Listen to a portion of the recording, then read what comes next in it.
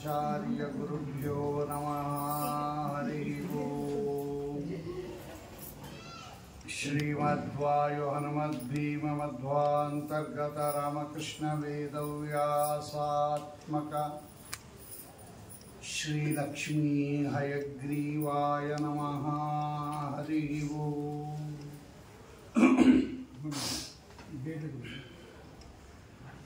ಕರೋತು ಮಮ ಕಲ್ಯಾಣಂ ಹರಿ ಹಯಮುಖಾವಿದಃ ಗುರುಶ್ಚ ಮಧ್ವನಾಮಾ ಮೇ ವರದೋಸ್ತು ನಿರಂತರಂ.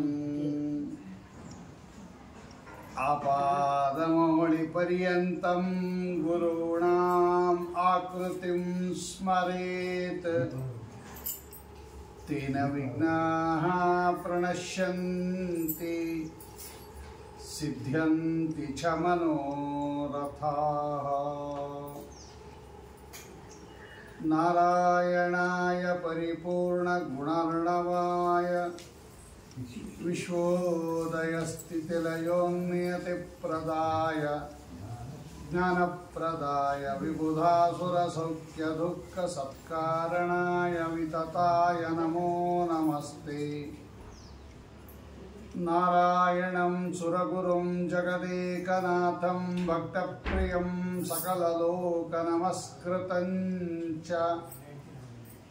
ತ್ರೈಗುಣ್ಯವರ್ಜಿತಮಜಂ ವಿಭುಮದ್ಯಮೀಶಂ ವಂದೇ ಭವಘ್ನಮಮರಾಸುರಸಿದ್ಧವಂದ್ಯಂ. ದ್ವೈಪಾಯನೋಷ್ಟಪುಟನಿಸ್ಸೃತಮಪ್ರಮೇಯಂ ಪುಣ್ಯಂ ಪವಿತ್ರಮತ ಪಾಪಹರಂ ಶಿವಂ ಚ. ಯೋ ಭಾರತಂ ಸಮಧಿಗಚ್ಚತಿ ವಾಚ್ಯಮಾನಂ ಕಿಂ ತಸ್ಯ ಪುಷ್ಕರಜಲೈಃ ಅಭಿಷೇಚನೇನ. ಜಯತಿ ಪರಾಶರಸೂನುಃ ಸತ್ಯವತೀ ಹೃದಯನಂದನೋ ವ್ಯಾಸಃ. ಯಸ್ಯಾಸ್ಯ ಕಮಲಗಲಿತಂ ವಾङ्ಮಯಮೃತಂ ಜಗತ್ಪಿಬತಿ. ಯೋಗೋಷತಂ ಕನಕಶೃಂಗಮಯಂ ದದಾತಿ ವಿಪ್ರಾಯ ವೇದವಿದುಷೇ ಬಹುವಿಶ್ರುತಾಯ. ಪುಣ್ಯಂಚ ಭಾರತಕಥಾ ಶೃಣುಯಾಚ್ಚ ನಿತ್ಯಂ ತುಲ್ಯಂ ಫಲಂ ಭವತಿ ತಸ್ಯ ಚ ತಸ್ಯ ಚೈವ.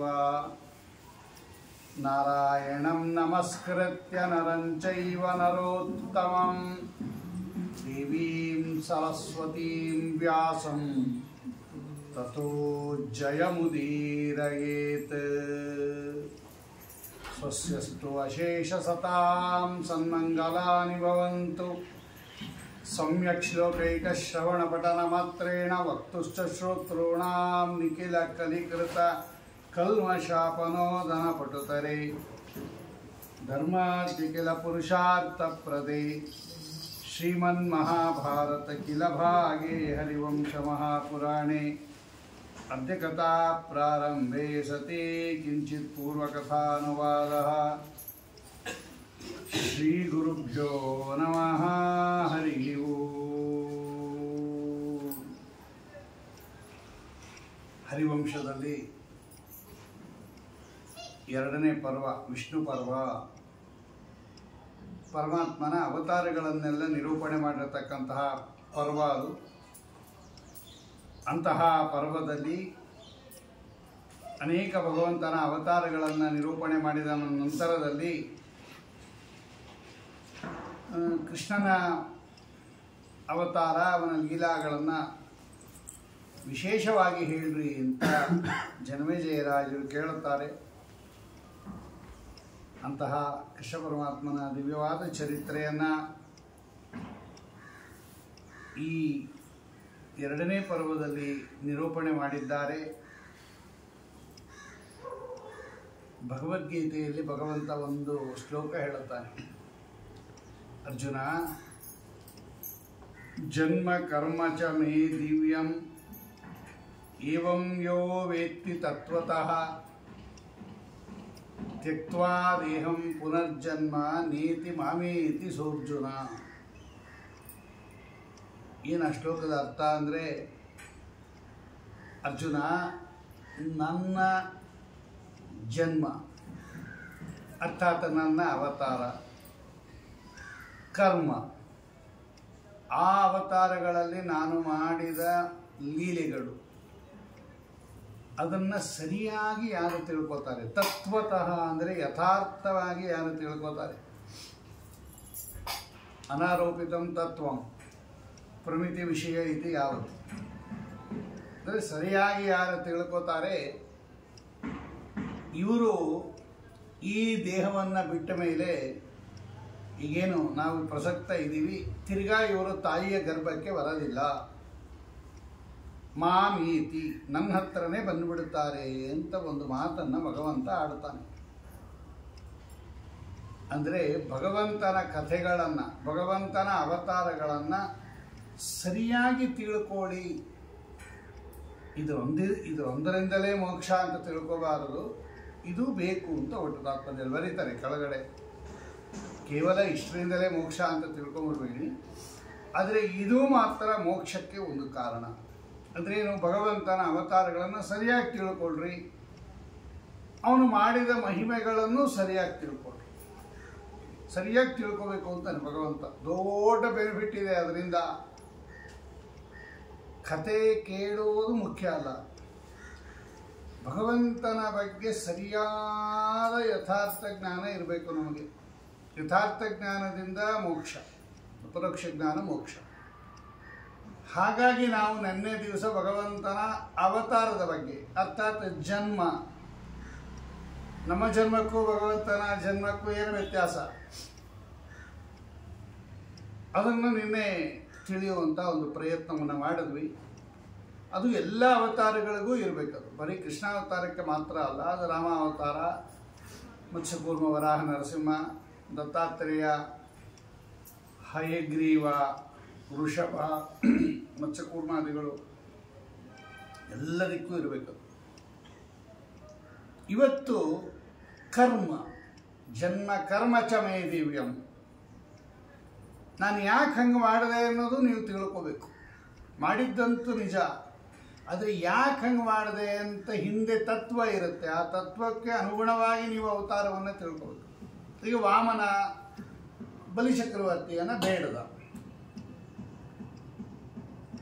ಯಾರನ್ನ ಏನು ಕೇಳಬಾರದು ಅಂತ ಹೇಳುತ್ತೆ ಈಶಾವಾಸ್ಯ ಉಪನಿಷತ್ತು. ನೋಡು, ಭಗವಂತ ಕೊಟ್ಟಿದ್ದರಲ್ಲಿ ನೀನು ಜೀವನ ಮಾಡಬೇಕು, ಯಾರ ಹತ್ರ ಕೈ ಚಾಚಬೇಡ. ಯಾಕೆಂದರೆ ಯಾರಿಗೂ ಕೊಡೋ ಸ್ವಾತಂತ್ರ್ಯ ಇಲ್ಲ. ಇಡೀ ಜಗತ್ತು ಭಗವಂತನಿಗೆ ಸೇರಿದ್ದು, ಬೇರೆ ಯಾರಿಗೂ ಕೂಡ ಕೊಡೋ ಶಕ್ತಿನೂ ಇಲ್ಲ, ಕೊಡೋ ಸ್ವಾತಂತ್ರ್ಯನೂ ಇಲ್ಲ. ಬೇರೆಯವ್ರನ್ನ ಕೇಳಿದ್ರೆ ಕೊಡೋದೂ ಇಲ್ಲ, ಅವರು ಭಗವಂತನ ಪ್ರೇರಣೆ ಇಲ್ಲದೇನೆ. ಯಾಕೆ ಸುಮ್ಮನೆ ಬೇರೆಯವ್ರನ್ನ ಕೇಳತ್ಯಾ? ಭಗವಂತನಿಗೆ ಗೊತ್ತಿದೆ ಯಾವಾಗ ಕೊಡಬೇಕು ಅಂತ, ಕೊಟ್ಟೇ ಕೊಡ್ತಾನೆ. ಆದ್ದರಿಂದ ಮಾಗೃದಃ ಕಸ್ಯ ಸಿದ್ಧನಂ ಅಂತ ಈಶಾವಾಸ್ಯ ಉಪನಿಷತ್ತಿನ ಮೊದಲನೇ ಮಂತ್ರ. ಮತ್ತು ಭಗವಂತ ಯಾಕೆ ಬೇಡದ ಬಲಿಚಕ್ರವರ್ತಿಯನ್ನು 3 ಹೆಜ್ಜೆ? ನಮಗೆಲ್ಲ ಬೇಡ ಅಂತ ಹೇಳಿದವನು ಅವನು ಯಾಕೆ 3 ಹೆಜ್ಜೆ ಭೂಮಿಯನ್ನು ಕೊಡು ಅಂತ ಕೇಳ್ದ? ನೋಡಿ, ಇದು ಪ್ರಶ್ನೆ ಉಳ್ಕೊಂಬಿಡತ್ತೆ. ಕೇಳ್ತಾನೆ ಪರೀಕ್ಷಿತ್ ರಾಜ ಶುಕಾಚಾರ್ಯನ ಇದೇ ಪ್ರಶ್ನೆ ಕೇಳ್ತಾನೆ.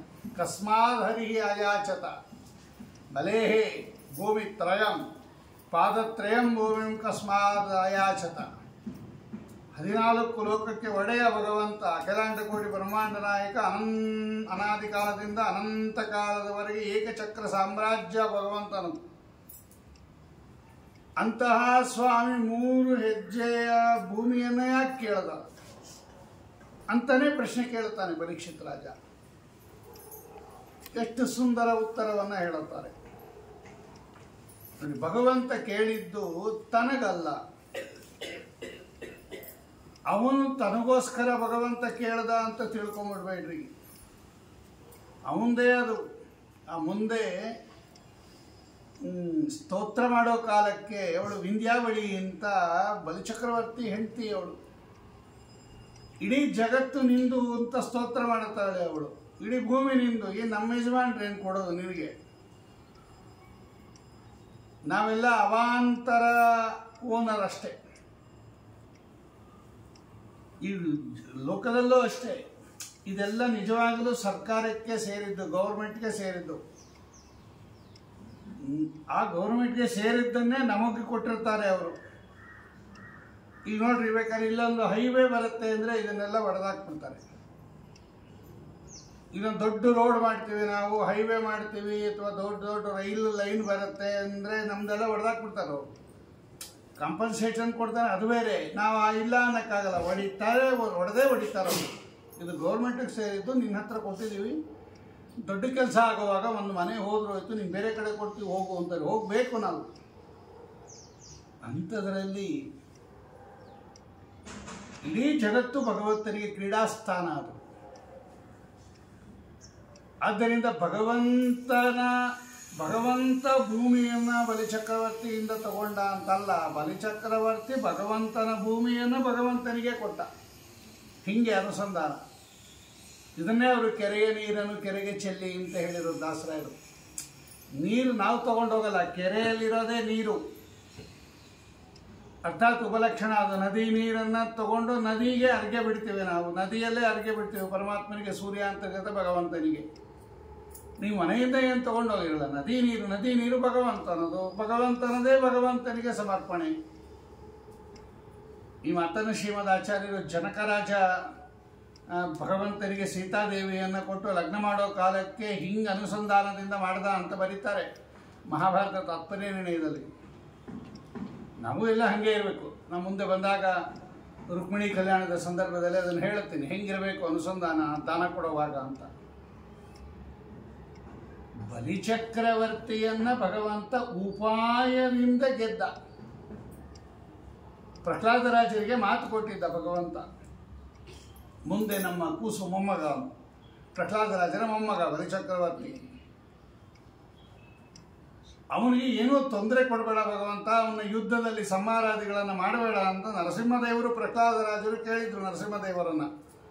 ಆಗ್ಲಪ್ಪ, ನಾನು ಅವನೇನು ಕೊಲ್ಲೋದಿಲ್ಲ, ಉಪಾಯವಾಗಿ ತಗೋತೀನಿ ಅವನ ಹತ್ರ, ನನಗೆ ರಾಜ್ಯ ಬೇಕಾಗುತ್ತೆ, ಅವು ಉಪಾಯವಾಗಿ ತಗೋತೀನಿ ಅಂತ ಹೇಳಿ ಭಗವಂತ ಈ ರೀತಿ ಬಲಿಚಕ್ರವರ್ತಿಯಿಂದ ದಾನವಾಗಿ ಪಡೆದು ಭೂಮಿಯನ್ನು, 3 ಹೆಜ್ಜೆ ಭೂಮಿಯನ್ನು, ಸ್ವರ್ಗ ಪಾತಾಳಾದಿಗಳು, ಇದು ಸ್ವರ್ಗ, ಭೂಲೋಕ, ಅಂತರಿಕ್ಷ ಲೋಕವನ್ನು ಇಂದ್ರದೇವರು ಕೊಟ್ಬಿಟ್ಟ.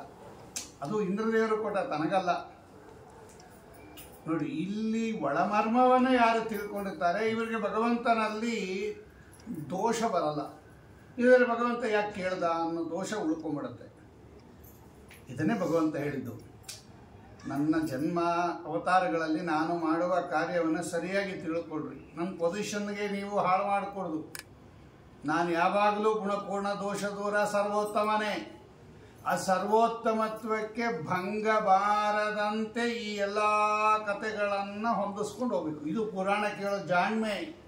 ಶ್ರೀಮದ್ ಆಚಾರ್ಯ ಹೇಳ್ತಾರೆ ಅನುವ್ಯಾಖ್ಯಾನದಲ್ಲಿ, ಗುಣಾಃ ಸುವಿರುದ್ಧಾಶ್ಚ ದೇವೇ ಸಂತಿ ಶ್ರುತಾ ಅಶ್ರುತಾ.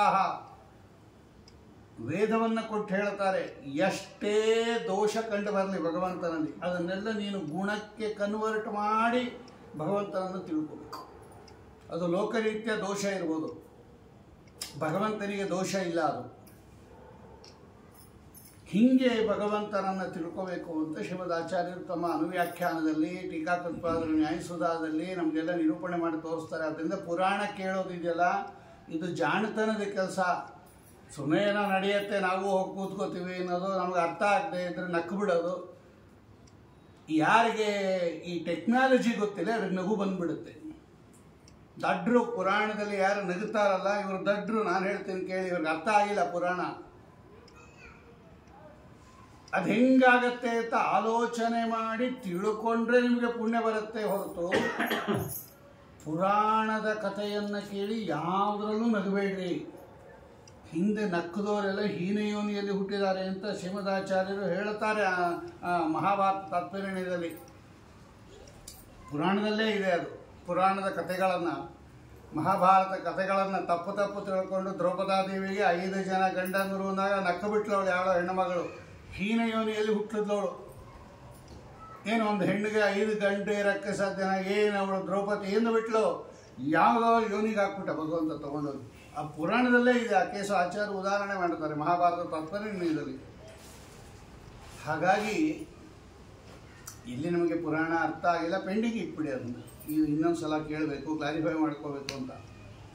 ಅದನ್ನು ಕೇಳೇನಾದರೂ ನಾವು ಹಾಸ್ಯ ಅಂದರೆ ನೇರವಾಗಿ ನೀವು ವೇದವ್ಯಾಸ ದೇವರನ್ನೇ ಅಪಹಾಸ್ಯ ಮಾಡಿದಂಗೆ ಆಗುತ್ತೆ. ಅದೆಲ್ಲ ಅವ್ರದ್ದಲ್ವ ವಚನ, ಸ್ವಾಮಿದಲ್ವ ವಚನ.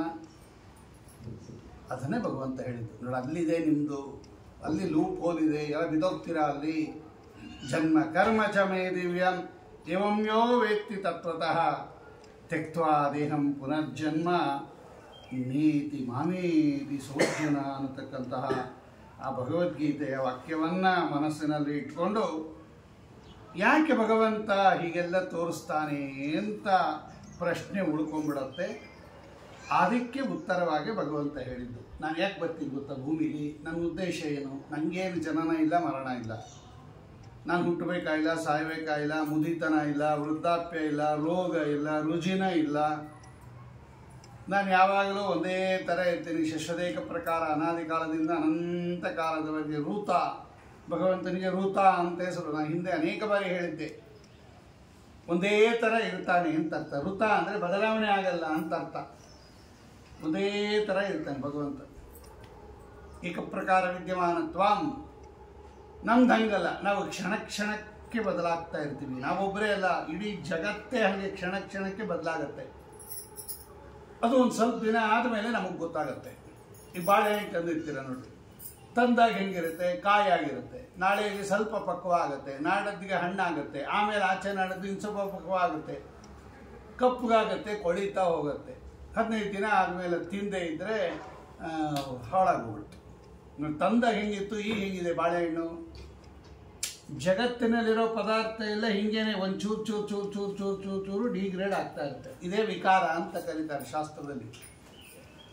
ನಾವು ಅಷ್ಟೇ, ಹುಟ್ಟಿದಾಗ ಹೆಂಗಿದ್ವಿ, ಈಗ ಹೆಂಗಿದ್ದೀವಿ, ಮಗುವಾಗಿದ್ದಾಗ ಹೆಂಗಿದ್ವಿ, ಬಾಲ್ಯದಲ್ಲಿ ಹೆಂಗಿದ್ವಿ, ಯೌವನಾವಸ್ಥೆಯಲ್ಲಿ ಹೆಂಗಿದ್ವಿ, ವೃದ್ಧಾಪ್ಯದಲ್ಲಿ ಹೆಂಗಿದ್ದೀವಿ, ನಾವು ಮರಣ ಹೊಂದೋ ಸಂದರ್ಭದಲ್ಲಿ ಹೆಂಗಿರ್ತೀವಿ ನಾವು. ನೋಡ್ರಿ, ವಿಕಾರ ಇದು. ಈ ಥರ ವಿಕಾರಗಳು, ಪರಿಣಾಮಗಳು, ಬದಲಾವಣೆಗಳು ಭಗವಂತನಿಗಿಲ್ಲ. ಅದಕ್ಕೆ ಅವನಿಗೆ ಋತ ಅಂತ ಕರೀತಾರೆ, ನಮಗೆಲ್ಲ ಅನೃತ ಅಂತ ಕರೀತಾರೆ. ಒಂದೇ ಥರ ಇರಲ್ಲ ಅನೃತ, ಒಂದೇ ಥರ ಇರ್ತಾನೆ ಋತ. ಆ ಥರ ಇದ್ದಾಗ ಭಗವಂತನನ್ನು ನಾವು ಹಾಗೇ ತಿಳ್ಕೋಬೇಕು. ಆದ್ದರಿಂದ ಭಗವಂತನಿಗೆ ಏರಿಳಿತಾ ಇಲ್ಲ. ಆದ್ದರಿಂದ ಅವನ ಗುಣಗಳಿಗೆ ಯಾವತ್ತೂ ಹೋಗೋದಿಲ್ಲ. ಅಚ್ಯುತೋ ಯೋಗೋಣೈ ನಿತ್ಯಮೇ ವಾಕಿಲೈ. ಆಚಾರ್ಯ ಬರೀತಾರೆ, ಚ್ಯುತ ಅಂದರೆ ಅದರಿಂದ ಜಾರ್ಬಿಡೋದು ಅಂತ, ಅದನ್ನು ಕಳ್ಕೊಂಬಿಡೋದು ಅಂತ ಅರ್ಥ. ಅಚ್ಯುತ ಯಾವತ್ತೂ ಅವನ ಪೊಸಿಷನ್ನಿಂದ, ಸರ್ವೋತ್ತಮತ್ವದಿಂದ ಕೆಳಗಿಳಿಯಲ್ಲ ಭಗವಂತ. ಚ್ಯುತನಾಗೋದಿಲ್ಲ, ಗುಣದಿಂದ ಚ್ಯುತನಾಗೋದಿಲ್ಲ, ದೋಷ ದೂರತ್ವದಿಂದ ಚ್ಯುತನಾಗೋದಿಲ್ಲ. ಒಂದೇ ಥರ ಇರ್ತಾನೆ ಭಗವಂತ. ಇದನ್ನ ಬೇಸಾಗಿ ಇಟ್ಕೊಂಡು ಈಗ ನೀವು ಈ ಕಥೆಯೆಲ್ಲ ಕೂಡಿಸ್ಕೊಂಡು ಬರಬೇಕು. ಅದೇ ಜಾಣ್ಮೆ. ಪುರಾಣ ಕೇಳೋದು, ಹೇಳೋರು ಹಾಗೆ ಹೇಳಬೇಕು, ಕೇಳೋರು ಹಾಗೆ ಹೇಳಬೇಕು. ಅಂತತೋಗತ್ವ ಭಗವಂತ ಸರ್ವೋತ್ತಮ, ದೋಷ ದೂರ, ಗುಣಪೂರ್ಣ ಅನ್ನೋದರಲ್ಲೇ ನೀವು ಎಂಡ ಮಾಡಿ ಪುರಾಣ ಮುಗಿಸ್ಬೇಕು. ಅದೊಂದು ಸಣ್ಣದು ಹೇಳ್ತಿರೋ, ದೊಡ್ಡದು ಹೇಳ್ತಿರೋ, ಒಂದು ವಾರ ಹೇಳ್ತಿರೋ, ಸಪ್ತಾಹ ಪಕ್ಕ ಯಾವುದೊಂದು ಭಾದ್ರಪದ ಮಾಸದಲ್ಲಿ ಮಾಡ್ತಕ್ಕಂಥ ಪ್ರೋಷ್ಠಪದಿನೋ 1 ವರ್ಷ ಹೇಳ್ತಿರೋ, ಕಡೆಯಲ್ಲಿ ನಿಮ್ಗೆ ಹಾಗೆ ಉಳ್ಕೋಬೇಕು ಎಂಡ್ ರಿಸಲ್ಟ್. ಹಾಗೆ ಪುರಾಣದಲ್ಲಿ ಕೃಷ್ಣನ ಅವತಾರವನ್ನು ಹಾಗೆ ಕೇಳಬೇಕು, ಹಾಗೆ ಹೇಳಬೇಕು ನಾವು. ಯಾತಕ್ಕೆ ಭಗವಂತ ಅವತಾರ ಮಾಡ್ದ? ನಾನು ನಿನ್ನೆ ಹೇಳಿದೆ, ಪರಿತ್ರಾಣಾಯ ಸಾಧೂನ ವಿನಾಶಾಯ ಚ ದುಷ್ಕೃತ ಧರ್ಮ ಸಂಸ್ಥಾಪನಾರ್ಥಾಯ ಸಂಭವಾಮಿ ಯುಗೆ ಯುಗೆ. ಅರ್ಜುನ ಕೇಳ್ತಾನೆ ಆ ಸಂದರ್ಭದಲ್ಲಿ, ನಾವೇನೋ ನಮ್ಮ ಕರ್ಮ ಇದೆ, ಹುಡ್ತೀವಿ ಕೃಷ್ಣ, ನಾವು ಹುಟ್ಟಲೇಬೇಕು, ಬಲಾತ್ಕಾರವಾಗಿ ಹುಟ್ಟಬೇಕು, ನಮಗೆ ರೀಸನ್ ಇದೆ, ನಾವು ಕರ್ಮ ಮಾಡಿಬಿಟ್ಟಿದ್ದೀವಿ, ಯಾವುದೋ ಒಂದು ಯೋನಿಯಲ್ಲಿ ಬರಲೇಬೇಕು ನಾವು ಕರ್ಮಾನುಸಾರ, ನಮಗೆ ಬೌಂಡ್. ನಿನಗೇನು ಹಂಗಿಲ್ವಲ್ಲ, ನಿನಗೆ ಕರ್ಮ ಇಲ್ಲ, ಪುಣ್ಯ ಪಾಪಗಳ ಲೇಪ ಇಲ್ಲ, ನೀನು ಬರಲೇಬೇಕು ಅಂತ ನಿಯಮ ಇಲ್ಲ, ನೀನು ಯಾಕೆ ಅವತಾರ ಮಾಡ್ತೀಯಾ ಅಂತ ಪ್ರಶ್ನೆ ಕೇಳಿದಾಗ ಇದು ಹೇಳೋ ಉತ್ತರ 4ನೇ ಅಧ್ಯಾಯ ಭಗವದ್ಗೀತೆಯಲ್ಲಿ. ಹೌದು ಅರ್ಜುನ, ನನಗೇನು ಬರಬೇಕು, ಅವತಾರ ಮಾಡಬೇಕು ಅಂತ ನನಗೇನಿಲ್ಲ, ಆರಾಮಾಗಿ ನಾವು ವೈಕುಂಠದಲ್ಲಿ ಇರ್ಬೋದಾಗಿತ್ತು. ಯಾಕೆ ಬರ್ತೀನಿ ನಾನು? ಪರಿತ್ರಾಣಾಯ ಸಾಧೂನ, ಮೊದಲನೇದು. ವಿನಾಶಾಯ ಚ ದುಷ್ಕೃತಾಂ ಎರಡನೇದು, ಧರ್ಮ ಸಂಸ್ಥಾಪನಾರ್ಥಾಯ ಮೂರನೇದು. ಈ ಮೂರು ಕಾರಣಕ್ಕೆ ನಾ ಬರೋದು. ಇಷ್ಟು ಎಲ್ಲ ಅವತಾರದಲ್ಲೂ ಇಷ್ಟು ಮಾಡಿದ್ದೀನಿ ನೋಡು ಅಂತಾನೆ ಭಗವಂತ. ನೀವು ಅದನ್ನು ಹೊಂದಿಸ್ಕೊಂಡು ಹೋಗ್ಬೇಕು. ಯಾವ್ಯಾವ ಅವತಾರದಲ್ಲಿ ಏನೇನು ಮಾಡ್ಯಾರ ಭಗವಂತ, ಅದು ಯಾವ ಕಾಲಂಗೆ ಹೋಗುತ್ತದು. ಪರಿತ್ರಾಣಾಯ ಸಾಧೂನಾಂಗೆ ಹೋಗುತ್ತಾ, ವಿನಾಶಾಯ ಚ ದುಷ್ಕೃತಾಂಗೆ ಹೋಗುತ್ತಾ, ಧರ್ಮ ಸಂಸ್ಥಾಪನಾರ್ಥಾಯ ಹೋಗುತ್ತಾ. ಈಗ ನೋಡ್ರಿ ಕೃಷ್ಣಾವತಾರ. ಈಗ ಅವತಾರದಿಂದ ಹಿಡ್ರಿ ಭಗವಂತ ಅವತಾರ ಮಾಡಿದ ಕೃಷ್ಣನಾಗಿ. ಪರಿತ್ರಾಣಾಯ ಸಾಧೂನಾಂ, ಅವರಿಬ್ಬರು ಸಾಧುಗಳವರು, ಕಶ್ಯಪ ಮತ್ತು ಅದಿತಿ. ನಾವು ನಿನ್ನೆ ನೋಡಿದ್ವಿ. ಏನೋ ತಪ್ಪು ಮಾಡಿರ್ತಾರೆ, ಭಗವಂತ ಅದನ್ನೆಲ್ಲ ಕ್ಷಮಾ ಮಾಡ್ತಾನೆ. ಅದೆಲ್ಲ ಸಣ್ಣ ಸಣ್ಣ ತಪ್ಪುಗಳು, ದೊಡ್ಡ ಮೇಜರ್ದೇನಲ್ಲ. ಅದು ಭೂಮಿಯಲ್ಲಿ ಹುಟ್ಟಿದ್ರು, ಸೇವೆ ಮಾಡಿದ್ರು, ಮತ್ತೆ ಹೋಗ್ತಾರೆ ವಾಪಸ್. ನಮೇ ಭಕ್ತ ಪ್ರಣಶ್ಯತಿ. ಆ ಹಸುವನ್ನು ವಾಪಸ್ ಕೊಡಲಿಲ್ಲ, ನಿನ್ನ ಕಥೆ ನೋಡಿದ್ವಿ. ಅದೆಲ್ಲ ಸಣ್ಣ ಸಣ್ಣ ತಪ್ಪುಗಳದು. ಅಂಥದ್ದೆಲ್ಲ ಭಗವಂತ ಲೆಕ್ಸೋದಿಲ್ಲ, ದೊಡ್ಡ ಭಕ್ತರು ಮಾಡೋದನ್ನು. ಮಹಾ ದೋಷಗಳು ಮಾಡಿದ್ರೆ ಅದು ತೊಂದರೆ ಆಗುತ್ತೆ. ಇದೆಲ್ಲ ಸಣ್ಣ ಪುಟ್ಟದಾಗಿರ್ತಕ್ಕಂಥದ್ದು. ನೋಡಿ, ಅವ್ರನ್ನ ಉದ್ಧಾರ ಮಾಡಿದ ಭಗವಂತ. ಪರಿತ್ರಾಣಾಯ ಸಾಧೂನಾಂ. ಆ ಕಶ್ಯಪ ಮತ್ತು ದೇವಕಿ ದೇವಿ ಏನಿದ್ದಾಳೆ, ಅದಿತಿ, ಅವರನ್ನು ರಕ್ಷಣೆ ಮಾಡಿದ. ಹೆಂಗೆ ರಕ್ಷಣೆ ಮಾಡಿದ? ತನ್ನ ಜ್ಞಾನವನ್ನು ಕೊಟ್ಟು ಅವರಿಗೆ ಮಗ ಅಂತ ಅನ್ನಿಸಿ ಲೋಕದಲ್ಲಿ ಇವರು ಪರಮಾತ್ಮನ ತಂದೆ ತಾಯಿಗಳು ಅನ್ನಿಸ್ಕೊಂಬುದು ಎಷ್ಟು ದೊಡ್ಡ ಗ್ರೇಡು. ಭಗವಂತನ ತಂದೆ ತಾಯಿಗಳಿವರು. ಆಚಾರ್ಯರಿಗೆ ಆ ಒಂದು ಸೌಭಾಗ್ಯ ಇತ್ತು ಅಂತ ಬರೀತಾರೆ ಅವರು. ಅಥ ಕದಾಚನ ಸುಂದರ ನಂದನ ಸ್ಮಿತ ಮುಖೇಂದ್ರ ದೃಶಾಂ ದಯಿತೋ ನೃಣಾಂ ಮಹಮಿತೋ ನಿಜ ಬಂಧು ಮುದೇ ಮುದಾ ಪ್ರೇಯೋ ಸಜನೈ ಸಹ ದಂಪತಿ. ಆ ಮದಿಗೆ ಭಟ್ರನ್ನ ಮತ್ತು ಅವರ ಹೆಂಡತಿಯನ್ನು ಹೊಗಳ್ತಾ ಇದ್ರಂತೆ. ಆ ವಾಸುದೇವನ ತಂದೆ ತಾಯಿಗಳಪ್ಪ ಇವರು ಅಂತ, ಮಹಾನುಭಾವನ ಪಡೆದವರು ಅಂತ ಇವರನ್ನ ಹೊಗಳ್ತಾ ಇದ್ರಂತೆ. ವಾಯುದೇವರನ್ನ ತಂದೆ ತಾಯಿಗಳಿಗೆ, ವಾಯುದೇವರ ತಂದೆ ತಾಯಿಗಳಿಗೆ ಇಷ್ಟಿದ್ದಾಗೇನೆ ಪರಮಾತ್ಮನ ತಂದೆ ತಾಯಿಗಳಿಗೆ ಹೆಂಗಿದೆ. ಅದಕ್ಕೆ ಗೋಕುಲಾಷ್ಟಮಿಲಿ ಈ ವಸುದೇವನಿಗೂ ಪೂಜೆ ಇದೆ, ದೇವಕಿಗೂ ಪೂಜೆ ಇದೆ. ಬರೀ ಕೃಷ್ಣನಿಗೆ ಪೂಜೆ ಅಲ್ಲ, ವಸುದೇವ ದೇವಕಿಯರಿಗೂ ಪೂಜೆ ಇದೆ. ಅವ್ರನ್ನೂ ಸ್ಥಾಪನೆ ಮಾಡಬೇಕು ಅಲ್ಲಿ. ವಸುದೇವ, ದೇವಕಿ, ನಂದಗೋಪ, ಯಶೋಧ, ಸುಭದ್ರ, ಬಲರಾಮ, ಕೃಷ್ಣ, ಇವರೆಲ್ಲರ ಸಹಿತ ಭಗವಂತನಿಗೆ ಪೂಜೆ ಅದು. ನೋಡಿ, ಅವನಿಗೆ ಪೂಜೆ ಕೊಟ್ಬಿಟ್ಟ ಭಗವಂತ ವಸುದೇವ ದೇವಕಿಗೆ. ಪರಿತ್ರಾಣಾಯ ಸಾಧೂನಾಂ.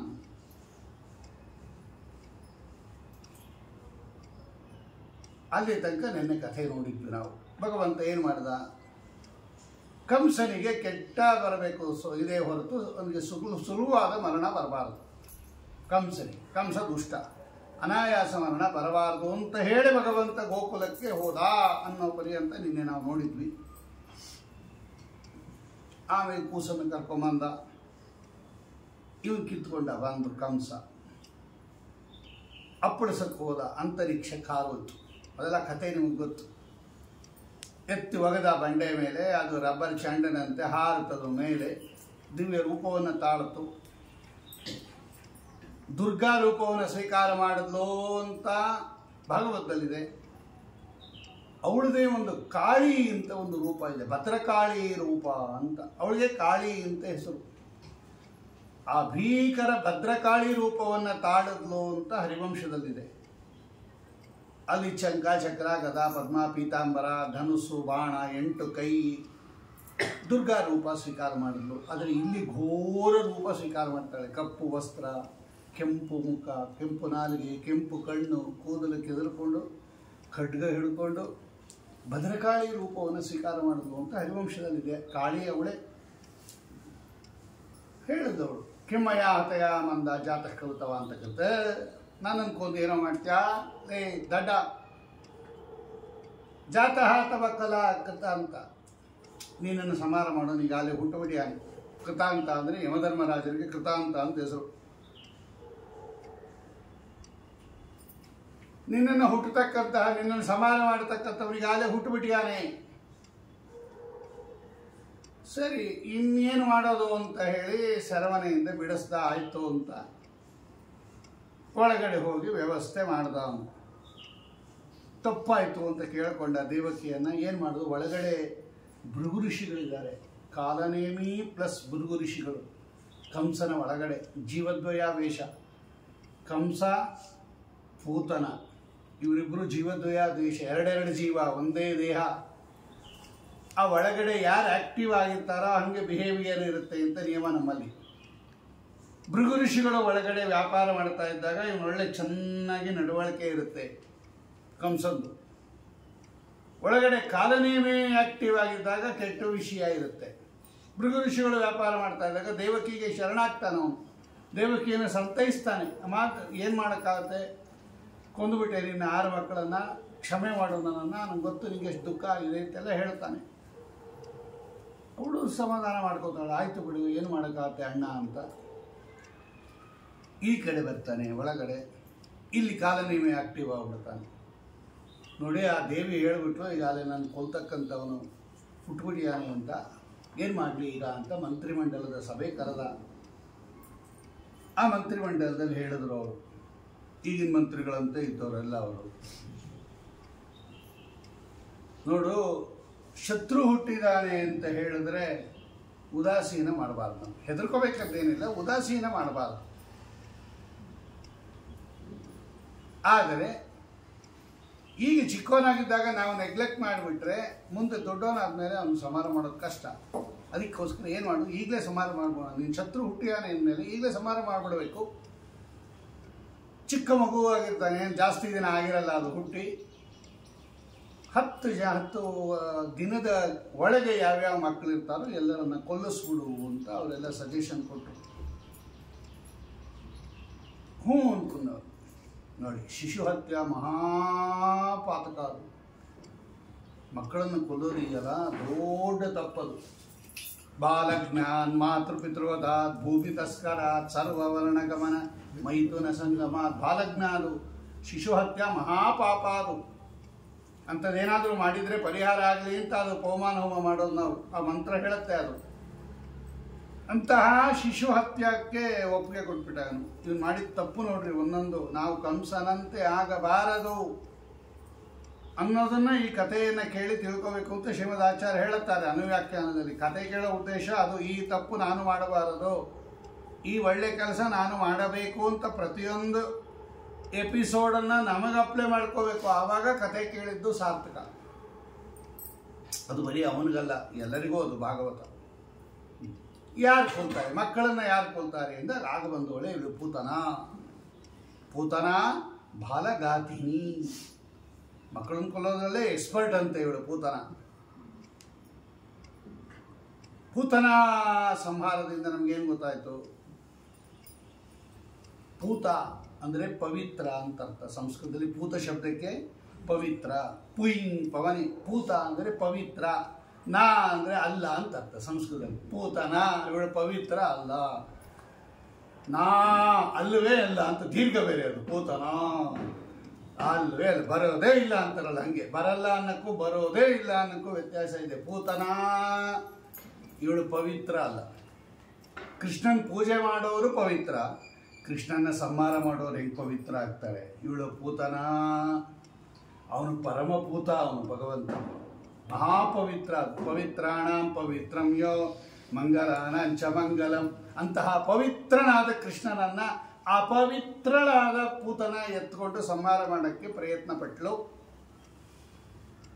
ಅಲ್ಲಿ 2 ಪೂತನ ದೇಹದಲ್ಲಿ ತಾಟಕಿ ಪ್ಲಸ್ ಊರ್ವಶಿ ಇಬ್ಬರು, ಜೀವದ್ವಯಾವೇಶ. ಪರಿತ್ರಾಣಾಯ ಸಾಧೂನಾಂ, ಊರ್ವಶಿಯನ್ನು ಉದ್ಧಾರ ಮಾಡಿದ ಭಗವಂತ. ವಿನಾಶಾಯಚ ದುಷ್ಕೃತಾಂ, ತಾಟಕಿಯನ್ನು ಸಂಹಾರ ಮಾಡಿದ. ನೋಡಿ 2 ಇದೆ ಅಲ್ಲಿ ಪೂತನ ಸಂಹಾರದಲ್ಲಿ. 2 ನೋಡಿದ್ರಿ ಇವಾಗ. ತಾಟಕ ದುಷ್ಟಳು, ಅವಳಿಗೆ ಭಗವಂತ ವಿಷ ವಾಪಸ್ ತಳ್ಳಿಬಿಟ್ಟ. ಅವಳು ವಿಷ ಕೊಟ್ಟು ಸಾಯಿಸಕ್ಕೆ ಬಂದು, ಇವಳು ಹಾಲು ಕುಡಿಸಿದ್ಲು, ಅವಳು ವಿಷ ಕೊಟ್ಟಳು. ಈ ಹಾಲು ಕೊಟ್ಟಂತಹ ಈ ಊರ್ವಶಿಯನ್ನು ಉದ್ಧಾರ ಮಾಡಿದ ಭಗವಂತ. ಪರಿತ್ರಾಣಾಯ ಸಾಧೂನಾಂ, ಏನು ಉದ್ಧಾರ ಮಾಡ್ದ? ಅವಳು ಆ ಕೆಟ್ಟ ದೇಹದಲ್ಲಿ ಇರಬೇಕಾಗಿತ್ತು, ಅವಳು ಇವಳ ದೇಹದಲ್ಲಿ ಇರಬೇಕಾಗಿತ್ತು. ಕೆಟ್ಟವ್ರ ಜೊತೆ ಇರೋದು ಬಹಳ ದೊಡ್ಡ ತಪ್ಪ, ಅದು ದೋಷ ಅಲ್ವಾ ಅದು? ಈ ಬಸ್ಸಲ್ಲಿ ಕೂತಿರ್ತೀರ ನೀವು, ನಿಮ್ಮ ಪಕ್ಕ ಯಾರೋ ಸ್ನಾನ ಮಾಡದೆ ಇರೋ ಒಬ್ಬವನು ಕೂತ್ಕೊಂಡ್ಬಿಡ್ತಾನೆ. ಅವ್ನು ಯಾವಾಗ ಇಳಿದೋಗ್ತಾನೋ ಅಥವಾ ನಾವು ಯಾವಾಗ ಇಳಿದೋಗ್ತೀವೋ ಅಂತ. ಆಟೋ ರಿಕ್ಷಾದಲ್ಲಿ ಕೂತಿರ್ತೀರ, ಕೆಟ್ಟದಾಗ ಏನೋ ಕುಡಿದು ಬಿಟ್ಟಿರ್ತಾನೆ, ಹಿಂದೆ ವಾಸನೆ ಬರ್ತಾ ಇರುತ್ತೆ ನೀವು ಕೂತಿರೋರಿಗೆ. ಸದ್ಯ ಮೊದಲು ಹಿಡಿದೋದ್ರೆ ಸಾಕಿರುತ್ತೆ ನೋಡಿ. ಒಬ್ಬರ ಜೊತೆ ಇರೋದು ದೋಷನೇ ಅದು. ಇವಳ ಜೊತೆ ಇದ್ಲಲ್ಲ ಈ ಊರ್ವಶಿ ತಾಟಕೆಯ ದೇಹದಲ್ಲಿ, ಅದು ಒಂದು ದೋಷ, ಅದು ಅದೇ ಅಪರಾಧ, ಅದೇ ಅವಳು ಮಾಡಿದ ತಪ್ಪಿಗೆ ಶಿಕ್ಷೆ. ಅದರಿಂದ ತೆಗೆದುಬಿಟ್ಟ ಭಗವಂತ ಅವಳನ್ನು, ಆ ದೇಹದಿಂದ ಆಚೆ ಕಳಿಸ್ಬಿಟ್ಟ. ಇದೇ ಪರಿತ್ರಾಣಾಯ ಸಾಧೂನಾಂ, ಉದ್ಧಾರ ಮಾಡಿಬಿಟ್ಟ ಊರ್ವಶಿಯನ್ನ. ಇವಳು ದುಷ್ಟಿಳು, ಇವಳು ತಾಟಕಿ. ವಿನಾಶಾಯಚ ದುಷ್ಕೃತಾಂ, ಅಂಧನ ತಮಸ್ಸಕ್ಕೆ ಕಳಿಸ್ದ. ಆಮೇಲೆ ಬಂದವನು ಶಕಟಾಸುರ. ಈಗೆಲ್ಲ ಹಿಂಗೆ ನೋಡ್ಕೊಂಡು ಸೀದಾ ಇದು ದೊಡ್ಡದು ಇದು ದಶಮಸ್ಕಂದ ಹಿಂಗೆಲ್ಲ ಹೇಳೋಕ್ಕಾಗದೇ ಇಲ್ಲ. ಒಂದು ತಿಂಗಳು ಹೇಳ್ಬೇಕು ಹಿಂಗೆ ಹೇಳಿದ್ರೆ ನಾವು ಕತೆ. ನಾಳೆ ಮಂಗಳ ಬೇರೆ, ಅದೊಂದು 103 ಅಧ್ಯಾಯ ಇದೆ. ಇಲ್ಲೂ ದೊಡ್ಡದಾಗಿದೆ, ಅಲ್ಲೂ ದೊಡ್ಡದಾಗಿದೆ. ಇಷ್ಟೇ.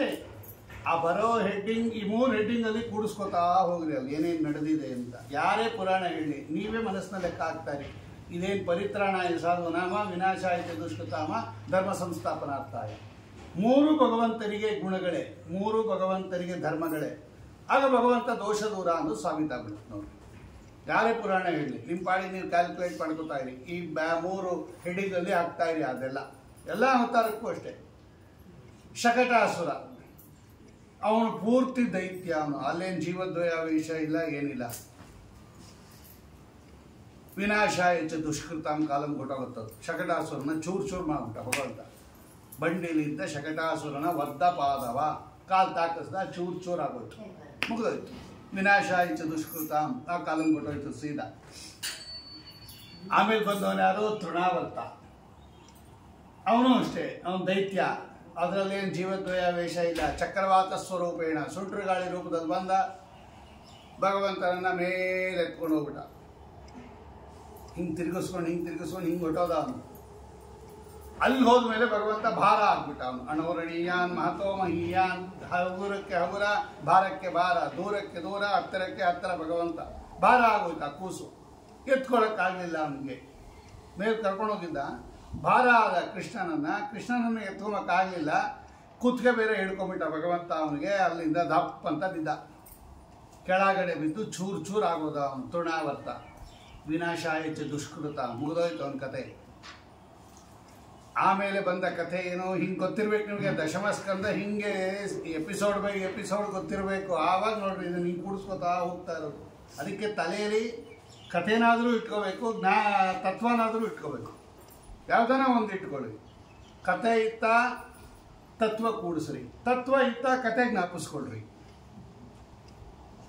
ಆಮೇಲೆ ಭಗವಂತ ತೋರಿಸಿದ್ದು ತಾಯಿಗೆ ಬಾಯಲ್ಲಿ ಜಗವನ್ನೇ ತೋರಿದ. ಅಂತ ಆಕಳಿಸ್ದ ಭಗವಂತ. ಒಮ್ಮೆ ಹಾಲು ಕುಡಿಸ್ತಾ ಇದ್ಲು, ಅಂತ ಬಾಯಿ ತೆಗೀತು, ಒಂದು ಕೂಸು ಆಕಳಿಸ್ತು. ಆಗ ಭಗವಂತ ತಾಯಿಗೆ ಜಗತ್ತನ್ನು ತೋರಿಸ್ದ. ಯಾವ ಕಾಲಂಗೆ ಹೋಗ್ಬೇಕಿದು? ಪರಿತ್ರಾಣಾಯ ಸಾಧೂನಾಂ. ನೋಡಿ ಹಿಂಗೆ ಕೂಡಿಸ್ಬೇಕು. ಪರಿತ್ರಾಣ ಏನು ಹೆಂಗೆ ಅದು? ಹೆಂಗೆ ಪರಿತ್ರಾಣಾಯ ಸಾಧೂನಾಂ? ತಾಯಿಗೆ ಬಾಯಲ್ಲಿ ಜಗವನ್ನು ತೋರಿಸಿದ್ದು ಪರಿತ್ರಾಣಾಯ ಸಾಧೂನಾಂ ಹೆಂಗಾಗತ್ತೆ? ಅವಳು ಸಾಧು. ಅವಳು ಯಶೋಧಾದೇವಿ ಇದ್ದಾಳಲ್ಲ, ಅವಳು ಧರ ಅನ್ನತಕ್ಕಂತಹ, ದ್ರೋಣ ಅನ್ನತಕ್ಕಂಥ ವಸುವಿನ ಹೆಂಡತಿ. ವಸುಗಳಲ್ಲಿ ಪೈಕಿ ದ್ರೋಣ ಅಂತ ಒಂದು ವಸು, ಅವನ ಹೆಂಡತಿ ಅವಳು ಧರ ಅಂತ. ದೇವತೆ ಅವಳು. ವಸುಗಳು ದೇವತೆಗಳು ಅವರು. ಆ ದೇವತಾ ಪತ್ನಿ ಅವಳು ಸಾಧು. ಅವಳಿಗೆ ಒಳ್ಳೆ ಜ್ಞಾನ ಕೊಟ್ಟ. ಏನಿತ್ತು ಅವಳಿಗೆ? ವಾದರಾಜರು ಬರೀತಾರೆ, ನನ್ನ ಹಾಲಿನಿಂದ, ನನ್ನ ಎದೆಯ ಹಾಲಿನಿಂದ ಈ ಕೂಸು ಬೆಳೀತಾ ಇದೆ ಅಂತ ಒಂದು ಬುದ್ಧಿ ಇತ್ತು ಯಶೋಧಾದೇವಿಗೆ. ನಾನು ಹಾಲು ಕೊಟ್ಟು ಈ ಕೂಸನ್ನು ಬೆಳೆಸ್ತಾ ಇದ್ದೀನಿ ಅಂತ. ತಪ್ಪು ತಿಳುವಳಿಕೆ ಅದು. ಭಗವಂತ ಹಾಲಿನ ಮೇಲೆ ಡಿಪೆಂಡ್ ಆಗಿದ್ದಾನ ಅವನು? ತಾಯಿ ಹಾಲಿನ ಮೇಲೆ ಡಿಪೆಂಡ್ ಆಗಿದ್ದಾನ? ಇಲ್ಲ. ಆದರೆ ಅವಳಿಗಿತ್ತು ಅದು, ನನ್ನ ಹಾಲಿನಿಂದ ಈ ಕೂಸು ಬೆಳೀತಾ ಇದೆ ಅಂತ. ಆ ಅಜ್ಞಾನವನ್ನು, ತಪ್ಪು ತಿಳುವಳಿಕೆಯನ್ನು ತೆಗೆದಾಕ್ಬಿಟ್ಟ ಭಗವಂತ. ಅದಕ್ಕೆ ಅವಳಿಗೆ ಬಾಯಲ್ಲಿ ಜಗತ್ತನ್ನು ತೋರಿಸಿದ್ದು ಭಗವಂತ. ಅಮ್ಮ, ನನ್ನ ಹಾಲಿನಿಂದ, ನಿನ್ನ ಹಾಲಿನಿಂದ ನಾನು ಬೆಳೀತಾ ಇದ್ದೀನಿ ಅಂತ ನೀನು ತಿಳ್ಕೊಂಡಿದ್ಯಾ? ಆದರೆ ನನ್ನ ಈ ಉದರದಲ್ಲಿ ಇಡೀ ಜಗತ್ತಿದೆ. ಎಲ್ಲ ಜೀವರಾಶಿಗಳು ನನ್ನ ಉದರದಲ್ಲಿದ್ದಾರೆ. ವಾಸನಾತ್ ವಾಸುದೇವೋಸಿ ವಾಸಿತಂತೆ ಜಗತ್ರಯಂ. ಯಾವಾಗಲೂ ನಾವು ಭಗವಂತನ ಉದರದಲ್ಲೇ ಇರ್ತೀವಿ. ನಾವು ನಮ್ಮನ್ನು ರಕ್ಷಣೆ ಮಾಡಿಯಾನೆ ಭಗವಂತ. ನಿನ್ನ ಎದೆ ಹಾಲು ನನಗೆ ಸಾಕಾಗ್ಬೋದು, ಒಬ್ಬ ವ್ಯಕ್ತಿಗೆ, ಇಡೀ ಜಗತ್ತಿಗೆ ಸಾಕಾಗತ್ತೇನಮ್ಮ? ಅಷ್ಟೊಂದು ಹಾಲಿರುತ್ತಾ ಹೆಣ್ಣು ಮಕ್ಕಳಲ್ಲಿ? ಇಲ್ಲ. ನಾನು ರಕ್ಷಣೆ ಮಾಡ್ತಾ ಇರೋದು. ಕಲ್ಲಿನಲ್ಲಿ ಹುಟ್ಟಿ ಕೂಗುವ ಕಪ್ಪೆಗಳಿಗೆ ಅಲ್ಲಲ್ಲಿ ಆಹಾರ ಇಕ್ಕುವನು ಯಾರೋ, ಬಲ್ಲಿದನು ಕಾಗಿನೆಲೆಯಾದಿ ಕೇಶವರಾಯ ಎಲ್ಲರನ್ನು ಸಲಹುವನು ಇದಕ್ಕೆ ಸಂಶಯವಿಲ್ಲ, ತಲ್ಲೆಣೆಸದಿರು ಕಂಡೆ ತಾಳು ಮನವೇ ಅಂತಾರೆ ಕನಕದಾಸರು. ಬಂಡೆ ಒಳಗಿರುತ್ತೆ ಈ ಕಪ್ಪೆ, ಬಂಡೆ ಒಳಗಿರುತ್ತೆ. ಕಲ್ಲಿನಲ್ಲಿ ಹುಟ್ಟಿ ಕೂಗುವ ಕಪ್ಪೆಗಳಿಗೆ ಅಲ್ಲಲ್ಲಿ ಆಹಾರ ಇಕ್ಕುವರು ಯಾರೋ ಕೇಳ್ತಾರೆ ಅವರು. ಬಂಡೆ ಒಳಗಡೆ ಯಾರನ್ನ ತಗೊಂಡೋಗಿ ಕೊಡ್ತಾರ, ಬಂಡೆ ಸೀಳಿ ಕಪ್ಪೆ ಹೊರಗಡೆ ಬರುತ್ತೆ. ನೀವು ಕಪ್ಪೆಗೆ ಹೆಂಗೆ ಆಹಾರ ಕೊಡ್ತೀರಾ? ಬಂಡೆ ಒಳಗಿರೋದು ನೋಡಿ, ಬದುಕಿದೆಯೋ ಇಲ್ಲೋದು, ಯಾರು ಕೊಡ್ತಾರ ಆಹಾರ ಅದಕ್ಕೆ? ಬಲ್ಲಿದನು ಸರ್ವಜ್ಞ ಅಂತ ಅರ್ಥ. ಬಲ್ಲಿದನು ಅಂದರೆ ಬಲ್ಲಿದನು ಕಾಗಿನೆಲೆಯಾದಿ ಕೇಶವರಾಯ ಎಲ್ಲರನ್ನೂ ಸಲಹುವನು ಇದಕ್ಕೆ ಸಂಶಯವಿಲ್ಲ. ನಾನು ನಿನ್ನನ್ನು ರಕ್ಷಣೆ ಮಾಡ್ತಾ ಇದ್ದೀನಿ ಹೊರತು ನೀನು ನಿನ್ನ ಹಾಲಿನಿಂದ ನಾನು ರಕ್ಷಿತನಾಗಿಲ್ಲ, ಬೆಳೀತಾ ಇಲ್ಲ. ಈ ಜ್ಞಾನ ನೀ ಮಾಡ್ಕೋ ಅಂತ ತೋರ್ಸಕ್ಕೇನೆ ಅಮ್ಮನಿಗೆ ಬಾಯಲ್ಲಿ ಜಗತ್ತು ತೋರಿಸಿದ್ದು ಅಂತ ವಾದಿರಾಜರು ಹೇಳುತ್ತಾರೆ. ಇದರಲ್ಲಿ ರುಕ್ಮಿಣಿ ಶ್ರೀಜಿಯಲ್ಲಿ ಪರಿತ್ರಾಣಾಯ ಸಾಧುನ. ಆಗ ಅವಳು ಜ್ಞಾನ ಬಂದ್ಬಿಡ್ತು. ಓಹೋ, ನಾನು ಮಗ ಅಂತ ತಿಳ್ಕೊಂಬಿಟ್ಟಿದ್ದೆ ಇಷ್ಟ ತನಕ. ಅಲ್ಲ, ಜಗದೋದ್ಧಾರನ ಮಗನೆಂದು ತಿಳಿಯುತ್ತ ನೋಡಿ ತೋರಿಸ್ತಾರೆ. ಇದನ್ನು ಹೈಲೈಟ್ ಮಾಡಿ ತೋರಿಸ್ತಾರೆ ಪುರಂದರದಾಸರು. ಇದು ತಪ್ಪು ಅವಳು ಮಾಡಿದ್ದು, ಹಂಗೆ ಮಾಡಬಾರ್ದಾಯ್ತು. ಅದಕ್ಕೆ ಅವಳು ಬಕುಳಾದೇವಿಯಾಗಿ ಮತ್ತೆ ಹುಟ್ಟಿದ್ದು. ಯಶೋಧಾದೇವಿ ಯಾಕೆ ಬಕುಳಾದೇವಿಯಾಗಿ ಬಂದು ಶ್ರೀನಿವಾಸ ಕಲ್ಯಾಣದಲ್ಲಿ ಮಗ ಅಂತ ತಿಳ್ಕೊಂಬಿಟ್ಲು, ಇದೇ ತಪ್ಪು ಅವಳು ಮಾಡಿದ್ದು. ಇಲ್ಲ ಆಮೇಲೆ ಮೋಕ್ಷಕ್ಕೆ ಹೋಗ್ಬಿಡ್ಬೋದಾಯಿತು, ಇನ್ನೊಂದು ಜನ್ಮ ಬರಬೇಕಾಯ್ತು ಅವಳು. ಅದಕ್ಕೆ ಈ ಜನ್ಮದಲ್ಲಿ ಇನ್ನೊಂದು ತಪ್ಪು ಮಾಡಲ್ಲ ಅಂತ ತಿದ್ಕೋತಾಳೆ ಅವಳು ಬಕುಳಾದೇವಿ. ಹೆಜ್ಜೆ ಹೆಜ್ಜೆಗೆ ಹೇಳ್ತಾಳೆ, ನೀ ಸರ್ವೋತ್ತಮ, ನಿನ್ನಿಂದನೇ ಆಯಿತು, ನೀ ಸರ್ವೋತ್ತಮ, ನಿನ್ನಿಂದನೇ ಆಯಿತು ಅಂತ. ಅವನಮ್ಮ ಅಮ್ಮ ಅಂತ ಇದ್ರು ಅವಳು ತಪ್ಪು ತಿಳ್ಕೊಂಬಲ್ಲ. ಈ ಸಲ ಪರಿತ್ರಾಣಾಯ ಸಾಧುನ. ಆಮೇಲೆ ಬಂದದ್ದೇನು? ನಾಮಕರಣ ಮಾಡಿಸ್ಕೊಂಡ ಭಗವಂತ.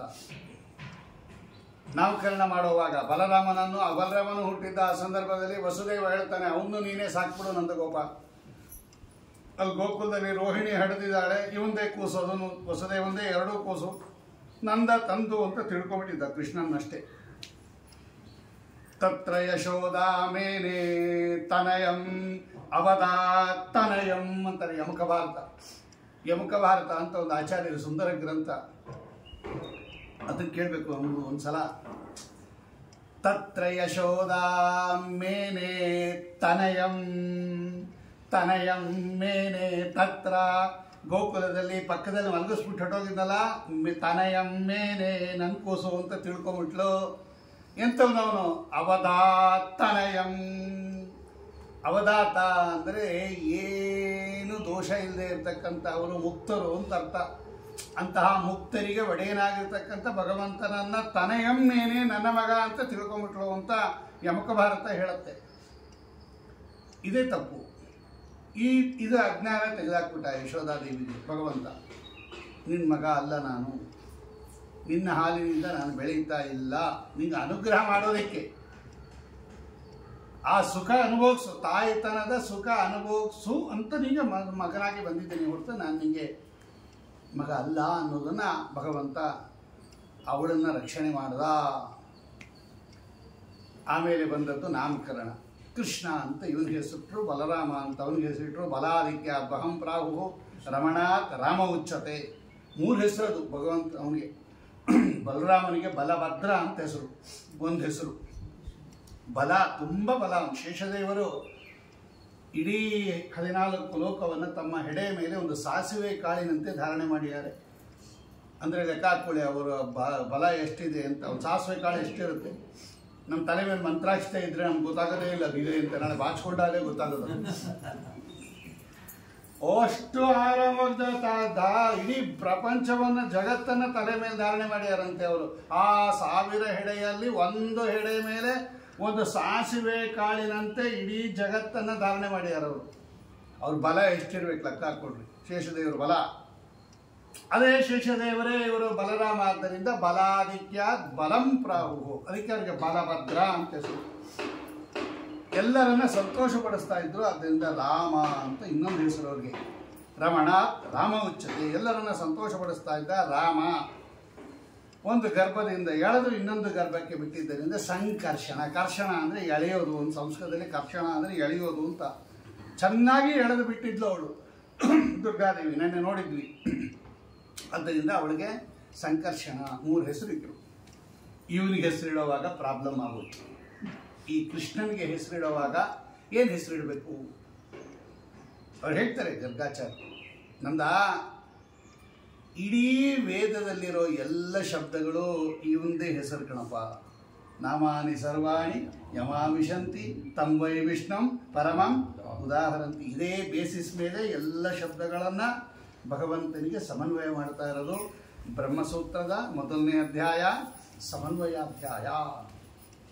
ಸಕಲ ಶಬ್ದಗಳನ್ನು ಭಗವಂತನಿಗೆ ಕೂಡಿಸ್ತಾ ಇದ್ದಾರೆ ಅವರು. ಆಕಾಶ ಅಂದರೆ ಭಗವಂತ, ಪ್ರಾಣ ಅಂದರೆ ಭಗವಂತ, ಜ್ಯೋತಿ ಅಂದರೆ ಭಗವಂತ, ಗಾಯತ್ರಿ ಅಂದರೆ ಭಗವಂತ, ಆನಂದಮಯ ಭಗವಂತ, ಎಲ್ಲ ಅನ್ಯತ್ರ ಪ್ರಸಿದ್ಧ ನಾಮಾತ್ಮಕ ಶಬ್ದ ಸಮನ್ವಯ. ಅವ್ರು ಹೇಳ್ತಾರೆ, ಅವರು ಎಲ್ಲ ನಿನ್ನ ಮಗಂದ ಹೆಸರೇ ಕಣಪ್ಪ, ಅವನು ದೇವಾದಿದೇವ, ಅವನು ಏನಂತ ಕೂಡ್ಸೋಣ ಅವನಿಗೆ? ಯೋ ದೇವಾನಾಂ ನಾಮಧ ಏಕ ಏವ. ನಾಮದ ದೇವಾನಾಂ ನಾಮಧ ಏಕ ಏವ. ಆದರೂ ಕೂಡ ಕೃಷ್ಣ ಎಲ್ಲರನ್ನ ತನ್ನ ಕಡೆ ಸೆಳೀತಕ್ಕಂಥವನಾದ್ದರಿಂದ ಅವನಿಗೆ ಕೃಷ್ಣ ಕೃಷ್ಣ ಅಂತ ಕರೀತಾರೆ. ಆಬಾಲ ವೃದ್ಧರನ್ನ ಹೇಳ್ಕೊಂಡ್ಬಿಟ್ಟಿದೆ ನೋಡಿ. ಇದೊಂದು ಅವತಾರ ಮಾತ್ರ ಕೃಷ್ಣಂದು ಎಲ್ಲರಿಗೂ ಅಚ್ಚುಮೆಚ್ಚಿನ ಅವತಾರ ಅಂದರೆ ಇದು. ಸಣ್ಣ ಮಕ್ಕಳಿಂದ ಹಿಡಿದು ದೊಡ್ಡ ವೃದ್ಧರ ತನಕ ಎಲ್ಲರನ್ನ ತನ್ನ ಕಡೆ ಯಾವುದೋ ಒಂದು ಕಾರಣದಿಂದ ಸೆಳೆದಿರ್ತಕ್ಕಂಥದ್ದು. ಆಚಾರ್ಯ ಬರೀತಾರೆ ಭಗವದ್ಗೀತೆಯಲ್ಲಿ, ಕೃಷ್ಣ ಅಂದ್ರೇನು? ತನ್ನ ಕಡೆ ಸೆಳೆದಿದ್ದಾನೆ ಭಗವಂತ, ಎಲ್ಲರನ್ನ ಸೆಳೆದಿದ್ದಾನೆ. ನೋಡಿ, ಸಣ್ಣ ಮಕ್ಕಳಿಗೆ ಇದೊಂದೇ ವೇಷ ಹಾಕೋದು ಬೇಕಾದ್ರೆ ನೋಡ್ರಿ. ಆ ಕೂದಲ ಕತ್ತರಿಸೋಕ್ಕಿಂತ ಮುಂಚೆ, ಚಂಡಿಕೆ ಮಾಡೋಕ್ಕಿಂತ ಮುಂಚೆ, ಅದು ಹೆಣ್ಣಾಗಲಿ ಗಂಡಾಗಲಿ ಒಂದ್ಸಲ ಕೃಷ್ಣ ವೇಷ ಹಾಕ್ಬಿಡ್ಬೇಕು ಆ ಮಗುಗೆ. ಕೃಷ್ಣನ್ ಥರ ಒಂದು ಆವಾಗ ಫೋಟೋ ತೆಗೆದು ಹಾಕ್ಬಿಟ್ಟು ಆಮೇಲೆ ಚಂಡಿಕೆ ಮಾಡ್ತಾರೆ. ಪರಶುರಾಮ ಅವತಾರ ಯಾವತ್ತು ಹಾಕಿದ್ದೀರಾ ನಿಮ್ಮ ಮಕ್ಕಳಿಗೆ? ನರಸಿಂಹ ಅವತಾರ ಹಾಕಿದ್ದೀರಾ? ಅವತಾರ ಹಾಕದೇ ಬೇಡ, ಮೊದಲೇ ಹಂಗಿರುತ್ತೆ. ಇದೊಂದು ಅವತಾರ, ಇದೊಂದು ವೇಷ ಎಲ್ಲರೂ ಹಾಕ್ತಾರೆ ನೋಡ್ರಿ. ಯಾಕೆ ಅಷ್ಟು ಸೆಳೆದು ಬಿಟ್ಟಿದ್ದಾನೆ ಭಗವಂತ, ಅಷ್ಟು ಸೆಳೆದು ಬಿಟ್ಟಿದ್ದಾನೆ ಆಬಾಲ ವೃದ್ಧರನ್ನ, ಮಕ್ಕಳಿಂದ ಹಿಡಿದು ದೊಡ್ಡವರ ತನಕ. ಗೀತೋಪದೇಶ, ಭಗವದ್ಗೀತೆಯ ಉಪದೇಶಕ್ಕೆ ಎಷ್ಟು ವ್ಯಾಖ್ಯಾನ ಇದೆ ಪ್ರಪಂಚದಲ್ಲಿ, ಇಡೀ ಜಗತ್ತಿನಲ್ಲಿ ಅದು ಟ್ರಾನ್ಸ್ಲೇಟ್ ಆಗ್ಬಿಟ್ಟಿದೆ, ಇನ್ಕ್ಲೂಡಿಂಗ್ ಉರ್ದು. ನೋಡಿ, ಆಬಾಲ ವೃದ್ಧರನ್ನ ತನ್ನ ಉಪದೇಶದಿಂದ, ತನ್ನ ಬಾಲಲೀಲೆಗಳಿಂದ ಸೆಳೆದಿದ್ದರಿಂದ ಇವನಿಗೆ ಕೃಷ್ಣ ಅಂತ ಹೆಸರಿಟ್ಟು ಆಚಾರ್ಯ ಬರೀತಾರೆ. ಆಮೇಲೆ ಬಂದಿದ್ದು ಯಾವುದದು? ವತ್ಸಾಸುರನ ಸಂಹಾರ. ವತ್ಸಾಸುರ ಒಂದು ದೈತ್ಯ, ಕಂಸಪ್ರೇಷಿತ ದೈತ್ಯ, ಕರು ರೂಪದಲ್ಲಿ ಬಂದ. ಅದು ಆಟೋಮೆಟಿಕ್ಕಾಗಿ ಹೊರಟೋಗಿ ತೆಲಿಗೆ ವಿನಾಶ ಆಯಿತು ದುಷ್ಕೃತ. ಧೇನುಕಾಸುರ ಕತ್ತೆ ರೂಪದಲ್ಲಿ ಬಂದ, ಅವನೊಬ್ಬ ದೈತ್ಯ ಧೇನುಕ ಅನ್ನೋನು, ಅವನದು ಹೋಯ್ತು, ವಿನಾಶ ಆಯಿತು ದುಷ್ಕೃತ. ಆಮೇಲೆ ಬಂದಿರತಕ್ಕಂಥದ್ದು ಕಾಳಿಂಗ ಮರ್ದನ. ಎಲ್ಲ ಹಂಗೇ ಜ್ಞಾಪಿಸ್ಕೊತಾ ಬಂದ್ರಿ, ಒಂದಾದ್ಮೇಲೆ ಒಂದು. ಕಾಳಿಂಗ ಮರ್ದನದಲ್ಲಿ ಅಲ್ಲಿಗೆ ಹೋಗ್ಬೇಕದು, ಅದು 2 ಪರಿತ್ರಾಣಾಯ ಸಾಧೂನಾಂ ವಿನಾಶ ಆಯಿತು ದುಷ್ಕೃತ. ಈ ಕೆಲವು ಎಪಿಸೋಡಲ್ಲಿ 2 ಹೊಟ್ಟೋಗುತ್ತೆ ನೋಡಿ. ಈ ಕರುಗಳನ್ನು, ಹಸುಗಳನ್ನು, ಗೋಪಾಲಕರನ್ನು, ಗೋಪಿಕಾ ಸ್ತ್ರೀಯರನ್ನು ಅವರೆಲ್ಲ ವಿಷಪೂರಿತ ನೀರನ್ನು ಕುಡಿದು ಪ್ರಾಣ ಬಿಟ್ಟಿದ್ರು, ಮೂರ್ಛೆ ಹೋಗಿದ್ರು. ಪರಿತ್ರಾಣಾಯ ಸಾಧೂನ, ಎಲ್ಲಾದ್ರೂ ಭಗವಂತ ಎಬ್ಬಿಸ್ಬಿಟ್ಟ, ಬದುಕಿಸ್ಬಿಟ್ಟ, ಅನುಗ್ರಹ ಮಾಡಿಬಿಟ್ಟ. ಪರಿತ್ರಾಣ ಅಂದರೆ ರಕ್ಷಣೆ, ತ್ರಾಣ ಅಂದರೆ ರಕ್ಷಣೆ, ಅವ್ರನ್ನೆಲ್ಲ ರಕ್ಷಣೆ ಮಾಡ್ದ. ಸಾಧುಗಳು ಅವರೆಲ್ಲ ಪರಿತ್ರಾಣಾಯ ಸಾಧೂನ. ಈ ಕಾಳಿಂಗ ಇದಾನಲ್ಲ, ಇವನು ಸಾಧುನೂ ಹೌದು, ಕೆಟ್ಟ ಕೆಲಸ ಮಾಡಿದವನು ಹೌದು, ಒಳ್ಳೆಯವನು ಅವನು ಕಾಳಿಂಗ. ಆದರೆ ಮಾಡಿದ್ದ ಕೆಲಸ ವಿಷಪೂರಿತವಾಗಿ ಮಾಡಿದ್ದ. ಯಮುನಾ ನದಿಯನ್ನು ವಿಷಭರಿತವಾಗಿ ಮಾಡಿಬಿಟ್ಟ. ನೀರನ್ನು, ಕುಡಿಯೋ ನೀರನ್ನು ವಿಷಭರಿತವಾಗಿ ಮಾಡಿಬಿಟ್ರೆ ಎಷ್ಟು ತಪ್ಪಲ್ವಾ? ಬೇರೆಯವರೆಲ್ಲ ಅದನ್ನು ಕುಡಿದು ಪ್ರಾಣ ಹೋಗ್ಬಿಡುತ್ತಲ್ವ? ತಪ್ಪು ಮಾಡಿದ್ದ. ಪರಿತ್ರಾಣಾಯ ಸಾಧೂನಾಂ. ಅದಕ್ಕೆ ಅವನನ್ನು ಸಂಹಾರ ಮಾಡಲಿಲ್ಲ ಭಗವಂತ. ಕಾಳಿಂಗನನ್ನು ಮರ್ದನ ಮಾಡಿದ್ನೇ ಹೊರತು ಸಂಹಾರ ಮಾಡಲಿಲ್ಲ. ಅವನು ಸಾಧು ಕೆಟ್ಟ ಕೆಲಸ ಮಾಡಿದ್ದ ಅಷ್ಟೇ ಅವನು. ಅದಕ್ಕೆ ಭಗವಂತ ಹೇಳ್ದ, ಇಲ್ಲಿ ಇರ್ಬೇಡ, ಹೊರಟೋಗಿ ವಾಪಸ್ಸು ಅಂತ. ಸಂಹಾರ ಮಾಡ್ದೇನೆ ಅವನು ಸ್ತೋತ್ರ ಮಾಡ್ತಾನೆ. ಆಮೇಲೆ ನನ್ನ ತಲೆ ಮೇಲೆ ಕುಣಿತಾ ಇರ್ತಕ್ಕಂಥವನು ಚರಾಚರಾತ್ಮಕವಾಗಿರ್ತಕ್ಕಂಥ 14 ಲೋಕಕ್ಕೆ ಸ್ವಾಮಿ ಅಂತ ಗೊತ್ತಾಗೋಯ್ತು ಅವನಿಗೆ. ಆ ವಿಷ ಹೋಗಿ ಹೋಗಿ ಹೋಗಿ ಆಚೆಗೆ, ಅಂದರೆ ಭಗವಂತನ ಪಾದ ಅವನಿಗೆ ತಾಕಿ ತಾಕಿ ತಾಕಿ ಕುಣಿತಾ ಕುಣಿತಾ ಎಗರೆಗರಿ ಕುಣಿತಾ ಇದ್ದ ಭಗವಂತ. ಆಡಿದನೋ ಅದ್ಭುತದಿಂದಲೇ ಕಾಳಿಂಗನ ಫಣಿಯಲ್ಲಿ. ಅದ್ಭುತದಿಂದಲೇ ಅಂದರೆ ಏನು ಅದ್ಭುತದಿಂದ ಆಡ್ದ ಅವನು? ಆ ಅದ್ಭುತ ಶಬ್ದ ಎಕ್ಸ್ಪ್ಲೈನ್ ಮಾಡಿರಿ ನೋಡೋಣ. ಪುರಂದರದಾಸರು ಹಾಗೆಲ್ಲ ಸುಮ್ಮನೆ ದೇವನಾಮ ಮಾಡಲ್ಲ. ಅದ್ಭುತದಿಂದಲೇ ಕಾಳಿಂಗನ ಫಣಿಯಲ್ಲಿ ಆಡಿದನೋ ಅಂದರೆ ಏನದು? ಅದ್ಭುತ ಅಂದರೆ ಏನು? ಯಾಕೆ ಆಚಾರ್ಯರ ಪದ ಪ್ರಯೋಗ ಮಾಡಿದ್ದಾರೆ? ಯಾವುದರಲ್ಲಿ ಅದ್ಭುತ ತೋರಿಸ್ದ ಭಗವಂತ? ಹೆಂಗೆ ಕುಣಿದ ಭಗವಂತ? ಏನು ಕುಣಿದಿದ್ದಕ್ಕೆ ಅದ್ಭುತವಾಗಿ ಕುಣಿದ, ಅಥವಾ ಅದರ ವ್ಯಾಪಾರದಿಂದ ಅವನ ಅದ್ಭುತತ್ವ ಹೇಳ್ತಾ ಇದ್ರ? ತಮದ್ಭುತಂ ಬಾಲಕ ಮುಮುಚೇಕ್ಷಣಂ ಅಂದಾಗ ಅದ್ಭುತಂ ಲೋಕವಿಲಕ್ಷಣ ನರ್ತನ. ಅದು ಹಾವಿನ ಹೆಡೆ ಮೇಲೆ ಕುಣಿಯೋದು ಅಂದರೆ ಏನದು?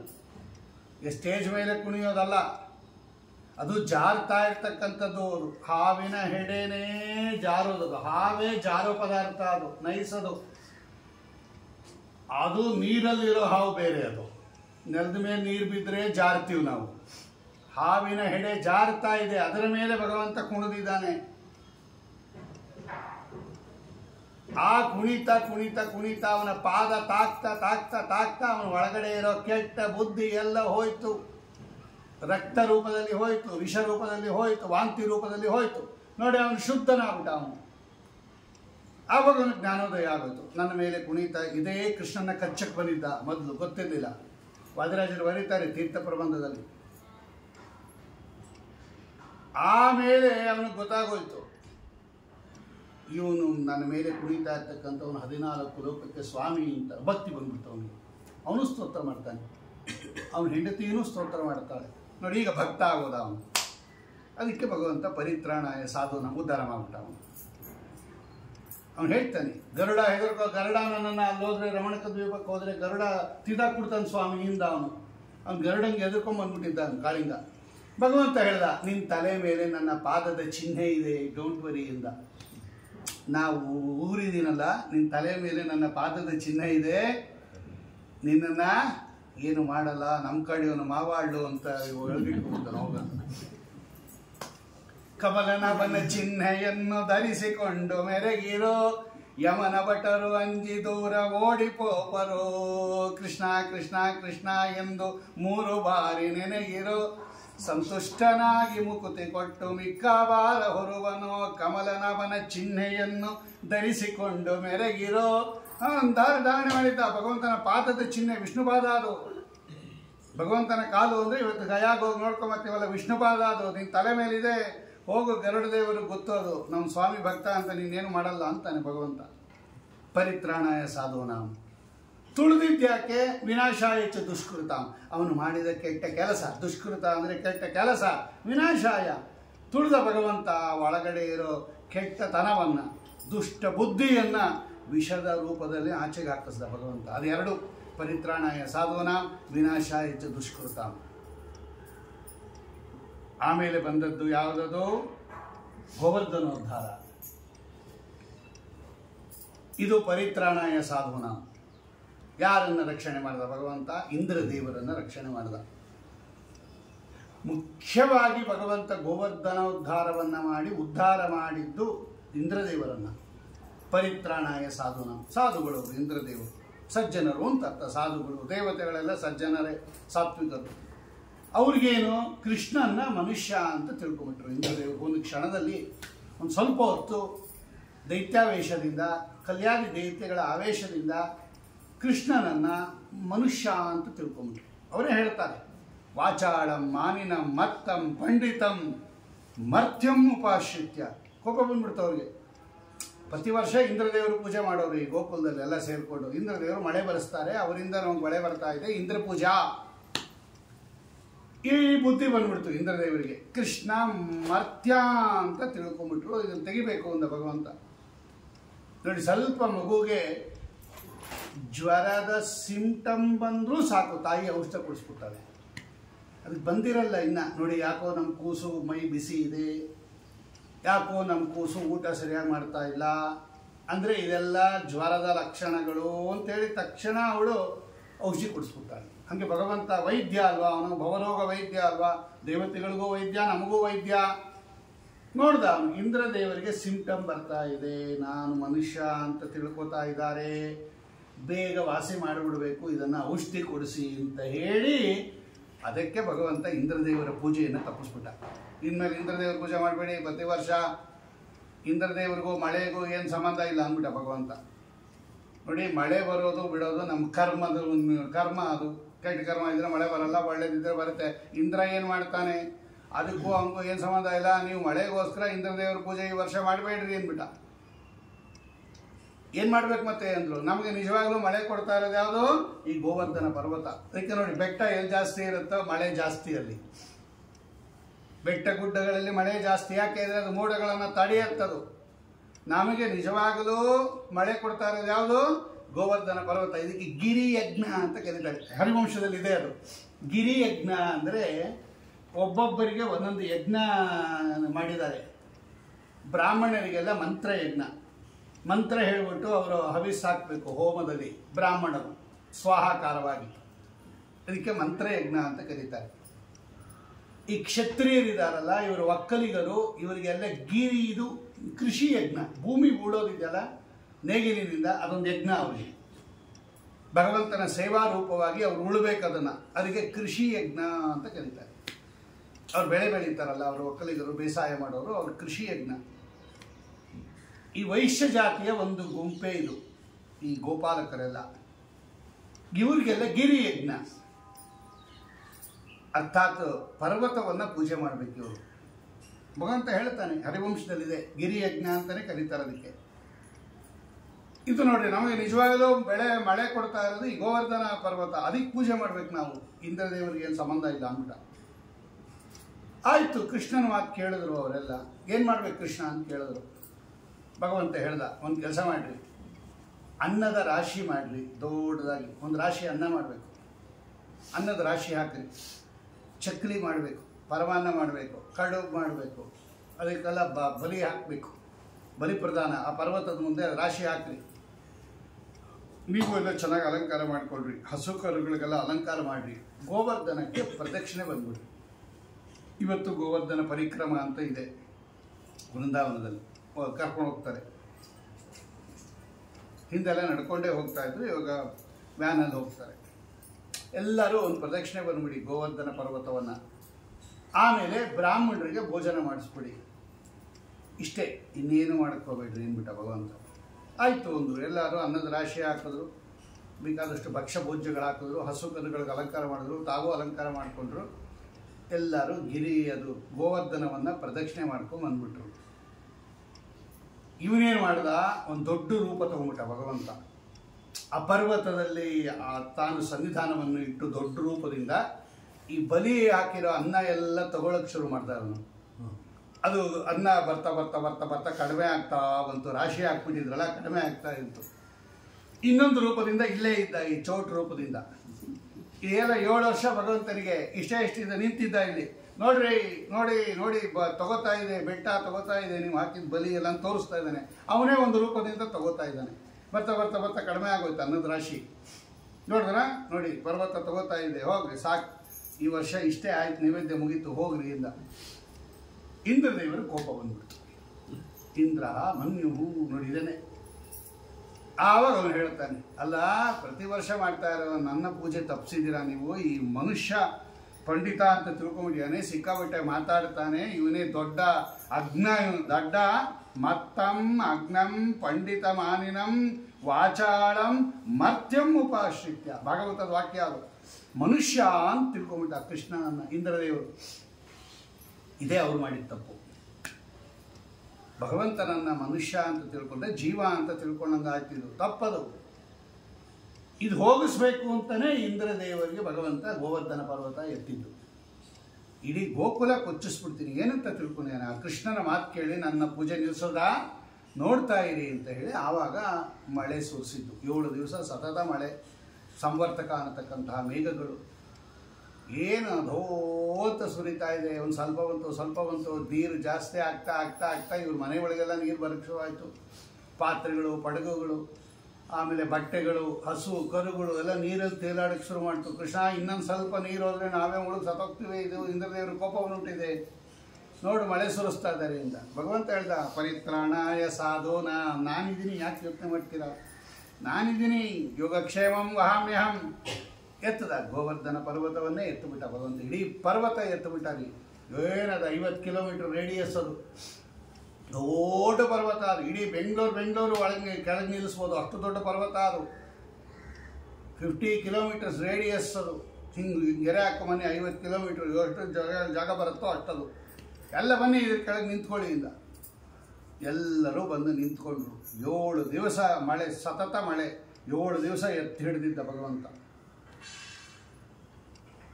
ಆಮೇಲೆ ಇಂದ್ರದೇವರ ಜ್ಞಾನೋದಯ ಆಗುತ್ತೆ. ಸ್ವಾಮಿಯನ್ನು ನಾನು ಮನುಷ್ಯ ಅಂತ ತಿಳ್ಕೊಂಡೆ, ತಪ್ಪದು, ಕ್ಷಮಾ ಮಾಡು ಭಗವಂತ. ಈ ಜ್ಞಾನ ಬರ್ಸಕ್ಕೋಸ್ಕರನೇ ಭಗವಂತ ಗೋವರ್ಧನ ಪರ್ವತ ಎತ್ತಿದ್ದು. ಪರಿತ್ರಾಣಾಯ ಸಾಧೂನಾಂ, ತಪ್ಪು ತಿಳುವಳಿಕೆ ಇರುವ ಇಂದ್ರದೇವರಿಗೆ ಸರಿಯಾದ ತಿಳುವಳಿಕೆಯನ್ನು ಮಾಡೋದೇ ಒಂದು ತ್ರಾಣ, ಜ್ಞಾನ ಕೊಡೋದು ಒಂದು ರಕ್ಷಣೆನೇ. ಆಮೇಲೆ ಸುರಭಿ ಅಂತಕ್ಕಂತಹ ಕಾಮಧೇನುವಿನ ಸಂತಾನ ಅದು. ಆ ಕಾಮಧೇನುವನ್ನು ಸಂತಾನವನ್ನು ಕರ್ಕೊಂಬಂದು ಅದರ ಹಾಲು ಹಿಂಡಿ ಭಗವಂತನಿಗೆ ಅಭಿಷೇಕ ಮಾಡಿ ಇಂದ್ರದೇವರು,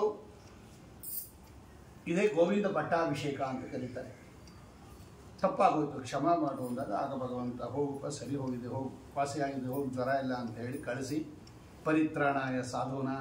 ನೋಡಿ, ಇಷ್ಟು ಜನ ಸಾಧುಗಳು, ಹಸುಗಳು, ಕರುಗಳು, ಗೋಪಾಲಕರು, ಗೋಪಿಕಾ ಸ್ತ್ರೀಯರು, ವೃದ್ಧರು, ಆ ಗೋಕುಲದಲ್ಲಿ ಇದ್ದಂತಹ ವೃದ್ಧರು, ಇಂದ್ರದೇವರು, ಇವರೆಲ್ಲ ಸಾಧುಗಳು. ಇವರನ್ನೆಲ್ಲ ಭಗವಂತ ಉದ್ಧಾರ ಮಾಡಿದ. ಪರಿತ್ರಾಣಾಯ ಸಾಧುನಾಂ ಹೊರಡುತ್ತದು ಗೋವರ್ಧನೋದ್ಧಾರ. ಆ ಸಂದರ್ಭದಲ್ಲಿ ಎಲ್ಲರೂ ಮಾತಾಡ್ಕೋತಾರಂತೆ. ಹರಿವಂಶದಲ್ಲಿ ಅದೊಂದು ವಿಶೇಷ ಇದೆ. ಎಲ್ಲರೂ ಸಭೆ ಸೇರಿದ್ರು. ಆಮೇಲೆ ಆ ಹಿರಿಯ ವೃದ್ಧ ಒಬ್ಬ, ಗೋಕುಲಕ್ಕೆ ಒಬ್ಬ ಲೀಡರ್ ಅಂತ ಇರ್ತಾನಲ್ಲ, ಗ್ರಾಮ ಪಂಚಾಯಿತಿ ಚೇರ್ಮನ್ ಅಂತ, ಅವನ ಹೆಡ್ಡಿಂಗ್ ಒಬ್ಬ ಗೋಪಾಲಕನ, ಹಿರಿಯ ಗೋಪಾಲಕನ ನೇತೃತ್ವದಲ್ಲಿ ಎಲ್ಲರೂ ಒಂದು ಸಭೆ ಸೇರಿಬಿಟ್ಟು ಮಾತಾಡ್ಕೊಂಡ್ರಂತೆ. ಈ ಕೃಷ್ಣ ಇದಾನಲ್ಲ, ಇವನು ಸುಮ್ಮನೆ ಗೋಪಾಲಕನ ವೇಷದಲ್ಲಿದ್ದಾನೆ, ಇವನು ನಮ್ಮವನಲ್ಲ, ಇವನು ಸಾಮಾನ್ಯ ಅಲ್ಲ, ಇವನು ಯಾರೋ ದೊಡ್ಡ ದೇವತೆ ಇರಬೇಕು, ಇವನು ಭಗವಂತ ಇರಬೇಕು, ಇದರ ಬೆಟ್ಟ ಎತ್ತೋದು ಅಂದ್ರೇನು, 7 ದಿವಸ, ಒಂದು 7 ವರ್ಷದ ಕೂಸು, 10 ವರ್ಷ ಆಗಿರುತ್ತೆ, ಸ್ಕೂಲ್ ಬ್ಯಾಗು ಅಮ್ಮ ತಗೊಂಬರ್ತಾ ಇರ್ತಾಳೆ, ಯಾವುದು ಎತ್ಕೊಂಬರ್ತಾಗಲ್ಲ, ಡುಮಣ ಅದು. ಅವ್ರ ಅಮ್ಮ ತಾಕೆ ಬ್ಯಾಗ್ ಹಾಕೊಂಬರ್ತಾಳೆ ಭುಜಕ್ಕೆ, ಅದು ಕೈ ಬೀಸ್ಕೊಂಬರುತ್ತೆ. ಅದು ಒಂದು ಸ್ಕೂಲ್ ಬ್ಯಾಗ್ ತರಕ್ಕಾಗೋದಿಲ್ಲ ಈಗ. ಓಕೆ, 7 ವರ್ಷದ ಕೂಸು 7 ದಿವಸ ಬೆಟ್ಟ ಹತ್ತೋದು ಅಂದ್ರೆ ಏನು, ಇವನು ಯಾರೋ ಭಾರಿ ಇರಬೇಕು ಇವನು ಅಂತ ಒಂದಿನ ಅವರೆಲ್ಲ ಕೇಳೇ ಬಿಡ್ತಾರೆ ಕೃಷ್ಣನ ಕೂಡಿಸ್ಕೊಂಡು. ಕೃಷ್ಣ ನೀನು ಯಾರು ಹೇಳ್ಬಿಡು ನಮಗೆ, ನೀನು ಮನುಷ್ಯ ಅಂತೂ ಆಗಕ್ಕೆ ಸಾಧ್ಯ ಇಲ್ಲ. ಹರಿವಂಶದಲ್ಲಿ ಒಂದು ವಿಶೇಷ ಇದೆ, ಅದು ನೀ ಮನುಷ್ಯ ಆಗಕ್ಕೆ ಸಾಧ್ಯ ಇಲ್ಲ. ನಿನ್ನ ವ್ಯಾಪಾರಿಗಳನ್ನೆಲ್ಲ ನಾವು ನೋಡ್ಕೊಂಡಿದ್ದೀವಿ, ಹುಟ್ಟದಾಗಿಂದ ಏನೇನು ಮಾಡಿದ್ಯಾ ಅಂತ. ನೀನು ಮನುಷ್ಯ ಆಗೋಕ್ಕೆ ಸಾಧ್ಯ ಇಲ್ಲ, ನೀನು ಯಾರೋ ದೊಡ್ಡ ದೇವತೆಯೇ ಇರಬೇಕು, ಹೇಳ್ಬಿಡು ನೀನು ಯಾರು ಅಂತ ಕೇಳ್ಬಿಟ್ರು. ಕೃಷ್ಣನ್ನೇ ಕೇಳ್ಬಿಟ್ರು ಅಲ್ಲ. ಭಗವಂತ ನೋಡ್ದ, ಇವ್ರಿಗಿನ್ನ ನಾನು ಯಾರು ಅಂತ ತೋರಿಸೋ ಸಮಯ ಬಂದಿಲ್ಲ. ಭಗವಂತ ನಿಶ್ಚಯ ಮಾಡ್ದ, ನಾನು ಯಾರು ಅಂತ ಇವ್ರಿಗಿನ್ನ ಈಗಲೇ ಹೇಳಬಾರ್ದು ಅಂತ ಹೇಳ್ಬಿಟ್ಟು ಓ ಅಂತ ಅಳಕ್ಕೆ ಶುರು ಮಾಡ್ಬಿಟ್ಟ ಭಗವಂತ. ಕೃಷ್ಣ ಅಳಕ್ಕೆ ಶುರು ಮಾಡ್ಬಿಟ್ಟಂತೆ. ಯಾಕಪ್ಪ ಅಂದರು, ನೀವೆಲ್ಲ ನೋಡಿ ನನ್ನನ್ನು ಆಚೆ ಕಳಿಸ್ತಾ ಇದ್ದೀರಾ ದೊಡ್ಡ ದೇವತೆ ಅಂತ ಹೇಳ್ಬಿಟ್ಟು. ನಾನು ದೇವತೆನೂ ಅಲ್ಲ, ಯಾರೂ ಅಲ್ಲ, ನಾನು ಒಬ್ಬ ಸಾಮಾನ್ಯ ಗೋಪಾಲಕ. ನಿಮ್ಮಂತೆ ನನ್ನನ್ನು ಯಾರೋ ದೊಡ್ಡ ದೇವತೆ ಅಂದ್ಬಿಟ್ಟು ನಿಮ್ಮ ಗುಂಪಿಂದ ದಯವಿಟ್ಟು ನನ್ನನ್ನು ಆಚೆಗೆ ಹಾಕ್ಬೇಡಿ, ನಾನು ಒಬ್ಬ ಸಣ್ಣ ಗೋಪಾಲಕ ಅಂತ ಹತ್ಬಿಟ್ಟ. ಅವರೆಲ್ಲ ಹೋಗ್ಲಪ್ಪ ಬೇಡ ಹೋಗ್ಲಿ, ಏನೋ ತಪ್ಪು ತಿಳ್ಕೊಂಡ್ವಿ, ನೀನು ನಮ್ಮನೆ ಅಂದ್ಬಿಟ್ರು. ಹಂಗೆ ಇಟ್ಕೊಳ್ಳಿ ಇಂದ ಭಗವಂತ, ಸದ್ಯಕ್ಕೆ ಹಂಗೆ ಇಟ್ಕೊಳ್ರಿ ಇಂದ ಅಂತ ಒಂದು ವಿಶೇಷ ಕಥೆ ಇದೆ ಹರಿವಂಶದಲ್ಲಿ. ಅಂದರೆ ಭಗವಂತ ತಾನು ಯಾರು ಅನ್ನೋದನ್ನು ಅಕಾಲದಲ್ಲಿ ಯಾರಿಗೂ ತೋರಿಸೋದಿಲ್ಲ. ಅದನ್ನೇ ಉದ್ಧವ ಪ್ರಾರಂಭದಲ್ಲಿ ಭಾಗವತದಲ್ಲಿ ಹೇಳ್ತಾರೆ, ನಮ್ಮ ಜೊತೆಗೇ ಇದ್ದರೂ ಕೂಡ ಭಗವಂತನನ್ನು ನಾವು ಭಗವಂತ ಅಂತ ತಿಳ್ಕೊಳ್ಳಿಲ್ಲ. ಅದು ಭಗವಂತನ ಮಾಯಾ, ಮಮ ಮಾಯಾ ಮೋಹಿತಾಸ, ಅದು ಭಗವಂತನ ಬಾಲಲೀಲಾವನ್ನು ತೋರಿಸ್ತಾ ಭಗವಂತ ಅತ್ಯದ್ಭುತವಾಗಿರ್ತಕ್ಕಂಥದ್ದು. ಆಮೇಲೆ ಬಂದಿರತಕ್ಕಂಥದ್ದೇ ಅದು ಕೇಳ್ತಾ ನೋಡಿ, ಅದು ಇದುವರ ತನಕ ಹೇಳಿದ್ದು ಭಾಗ ಹರಿವಂಶದಲ್ಲಿದೆ. ಅದು ಅತ್ತೆ ನೀರು ಯಾರು ಅಂತ ಕೇಳೇ ಬಿಡ್ತಾರೆ ಎಲ್ಲರೂ. ಭಗವಂತ ಆವಾಗ ಉತ್ಕೃಷ್ಟವಾಗಿರ್ತಕ್ಕಂಥ ರೀತಿಯಲ್ಲಿ ಬಂದಿರತಕ್ಕಂಥದ್ದು. ಆಮೇಲೆ ಅರಿಷ್ಟಾಸುರ ಗೂಳಿ ರೂಪದಲ್ಲಿ ಬಂದಂತಹ ದೈತ್ಯ, ಅವನು ಪೂರ್ತಿ 100% ದೈತ್ಯ. ವಿನಾಶ ಹೆಚ್ಚು ದುಷ್ಕೃತಂ ಹೊಟ್ಟೋಗುತ್ತೆ. ಜೀವದ್ವಯ ದೇವೇಶ ಇದ್ದರೆ ಇಬ್ಬರಿಗೂ ಹೋಗುತ್ತೆ. ಬರೀ ದುಷ್ಟರಾದರೆ ಇಲ್ಲಿ ಕಾಮನ್ ಹಾಕ್ತಾ ಇರಿ ಈ ಕಡೆ ಗುಂಪಿಗೆ. ವಿನಾಶ ಹೆಚ್ಚು ದುಷ್ಕೃತಂ, ನಿಷ್ಪೀಡೆಯಾಮಾಸ ಆರ್ದ್ರಾಂಬರಂ ಯಥ. ಅವನು ಅಷ್ಟು ದೊಡ್ಡ ಆಕಾರ, ಒಂದು ದೊಡ್ಡ ಗೂಳಿ ರೂಪದಲ್ಲಿ ಬಂದಿದ್ದ ಅವನು. ಒಂದ್ಸಲ ಗೂಟರ ಹಾಕಿದ್ರೆ ಎಲ್ಲರೂ ಹೆದರ್ಕೊಂಡ್ಬಿಡೋರಂತೆ. ತಿವಿತಾ ಚುಚ್ಚುತ್ತಾ ಗರ್ಜನೆ ಮಾಡ್ತಾ ಎಲ್ಲರನ್ನ ಸಂಹಾರ ಮಾಡ್ತಾ ಬಂದಿರತಕ್ಕಂಥ ಅರಿಷ್ಟಾಸುರನನ್ನ ಅವನು ರಿಷ್ಟ ಅಂತ ಮೂಲ ರೂಪದಲ್ಲಿ ಅವನು ಅರಿಷ್ಟಾಸುರ ಅಂತ ಬಂದಿದ್ದ. ನಿಷ್ಪೀಡೆಯಾಮಾಸ ಆರ್ದ್ರಾಂಬರಮಿತ, ಒದ್ದೆ ಬಟ್ಟೆಯನ್ನು ಹಿಂಡೋ ಹಂಗೆ ಹಿಂಡ್ಬಿಟ್ನಂತೆ ಭಗವಂತ ಅವನನ್ನು. ಇನ್ನು ಎಷ್ಟು ಚಿಕ್ಕೋನ್ರಿ ಭಗವಂತ, 8 ವರ್ಷದ ಒಳಗೆ ಇದೆಲ್ಲ ನಡೆದಿದ್ದು. ಆಮೇಲೆ ಭಗವಂತ 8 ವರ್ಷ ಆದಾಗ ಉಪನಯನ ಮಾಡ್ಕೊಂಡಿದ್ದು. ಕಂಸನನ್ನು ಸಂಹಾರ ಮಾಡಿದ ಮೇಲೆ ಮಧುರಾಪಟ್ಟಣದಲ್ಲಿ. ಅದುವರ ತನಕ ಭಗವಂತನಿಗೆ ಇಷ್ಟೇ ವರ್ಷ, 7 ವರ್ಷ. ಏನು ಬಲ ರೀ ಭಗವಂತನು. ವಿನಾಶ ಆಯಿತು ದುಷ್ಕೃತ. ಕೇಶಿ ಅಂತ ಒಬ್ಬ ದೈತ್ಯ ಬಂದ, ಕುದುರೆ ರೂಪದಲ್ಲಿ ಬಂದ ಅವನು. ಹಯಗ್ರೀವ ಅಂತ ಅವನು ಮೂಲ ರೂಪದಲ್ಲಿ ತಾರಕಾಮಯ ಸಂಹಾರದಲ್ಲಿ ಸಂಗ್ರಾಮದಲ್ಲಿ ಇವನನ್ನು ಸಂಹಾರ ಮಾಡಿದ್ದ ಭಗವಂತ. ಈ ಹಯಗ್ರೀವ ಅಂತ ಅವನೊಬ್ಬ ದೈತ್ಯ, ಅವನೇ ಕೇಶಿಯಾಗಿ ಹುಟ್ಟಿದ್ದ. ಅವನು ಕಂಸನ ತಮ್ಮ ಅನ್ನುತ್ತೆ ಹರಿವಂಶ, ಕಂಸನ ಬ್ರದರ್ ಅವನು ಬಂದ. ಅವನು ಕುದುರೆ ರೂಪದಲ್ಲಿ ಬಂದ. ಈ ಕುದುರೆ ಎಲ್ಲರಿಗೂ ಕಚ್ಚದಿದು, ಕಚ್ಚುತ್ತಾ ಬಂದ ಅವನು ಕುದುರೆ ರೂಪದಲ್ಲಿ. ಎಲ್ಲ ಕೂಗ್ಕೊಂಡ್ರು. ಭಗವಂತ ಹೇಳಿದ, ಯೋಚನೆ ಮಾಡಿಬಿಡಿ, ನಾನಿದ್ದೀನಿ ಅಂತ ಈ ಕೃಷ್ಣನ್ನು ಕಚ್ಚಕ್ಕೆ ಬಂದ. ಬಾಯಿ ತೆಕ್ಕೊಂಡವನು ಇವನು ಕೈ ಇಟ್ಬಿಟ್ಟ ಕುದುರೆ ಬಾಯಿಯೊಳಗೆ. ಈ ಸ್ವಾಮಿ ಇಷ್ಟದ 7 ವರ್ಷದ ಮಕ್ಕಳ ಕೈ ಹೆಂಗಿರುತ್ತಾರೆ, ಇಷ್ಟದ ಇರುತ್ತೆ. ಆದರೆ ಸ್ವಾಮಿ ಕೈ ಬೆಳೆಯಕ್ಕೆ ಶುರು ಆಯ್ತದ ಒಳಗಡೆ. ಕುದುರೆ ಒಳಗಡೆ ಬಾಯಿಯೊಳಗೆ ಇಟ್ಟಿರ್ತಕ್ಕಂಥ ಭಗವಂತನ ಕೈ ಬೆಳೀತಾ ಬೆಳೀತಾ ಹಾಗೆ ಊದಕ್ಕೆ ಹೋಯ್ತು. ಇಲ್ಲಿ ತನಕ ಇದ್ದಿದ್ದು, ಇಲ್ಲಿ ತನಕ ಇದ್ದಿದ್ದು, ಇಲ್ಲಿ ತನಕ ಇದ್ದಿದ್ದು, ಇಲ್ಲಿ ತನಕ ಇದ್ದಿದ್ದು ಪೂರ್ತಿ ಕೊಯ್ದಾಕ್ಬಿಟ್ಟ. ನಿಂಬೆಹಣ್ಣು ಹೆಚ್ಚಿದಂಗೆ ಅರ್ಧಕ್ಕೆ ಹೆಚ್ಚಾಕ್ಬಿಟ್ಟ ಅವನು. ಆ ಕಡೆ ಅರ್ಧ, ಈ ಕಡೆ ಅರ್ಧ. ಇಡೀ ದೊಡ್ಡ ಕೇಶಿ ದೈತ್ಯನನ್ನು ಕರೆಕ್ಟಾಗಿ 50-50 ಸೀಳ್ಬಿಟ್ಟ ಭಗವಂತ ಬರೀ ಕೈಯಿಂದ. ಒಂದು ಕಣ್ಣು ಆ ಕಡೆ, ಒಂದು ಕಣ್ಣು ಈ ಕಡೆ, ಒಂದು ಕಿವಿ ಈ ಕಡೆ, ಒಂದು ಕಿವಿ ಈ ಕಡೆ. ಏನು ಪದ ನೋಡ್ರಿ ಭಗವಂತನದು. ಬಿಸಾಕ್ದ ಅವನು ತೆಗೆದು. ವಿನಾಶ ಆಯಿತು ದುಷ್ಕೃತ. ಆಮೇಲೆ ಬಂದಿರತಕ್ಕಂಥದ್ದು ಕೇಶಿ ಸಂಹಾರ ಆದಮೇಲೆ ಬಂದಿರತಕ್ಕಂಥದ್ದು ಭಗವಂತನ ಕೊಳಲಿನ ನಾದ. ಅತ್ಯದ್ಭುತವಾಗಿರ್ತಕ್ಕಂತಹ ವೇಣುಗೀತ ಅಂತ ಭಾಗವತದಲ್ಲಿ ಪ್ರಸಿದ್ಧವಾಗಿರ್ತಕ್ಕಂಥದ್ದು. ಮುರಳೀಧರ ಅಂತಲೇ ಹೆಸರು ಭಗವಂತನಿಗೆ. ಮುರಳಿ ಮೋಹನ, ಮುರಳೀಧರ, ವೇಣುಗೋಪಾಲ. ಆ ಕೊಳಲಿಗೂ ಭಗವಂತನಿಗೂ ವಿನಾಭಾವ ಸಂಬಂಧ. ಮಹಾಲಕ್ಷ್ಮಿ ಶ್ರೀದೇವಿ ವೇಣುಮಾಶ್ರಿತ ಆಚಾರ್ಯ ಬರೀತಾರೆ ಭಾವಾರ್ಥ ತಾತ್ಪರ್ಯದಲ್ಲಿ. ಯಾರದು ಕೊಳಲು? ಯಾರವರು? ಬೇರೆ ಒಂದು ಜಡವಾದ ವಸ್ತುವಿಗೆ ಭಗವಂತನ ತುಟಿ ಸಂಪರ್ಕ ಮಾಡೋ ಯೋಗ್ಯತೆ ಎಲ್ಲಿರುತ್ತೆ? ಅದೇನು ಜಾತ್ರೆಯಲ್ಲಿ ಬಂದಿರೋ ಕೊಳಲಲ್ಲ, ಅದು ಭಗವಂತನ ಕೈಯಲ್ಲಿರೋದು. ಶ್ರೀದೇವಿ ವೇಣುಮಾಶ್ರಿತ್ಯ ರೇಮೇ ಕೃಷ್ಣ ಕರಾಂಬುಜೆ ಪಪೋಚ ತದ್ಗತಂ ಗೀತಂ ಸುರಾಹ ಇತರ ಬಾಂಡಗಾ. ಆಚಾರ್ಯ ಬರೀತಾರೆ. ಲಕ್ಷ್ಮೀದೇವಿ ಇಂದಿರೆ ಕೊಳಲಿನ ರೂಪದಲ್ಲಿ ಪ್ರಸಂತಿ ಇರ್ತದೆ. ಚಂದದ ಮಾರುತ ಬೀರುತ್ತಲಿರುವನು ಇಂದಿರೆ ಕೊಳಲಿನ ರೂಪದಲ್ಲಿ. ನೇರ ತರ್ಜನ ಮಾಡ್ತಾರೆ ಪ್ರಸಂತಿ ಇರ್ತದೆ. ಶ್ರೀದೇವಿ ವೇಣುಮಾಶ್ರಿತ್ಯ, ಅವಳೇ ಕೊಳಲು. ಆ ಕೊಳಲಿನ ರೂಪದಲ್ಲಿ ಅವಳು ಬಂದಿದ್ದಾಳೆ. ಆ ಕೊಳಲನ್ನು ಭಗವಂತ ಇಟ್ಕೊಂಡಿರೋದು. ಆ ಎಲ್ಲಿ ತುಟಿ ಇಟ್ಕೋತಾನಲ್ಲ ಭಗವಂತ, ರಂಧ್ರ, ಅಲ್ಲಿರೋಳಂತೆ ಅವಳು. ವಿಶೇಷವಾಗಿ ಅಲ್ಲಿ ಸನ್ನಿಧಾನ ಆಗಿ ಆ ಭಗವಂತನ ತುಟಿಯಿಂದ ಸುರಿಯುವ ಅಮೃತವನ್ನು ಪಾನ ಮಾಡುವಳಂತೆ ಅವಳು. ಇನ್ನು ಬೇರೆ ಬೇರೆ ದೇವತೆಗಳು ಆ ರಂಧ್ರದಲ್ಲಿರೋರಂತೆ ಅವರು. ಭಗವಂತನ ಸ್ಪರ್ಶ ಆಗತ್ತಲ್ಲ ಅದು. ಸುರಾಹ ಇತರ ಬಾಂಡಗಾಹ ಅಲ್ಲಿರೋರಂತೆ ಅವರೆಲ್ಲ ಅಂತ ಬರೀತಾರೆ ಆಚಾರ್ಯರು. ಏನು ಮನಮೋಹಕ ಭಗವಂತನದು ಆ ಕೊಳಲಿನ ಧ್ವನಿ. ಎಲ್ಲ ಜನರನ್ನ ಉದ್ಧಾರ ಮಾಡತಕ್ಕಂಥ ಕೊಳಲಿನ ನಾದ.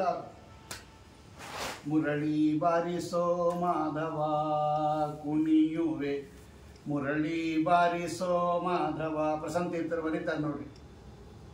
ಜಗದ ಸಂತಾಪವು ಕೊನೆಗಾಣಲಿ, ಭುವಿಯೋಳು ಜೀವನ ಸವಿಯಾಗಲಿ, ನವವಿಧ ಭಕುತಿಯು ನಲಿದಾಡಲಿ, ಕಿವಿಯಿಂದ ಕೇಳಿ ನದಿಯುವೆ ಶ್ರೀಕರ, ಮುರಳಿ ಬಾರಿಸೋ ಮಾಧವ ಕುಣಿಯುವೆ, ಮುರಳಿ ಬಾರಿಸೋ ಮಾಧವ. ಪ್ರಸಂತೀರ್ಥ ದೇವನಾಮ. ಆ ಸಾಹಿತ್ಯ ನೋಡ್ರಿ. ನವವಿಧ ಭಕುತಿಯು ನಲಿದಾಡಲಿ, ಭವದ ಸಂತಾಪವು ಕೊನೆಗಾಣಲಿ. ಆ ಕಿವಿಯಿಂದ ಸ್ವಾಮಿಯ ಆ ಉತ್ಕೃಷ್ಟವಾದ ಕೊಳಲಿನ ಧ್ವನಿ ಕೇಳ್ತಾ ಇದ್ರೆ ಈ ಸಂಸಾರದ ದುಃಖ ಎಲ್ಲ ಮರೆತು ಬಿಡೋದು. ಮೇವು ಮರೆತವು ಗೋವುಗಳೆಲ್ಲವು. ದಸರೆಯಲ್ಲಿ ಎಷ್ಟು ವರ್ಣನೆ ಮಾಡ್ತಾರೆ. ರಂಗ ಕೊಳಲ ನೂದಲಾಗಿ ರಂಗಯ್ಯ ಕೊಳಲ ನೂದಲು. ಎಲ್ಲರೂ ಬರ್ದಿದ್ದಾರೆ, ಎಲ್ಲ ದಾಸರಾಯರು ಬರ್ದಿದ್ದಾರೆ ಏನೇನಾಯ್ತು ಅಂತ.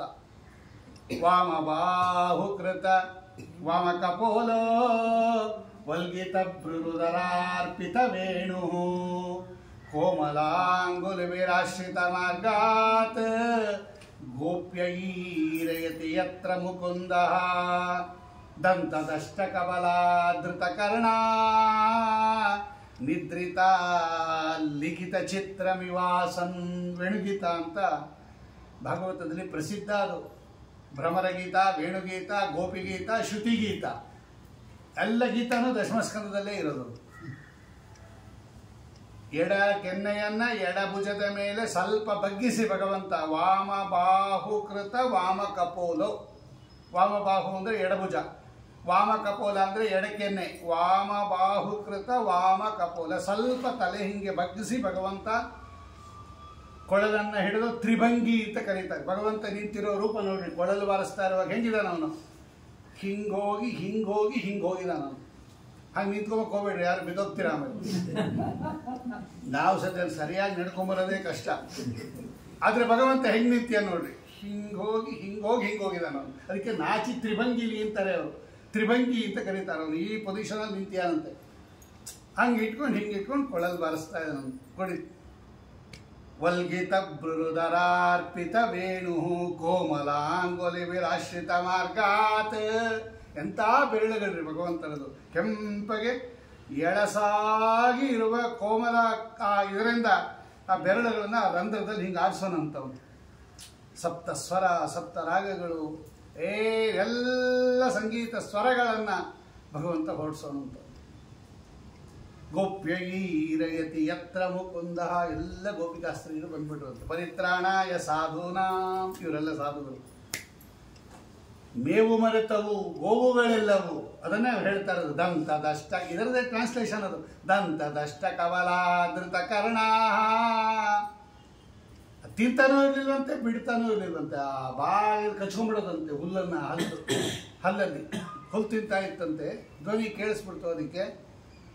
ಅದು ಬಾಯಲ್ಲಿ ಹಾಗೇ ಹಿಡ್ಕೊಂಡಿತ್ತಂತೆ. ಬಿಡ್ಲೂ ಇಲ್ಲ, ತಿನ್ಲೂ ಇಲ್ಲ. ಹಾಗೇ ಆ ಹುಲ್ಲನ್ನು ಕಚ್ಚಿ ಹಿಡಿದು ಯಾವ ಕಡೆಯಿಂದ ಕೊಳಲಿನ ಧ್ವನಿ ಬರುತ್ತೆ ಆ ಕಡೆ ಕಿವಿಯನ್ನು ಧೃತ ಕರ್ಣ ನಿದ್ರಿತ ಲಿಖಿತ ಚಿತ್ರಮಿವಾಸನ್. ಒಂದು ಚೂರು ಅಲ್ಲಾಡಿಸದೆ ಮೈಯನ್ನು ಆ ಕೃಷ್ಣನ ಕೊಳಲಿನ ಧ್ವನಿಯನ್ನು ಕೇಳ್ತಾ ಇತ್ತಂತೆ. ಹಸುಗಳು ಚಿತ್ರ ಹೆಂಗೆ ಬರೆದರೆ ಹಸು ಅಲ್ಲಾಡದೆ ನಿಂತಿರುತ್ತೋ ಹಂಗೆ ಅಲ್ಲಾಡದೆ ನಿಂತಿತ್ತು. ಒಂದೊಂದು ಹಸು ಅಂತ ಬರೀತಾರೆ ಅವರು. ನವಿಲುಗಳು ಬರ್ಹಿಣ ದೊಡ್ಡದಾಗಿ ತಮ್ಮ ಆ ಗರಿಯನ್ನು ಬಿಚ್ಚಿ ನರ್ತನ ಮಾಡಕ್ಕೆ ಶುರು ಮಾಡ್ತಂತೆ ನವಿಲುಗಳು. ಯಮುನಾದೇವಿ ಗಲಾಟೆ ಇಲ್ಲದೆ ಹರಿತಾ ಇದ್ದಂತೆ. ಸಾವಧಾನದಿ ಹರಿದಳು ಯಮುನಾ. ಶಬ್ದ ಇಲ್ಲದೆ ಹರಿತಾ ಇದ್ದಂತೆ. ಎಲ್ಲಿ ಸೌಂಡ್ ಮಾಡಿಬಿಟ್ರೆ ಈ ಕೊಳಲಿನ ಧ್ವನಿ ಕೇಳೋದಿಲ್ಲ ಅಂತ ನೋಡ್ರಿ. ನದ್ಯಾಭಿಮಾನಿ ದೇವತೆಗಳು ಅಂತ ಅರ್ಥ ಅವಳು ಯಮುನಾದೇವಿ. ನಾವು ಮೊನ್ನೆ ನೋಡಿದ್ದೀವಿ. ಯಮನ ಸಹೋದರಿ ಸೂರ್ಯಪುತ್ರಿ ಅವಳು ಕೂಡ ಗಲಾಟೆ ಇದ್ದೆ ಸ್ವಾಮಿಯ ಕೊಳಲ ಧ್ವನಿಯನ್ನು ಕೇಳ್ತಾ ಇದ್ದಂತೆ. ಇಂತಹ ಅದ್ಭುತವಾಗಿರ್ತಕ್ಕಂತಹ ಕೊಳಲಿನ ಧ್ವನಿಯ ಮೂಲಕ ಪರಿತ್ರಾಣಯ ಸಾಧು ನಮ್ಮ ಇವರಿಗೆಲ್ಲ ಆನಂದವನ್ನು ಕೊಟ್ಟಿದ್ದಾನೆ ಭಗವಂತ. ಅವರವರ ಉತ್ಕೃಷ್ಟವಾಗಿರ್ತಕ್ಕಂಥದ್ದು ಇದೆಲ್ಲ ಪರಿತ್ರಾಣಾಯ ಸಾಧುವನ. ಆಮೇಲೆ ಬಂದಿರತಕ್ಕಂಥದ್ದೇ ಗೋಪಿಗೀತ. ಯದ್ಯಪಿ ಭಾಗವತದಲ್ಲಿದೆ, ಇಲ್ಲಿಲ್ಲ. ಅದು ಗೋಪಿಗೀತ ಎಲ್ಲ ಇಲ್ಲ ಹರಿವಂಶದಲ್ಲಿ. ಆದರೆ ಅಲ್ಲಿದೆ ಅದು ಪರಿತ್ರಾಣಾಯ ಸಾಧುವನ. ಅವರಿಗೆಲ್ಲ ಭಗವಂತ ಸ್ವಲ್ಪ ಅವ್ರಿಗೇನು ತ್ರಾಣ. ಗೋಪಿಕಾಸ್ತ್ರೀಯರಿಗೆ ಪರಿತ್ರಾಣಾಯ ಸಾಧುವನ ಹೆಂಗೆ ಕೂಡಿಸೋದು ಅಂದರೆ ಅವ್ರಿಗೆಲ್ಲ ಸ್ವಲ್ಪ ದುರಹಂಕಾರ ಬಂದ್ಬಿಡ್ತು ಗೋಪಿಕಾಸ್ತ್ರೀಯರಿಗೆ. ಮೊದಲೆಲ್ಲ ಅವ್ರಿಗೆ ಭಕ್ತಿ ಇತ್ತು. ಭಗವಂತ ಸರ್ವೋತ್ತಮನಾಗಿದ್ದಾನೆ, ಶ್ರೇಷ್ಠನಾಗಿದ್ದಾನೆ. ನಮಗೆ ಅವರೆಲ್ಲ ತಪಸ್ಸು ಮಾಡಿ ಬಂದವರು. ಅವರೆಲ್ಲ ಅಪ್ಸರಾ ಸ್ತ್ರೀಯರು, ಅವರೆಲ್ಲ ಗೋಪಿಕಾಸ್ತ್ರೀಯರು. ಅವರೆಲ್ಲ ತಪಸ್ಸು ಮಾಡಿ ಉಪನಯನಕ್ಕೆ ಮುಂಚೆ ಭಗವಂತನ ಅಂಗಸಂಗ ಬೇಕು ಅಂತ ಅವರೆಲ್ಲ ವರ ತಗೊಂಡು ಬಂದವರು. ಅವರು ಇನ್ನೂ ಉಪನಯನನೇ ಆಗಿಲ್ಲ ಭಗವಂತನಿಗೆ. ಅವನ ಅಂಗಸಂಗ ಉಪನಯನಕ್ಕೆ ಪೂರ್ವದಲ್ಲಿ ಭಗವಂತನ ಅಂಗಸಂಗ ಬೇಕು ಅಂತ ಕೇಳಿ ತಪಸ್ಸು ಮಾಡಿ ಗೋಪಿಕಾಸ್ತ್ರೀಯರಾದವರು. ಅಷ್ಟು ಅನುಗ್ರಹ ಮಾಡಿದ್ದ ಭಗವಂತ, ಆಯಿತು ಅಂತ. ಅಂಥವರಿಗೂ ಸ್ವಲ್ಪ ದುರಹಂಕಾರ ಬಂದಿತ್ತು. ನೋಡಿ, ಇದು ಮನುಷ್ಯನ ಹಣೆ ಬರನೇ ಹಿಂಗೆ. ಭಗವಂತ ಕೊಟ್ಟದ್ದು ಅನ್ನೋದು ಈಗ ಗೊತ್ತಿರುತ್ತೆ, ಕೊಟ್ಟ ಮೇಲೆ ಮರೆತು ಬಿಡ್ತಾರೆ ಬೇಗ. ನಮ್ಮ ಎಫರ್ಟ್ ಅದು, ನಾವು ಬಂದ್ವಿ, ಕಷ್ಟಪಟ್ಟು ದುಡಿದ್ವಿ, ಮನೆ ಕಟ್ಕೊಂಡ್ವಿ ಅಂತ ಅಂದ್ಬಿಡುತ್ತೆ. ಹಂಗಲ್ಲ, ಮನೆ ಕೊಟ್ಟಾಗಲೂ ಅವನೇ, ಮನೆ ಕೊಡದೇ ಇದ್ದಾಗಲೂ ಅವನೇ. ಹೌದು, ಕೊಟ್ಟಿಲ್ಲಪ್ಪ, ನಾವು ಹಿಂದಿನ ಜನ್ಮದಲ್ಲಿ ಯಾರಿಗೂ ಗೃಹದಾನ ಮಾಡಿಲ್ಲ, ಭೂದಾನ ಮಾಡಿಲ್ಲ, ನಮಗೂ ಸೈಟ್ ಸಿಗಲಿಲ್ಲ.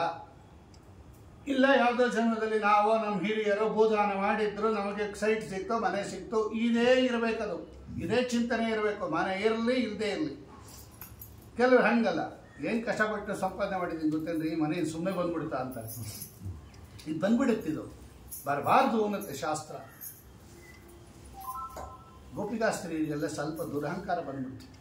ಮೀನೇ ಅಭ್ಯುದಿಕಂ ಭುವಿ, ಭಾಗವತ ಹೇಳುತ್ತೆ. ನಮ್ಮ ಸಮಾನ ಯಾರಿಲ್ಲ, ನಮ್ಮ ಸೌಂದರ್ಯ ಯಾರೂ ಇಲ್ಲ, ನಾವೇ ಸುರಸುಂದರಿಯರು. ಅದಕ್ಕೆ ಭಗವಂತ ನಮ್ಮ ಸೌಂದರ್ಯಕ್ಕೆ ಮೆಚ್ಚಿ ನಮ್ಮ ಜೊತೆ ರಾಸಕ್ರೀಡೆ ಆಡ್ತಾ ಇದ್ದಾನೆ ಅಂತ ತಿಳ್ಕೊಂಬಿಟ್ರು ಅವರೆಲ್ಲ. ನೋಡ್ದ ಭಗವಂತ, ಇದು ಬರಬಾರ್ದು ನಿಮಗೆಲ್ಲ, ಸಜ್ಜನರಿಗೆ ಇಂಥ ದುರ್ಬುದ್ಧಿ ಬರಬಾರ್ದು. ಅದಕ್ಕೆ ಭಗವಂತ ಮರೆ ಆಗ್ಬಿಟ್ಟ. ಅಂತರ್ಧದೆ ತತ್ರೈವ. ಏನು, ನಾನು ನಿಮ್ಮ ಭಕ್ತಿಗೆ ಮೆಚ್ಚಿ ನಿಮ್ಮ ಜೊತೆಯಲ್ಲಿ ರಾಸಕ್ರೀಡೆ ಆಡ್ತಾ ಇದ್ದರೆ ನೀವೆಲ್ಲ ಏನು ಸುರಸುಂದರಿಯರು ಅಂತ ತಿಳ್ಕೊಂಬಿಟ್ಟಿದ್ದೀರಾ? ನನಗೇನು, ನಾನು ತೊಡೆಯಿಂದ ಊರ್ವಶಿಯನ್ನು ಉತ್ಪತ್ತಿ ಮಾಡಿದವನು. ಭಗವಂತ ಹೇಳ್ತಾನೆ, ಭಗವಂತ ನರನಾರಾಯಣ ರೂಪದಲ್ಲಿ ತಪಸ್ಸು ಮಾಡ್ತಾ ಇದ್ದಾಗ ಈ ಇಂದ್ರದೇವರು ಅವನ ಮಹಿಮೆಯನ್ನು ಜಗತ್ತಿಗೆ ತೋರಿಸೋಕ್ಕೋಸ್ಕರ ಈ ರಂಭೆ, ಮೇನಕೆ ಮೊದಲಾದ ದಿವ್ಯ ಅಪ್ಸರಾ ಸ್ತ್ರೀಯರನ್ನು ಕಳಿಸ್ದ. ಭಗವಂತನ ಮಹಿಮೆ ಜಗತ್ತಿಗೆ ಗೊತ್ತಾಗಲಿ ಅಂತ. ಭಗವಂತ ಸುಮ್ಮನೆ ಹಿಂಗೊಂದ್ಸಲ ತೊಡೆ ತಟ್ಟದ. ಆವಾಗ ಬಂದವಳು ಅವಳು ಊರ್ವಶಿ. ಊರು, ಭಗವಂತನ ಊರು ತೊಡೆಯಿಂದ ಬಂದದ್ದರಿಂದ ಅವಳು ಊರ್ವಶಿ. ಅವಳ ಸೌಂದರ್ಯದ ಮುಂದೆ ಇವರೆಲ್ಲ ನಿವಾಳಿಸಬೇಕು, ಹಾಗೆ ನಾಚ್ಕೊಂಡು ಹೊಟ್ಟೋದ್ರಂತೆ ಅವಳು. ಅದಕ್ಕೆ ಊರ್ವಶಿ ಭಗವಂತನ ಮಗಳವಳು. ಇಚ್ಛಾ ಮಾತ್ರದಿಂದ ನಾನು ನಿಮ್ಮಂಥ ಹೆಣ್ಣು ಮಕ್ಕಳನ್ನು ನಾನೇ ನಿಮಗೆ ಸೌಂದರ್ಯ ಕೊಟ್ಟಿರೋದು. ಹೆಣ್ಣು ಮಕ್ಕಳು ಸೌಂದರ್ಯರಾಗಿದ್ದಾರೆ ಎನ್ನುವುದು ಭಗವಂತನ ಮುಂದೆ ತೋರಿಸೋ ದುರಹಂಕಾರ ಅಲ್ಲ. ಯಾಕೆ ಅಂದರೆ ಹೆಣ್ಣು ಮಕ್ಕಳಿಗೆ ಸೌಂದರ್ಯ ಬಂದಿರೋದು, ಹೆಣ್ಣು ಮಕ್ಕಳು ಸುಂದರಿಯರಾಗಿರೋದು ಭಗವಂತನ ಕಣ್ಣಿನಲ್ಲಿ ಅದಕ್ಕೆ ಭಗವಂತನಿಗೆ ವಾಮನ ಅಂತ ಕರೆಯೋದು. ವಾಮ ಅಂದರೆ ಸೌಂದರ್ಯ. ಎಲ್ಲ ಹೆಣ್ಣು ಮಕ್ಕಳ ಕಣ್ಣಿನಲ್ಲಿ ಇದ್ದು ಭಗವಂತ ಸೌಂದರ್ಯವನ್ನು ತಂದುಕೊಟ್ಯಾನೆ. ವಾಮಂ ನಯತೀತಿ ವಾಮನ, ಏಷ ಏವ ವಾಮನಿಹಿ, ಏಷ ಏವ ಭಾಮನಿಹಿ. ವೇದ ಹೇಳುತ್ತೆ ಅದು. ಎಲ್ಲ ಹೆಣ್ಣು ಮಕ್ಕಳ ಕಣ್ಣಿನಲ್ಲಿ ಭಗವಂತ ಇದ್ದು ಅವರಿಗೆ ಸೌಂದರ್ಯವನ್ನು ತಂದುಕೊಟ್ಟಿದ್ದಾನೆ. ಎಲ್ಲ ಗಂಡಸರ ಕಣ್ಣಿನಲ್ಲಿ ಇದ್ದು ಅವರಿಗೆ ಕಾಂತಿಯನ್ನು ತಂದುಕೊಡ್ತಾನಂತೆ ಭಗವಂತ. ಭಾಮಾನಿ, ದಿದೀಪ್ಯಮಾನವಾದ ತೇಜಸ್ಸನ್ನು ಗಂಡಸರಿಗೆ ತಂದುಕೊಡ್ತಾನೆ. ವಾಮನ ವಾಮನ ಭಾಮನ ವಂದೇ ಸಾಮನ ಸೀಮನ ಶಾಮನ ಸಾನೋ ಅಂತಾರೆ ಆಚಾರ್ಯ ದ್ವಾದಶ ಸ್ತೋತ್ರದಲ್ಲಿ. ವಾಮನ ಭಾಮನ, ಭಾ ಅಂದರೆ ಕಾಂತಿ, ವಾಮ ಅಂದರೆ ಸೌಂದರ್ಯ. ಹೆಣ್ಣು ಮಕ್ಕಳಿಗೆ ಈಗ ಯಾಕೆ ಸೌಂದರ್ಯ ಬಂದಿದೆ ಅಂದರೆ ಸ್ವಾಮಿ ಕಾರಣ. ನಮ್ಮ ಕಣ್ಣಿನಲ್ಲಿ ಭಗವಂತ ಇದ್ದು ನಮಗೆ ಸೌಂದರ್ಯವನ್ನು ತಂದುಕೊಟ್ಯಾನೆ ಅನ್ನೋದಿದ್ರೆ ಸಾರ್ಥಕ ಅವರಿಗೆ. ನಾವು ಸುಂದರಿಯರಾಗ್ಬಿಟ್ಟಿದ್ದೀವಿ ಅಂದರೆ ಹಾಗಿಲ್ಲ. ನಾನೇ ದಿನ ಯಾರೋ ಬಂದು ಆಸಿಡ್ ಹಾಕ್ಬಿಡ್ತಾರೆ, ಮುಗಿದೋಯ್ತಿದ್ದು ಗೋವಿಂದ. ಭಗವಂತನನ್ನು ಮರೆತ್ವಿ ಅಂದರೆ ಕಾದಿದೆ ಅಂತ ತಿಳ್ಕೊಳ್ರಿ. ಹರಿವಿಸ್ಮರಣಿ ಸರ್ವ ವಿಪತ್ಕಾರಿ. ಆಚಾರ್ಯ ಹೇಳ್ತಾರೆ, ಒಂದು ಕ್ಷಣದಲ್ಲಿ ಭಗವಂತನನ್ನು ಮರೆತರೆ ಏನೋ ಒಂದು ಎಡವುತ್ತೀರ ನೀವು. ಈಗ ಹೋಗ್ತಾ ಇರ್ತೀರ, ನಾರಾಯಣ ಕೃಷ್ಣ ಅಂತ ಹೋಗ್ರಿ, ಬರೆದ ತಕ್ಷಣ ಯಾವುದೋ ಒಂದು ಎಡವಿ ಅಲ್ಲೇ ಬೀಳ್ತೀರ, ತಕ್ಷಣ ವಿಪತ್ತು. ಆಚಾರ್ಯ ಬರೀತಾರೆ, ಅದಕ್ಕೆ ನಾರಾಯಣ ಕೃಷ್ಣ ಅಂತಾರಿ. ನೋಡಿ, ಇವನ್ನೆಲ್ಲ ಭಗವಂತ ರಕ್ಷಣೆ ಮಾಡಿದ. ಇವ್ರಿಗೆಲ್ಲ ಮೊದಲು ಇತ್ತು, ಆದರೆ ಸ್ವಲ್ಪ ಅಹಂಕಾರ ಬಂದುಬಿಡ್ತು. ನಮ್ಮ ಸಮಾನ ಯಾರಿದ್ದಾರೆ? ಆ ದೇವ್ರು ನಮಗೆ ಕೇಳಿದಿರಲ್ವ ನೀವು? ಅದು ನೋಡ್ರಿ ಎಷ್ಟು ಚೆಂದಾಗಿದೆ ಅಂತ. ಅದು ಕೋಲಾಟ ಆಡ್ಬಿಡ್ತೀವಿ ನಾವು, ಅದರ ಸಾಹಿತ್ಯನೇ ಮರೆತು ಬಿಡ್ತೀವಿ. ಸಕಲ ಲೋಕನಾಥನೀತನೆಂದು ತಿಳಿಯಿತು, ಸಕಲವನ್ನು ಅರ್ಪಿಸುವುದು ಒಂದೇ ಉಳಿಯಿತು. ಲಕುಮೀರ್ ಕೊಳಲ ರೂಪದಲ್ಲಿ ಇರುವುದು ತಿಳಿಯಿತು, ಬಕುತಿ ಹರಿದು ಮನಸ್ಸು ಪ್ರಸನ್ನವಾಯಿತು. ಬಾರೆ ಸಖಿ ಪೋಗಿ ರಾಸ ಕ್ರೀಡೆಯಾಡುವ, ಸಾರ ಸಾಕ್ಷ್ಯ ಕೃಷ್ಣನು ತಾ ಕೊಳಲ ನೂದುವ. ಬಾರೆ ಸಖಿ, ಕೋಲಾಟ ಆಡ್ಬಿಡ್ತೀವಿ ನಾವು. ಅವ್ರು ಹೇಳ್ತಾ ಇರ್ತಾರೆ ಪಾಪ, ಆ ಸಾಹಿತ್ಯ ನೋಡ್ರಿ. ಸಾರಸಾಕ್ಷ ಕೃಷ್ಣನು ತಾಕೊಳಲನೋದುವ. ಸಾರಸಾಕ್ಷ ಅಂದ್ರೇನು? ಕಮಲದಂತೆ ಕಣ್ಣುಳ್ಳವನು ಅಂತ ಅರ್ಥ. ನಾ ಹಿಂದೆ ಹೇಳಿದ್ದೆ ಆ ಪದಕ್ಕೆ ಅರ್ಥ, ಅದರ ಅರ್ಥ ಹೇಳಿದ್ದೆ ಪ್ರಸಂತೀರ್ಥ ದೇವನಾಮ ಹೇಳುವಾಗ. ಸಾರಸಾಕ್ಷ ಅಂದರೆ ಕಮಲದಂತೆ ಕಣ್ಣುಳ್ಳವನು. ಸಾರಸಾಕ್ಷ ಕೃಷ್ಣನು ತಾಕೊಳಲನೋದುವ. ಬಾರೆ ಸಖಿ ಕರಿದಳಳು, ಬಾರೆ ಸಖಿ ಪೋಗಿ ರಾಸ ಕ್ರೀಡೆಯಾಡುವ. ಸಾರಸಾಕ್ಷ ಕೃಷ್ಣನು ತಾಕೊಳಲನೂದುವ. ಯಾಕ ಪದ ಹಾಕಿದ್ರು? ನಮ್ಮ ಅಗತ್ಯ ಇಲ್ಲ ಇವನಿಗೆ. ಸಾರಸಾಕ್ಷ ಇವನು ಅಂದರೆ ಕಮಲದಂತೆ ಕಣ್ಣುಳ್ಳವನು. ಯಾರಿಗೆ ಕಮಲದಂತೆ ಕಣ್ಣಿರುತ್ತೆ ಅವರಿಗೆ ಒಳಗಡೆ ಸಹಜವಾದ ಆನಂದ ಇರುತ್ತೆ. ಒಳಗಡೆ ಸುಖ ಇದ್ರೇನೆ ಕಮಲದಂತೆ ಕಣ್ಣು ಅರಳೋದು. ಅಂದರೆ ಭಗವಂತ ಆನಂದಮಯ, ಯಾವಾಗಲೂ ಅವನಿಗೆ ಆನಂದ ಇರುತ್ತೆ. ನಮ್ಮ ಸಹವಾಸ ಮಾಡ್ದ ಅಂತ ಆನಂದ ಬರಲ್ಲ, ನಾವು ಬಿಟ್ಟೋದ್ವಿ ಅಂತ ಆನಂದ ಹೋಗಲ್ಲ ಭಗವಂತನಿಗೆ. ಸಾರಸಾಕ್ಷ ಕೃಷ್ಣನು ತಾಕೊಳಲನೂದುವ. ಯಾರಿವನು? ಸಕಲ ಲೋಕನಾಥನೀತನೆಂದು ತಿಳಿಯಿತು. 14 ಲೋಕಕ್ಕೆ ಪ್ರಭು ಅಂತ ನಮಗೆ ಗೊತ್ತು. ನಾವೇನು ಮಾಡಬೇಕು? ಸಕಲವನ್ನು ಅರ್ಪಿಸುವುದು ಒಂದೇ ಉಳಿಯಿತು. ಎಲ್ಲವನ್ನ ಕಾಯೇನ ವಾಚ ಮನಸೇಂದ್ರಿಯರ್ವ ಬುದ್ಧಾತ್ಮನಾವ ಅನುಸೃತ ಸ್ವಭಾವ ಕರೋಮಿ ಯದ್ಯ ಸಕಲಂ ಪರಸ್ಮೈ ನಾರಾಯಣಾಯೇತಿ ಸಮರ್ಪಯೇತತ್. ಅದನ್ನೇ ಅವ್ರು ಹೇಳ್ತಾ ಇರೋದು, ಸಕಲವನ್ನು ಅರ್ಪಿಸುವುದು ಒಂದೇ ಉಳಿಯಿತು. ನಾವು ಮಾತ್ರ ಅಲ್ಲ, ಲಕುಮಿ ಕೊಳಲ ರೂಪದಲ್ಲಿ ಇರುವುದು ತಿಳಿಯಿತು. ಅವಳು ಕೂಡ ಬಂದು ಹೇಳಿ ಭಗವಂತನ ಸೇವೆಗೆ ಕೊಳಲಿನ ರೂಪದಲ್ಲಿ. ಏನಾಯ್ತು ಇವಾಗ? ರಸಕ್ರೀಡೆ ಆಡಿದಿಕ್ಕೇನು? ಬಕುತಿ ಹರಿದು ಎಮ್ಮ ಮನ ಪ್ರಸನ್ನವಾಯಿತು. ಬಾರೆ ಸಖಿ ಹೋಗಿ ರಾಸಕ್ರೀಡೆಯಾಡುವ. ಸಾರಸಾಕ್ಷ ಕೃಷ್ಣನು ತಾಕೊಳಲನೂದುವ. ಈ ಥರ ಮನಸ್ಥಿತಿ ಇತ್ತು ಅವರಿಗೆ. ಯಾರಿಗೆ? ಗೋಪಿಕಾಸ್ತ್ರೀಯರಿಗೆ. ಎಷ್ಟು ಸುಂದರವಾಗಿ ಬರೀತಾರೆ ನೋಡ್ರಿ ಅವ್ರು ಪ್ರಸಂತೀರ್ಥರು. ಇಂಥವರಿಗೆ ದುರಹಂಕಾರ ಬಂದ್ಬಿಡ್ತು. ನಮ್ಮ ಸಮಾನ ಯಾರಿಲ್ಲ. ಭಗವಂತ ಹೇಳ್ದ, ಭಕ್ತಿ ಇದ್ರೆ ನಿಮ್ಮ ಹತ್ರ ಬರ್ತೀನಿ, ನಾನು ಇರ್ತೀನಿ, ಇಲ್ಲದೆ ಇದ್ರೆ ಬರಲ್ಲ. ಅಂತರ್ದದೇ ತತ್ರೈವ. ಅಲ್ಲೇ ಭಗವಂತ ಮರೆ ಆಗ್ಬಿಟ್ಟ. ರಸಕ್ರೀಡಾ ಅಂದರೆ ಅವ್ರ ಕೈ ಹಿಡ್ಕೊಂಡು ಆಟ ಆಡೋದು, ಸುತ್ತಾಡೋದು, ಕುಡಿಯೋದು, ನರ್ತನ ಮಾಡೋದು, ಅದು ಕ್ರೀಡಾ, ಅದು ರಾಸಕ್ರೀಡಾ ಅಂತ ಕರೀತಾರೆ. ಆಟ ಆಡ್ತಾ ಇದ್ದ 7 ವರ್ಷ ಭಗವಂತನಿಗೆ ಅಷ್ಟೇ, ಇನ್ನೂ ಚಿಕ್ಕ ಕೂಸೋದು. ಆಟ ಆಡ್ತಾ ಇದ್ದ, ಎಲ್ಲರಿಗೂ ಆನಂದವನ್ನು ಕೊಡ್ತಾ ಇದ್ದ ಭಗವಂತ. ಮಂತರ್ತದೆ. ಆವಾಗ ಬಂತು ಇವರು ಬುದ್ಧಿ ಗೊತ್ತಾಯ್ತು. ಆಲೋಚನೆ ಮಾಡಿದ್ರು ಅವರೆಲ್ಲ. ಇಲ್ಲೊಟ್ಟದ ಕೃಷ್ಣ ಇದ್ದಿದ್ದಂತೆ ಎಲ್ಲಿ ಹುಡ್ಕೋದು ಭಗವಂತನ? ಹಂಗೆಲ್ಲ ಸಿಗಲ್ಲ ಭಗವಂತ. ತಿಪ್ಪುರ್ಲಾಗ ಹೊಡೆದ್ರು, ಸರ್ವತ್ರ ವ್ಯಾಪ್ತನಾಗಿದ್ರು ಕೂಡ ಭಗವಂತ ಅವನ ಅನುಗ್ರಹ ಇಲ್ಲದೆ ಕಾಣಿಸ್ಕೊಳ್ಳೋದಿಲ್ಲ. ಓಂ ತದವ್ಯಕ್ತ ಮಹಾನಿ ಓಂ ಸೂತ್ರ. ಆವಾಗ ಇವ್ರಿಗೆಲ್ಲ ಗೊತ್ತಾಯ್ತು, ಸ್ವಾಮಿ ನಮ್ಮನ್ನು ಅನುಗ್ರಹ ಮಾಡಿ ಬಂದಿದ್ದ. ನಾವು ತಪಸ್ಸು ಮಾಡಿ ಅವನಿಗೆ ಅಂಗಸಂಗ ಬೇಕು ಅಂತ ಕೇಳಿದ್ವಿ, ಕೊಟ್ಟಿದ್ದ. ಸ್ವಲ್ಪ ದುರಹಂಕಾರ ಬಂದ್ಬಿಡ್ತು. ವಾದರಾಜರು ಬರೀತಾರೆ, ಭಕ್ತಿ ಕಾಮಕ್ಕೆ ತಿರುಗಿಬಿಡ್ತು ಅವರಿಗೆ. ಭಾಗವತದಲ್ಲಿ ಮೇನೆ ಅಭ್ಯುದಿಕ ಅಹಂಕಾರ ಬಂತು ಅಂತ ಭಾಗವತದಲ್ಲಿದೆ. ವಾದರಾಜರು ಬರೀತಾರೆ, ಭಕ್ತಿಯಿಂದ ಸ್ತೋತ್ರ ಮಾಡ್ತಾ ಇದ್ರು, ಸ್ವಲ್ಪ ಕಾಮಕ್ಕೆ ತಿರುಗಿಬಿಡ್ತು. ನಮ್ಮ ಸೌಂದರ್ಯಕ್ಕೆ ಮೆಚ್ಚಿ ಭಗವಂತ ಬಂದಿದ್ದಾನೆ. ಹೇಳಿದೆ ಭಗವಂತ, ನಾನು ಕಾಮಕ್ಕೆ ಒಲಿಯಲ್ಲ, ಭಕ್ತಿಗೆ ಒಲಿಯೋದು. ನಾನು ಭಕ್ತಿಯ ಅನುಗ್ರಹಿತೋಸ್ಮಿ, ಭಕ್ತಿಗೆ ಮಾತ್ರ ನಾನು ಒಲಿಯೋದು.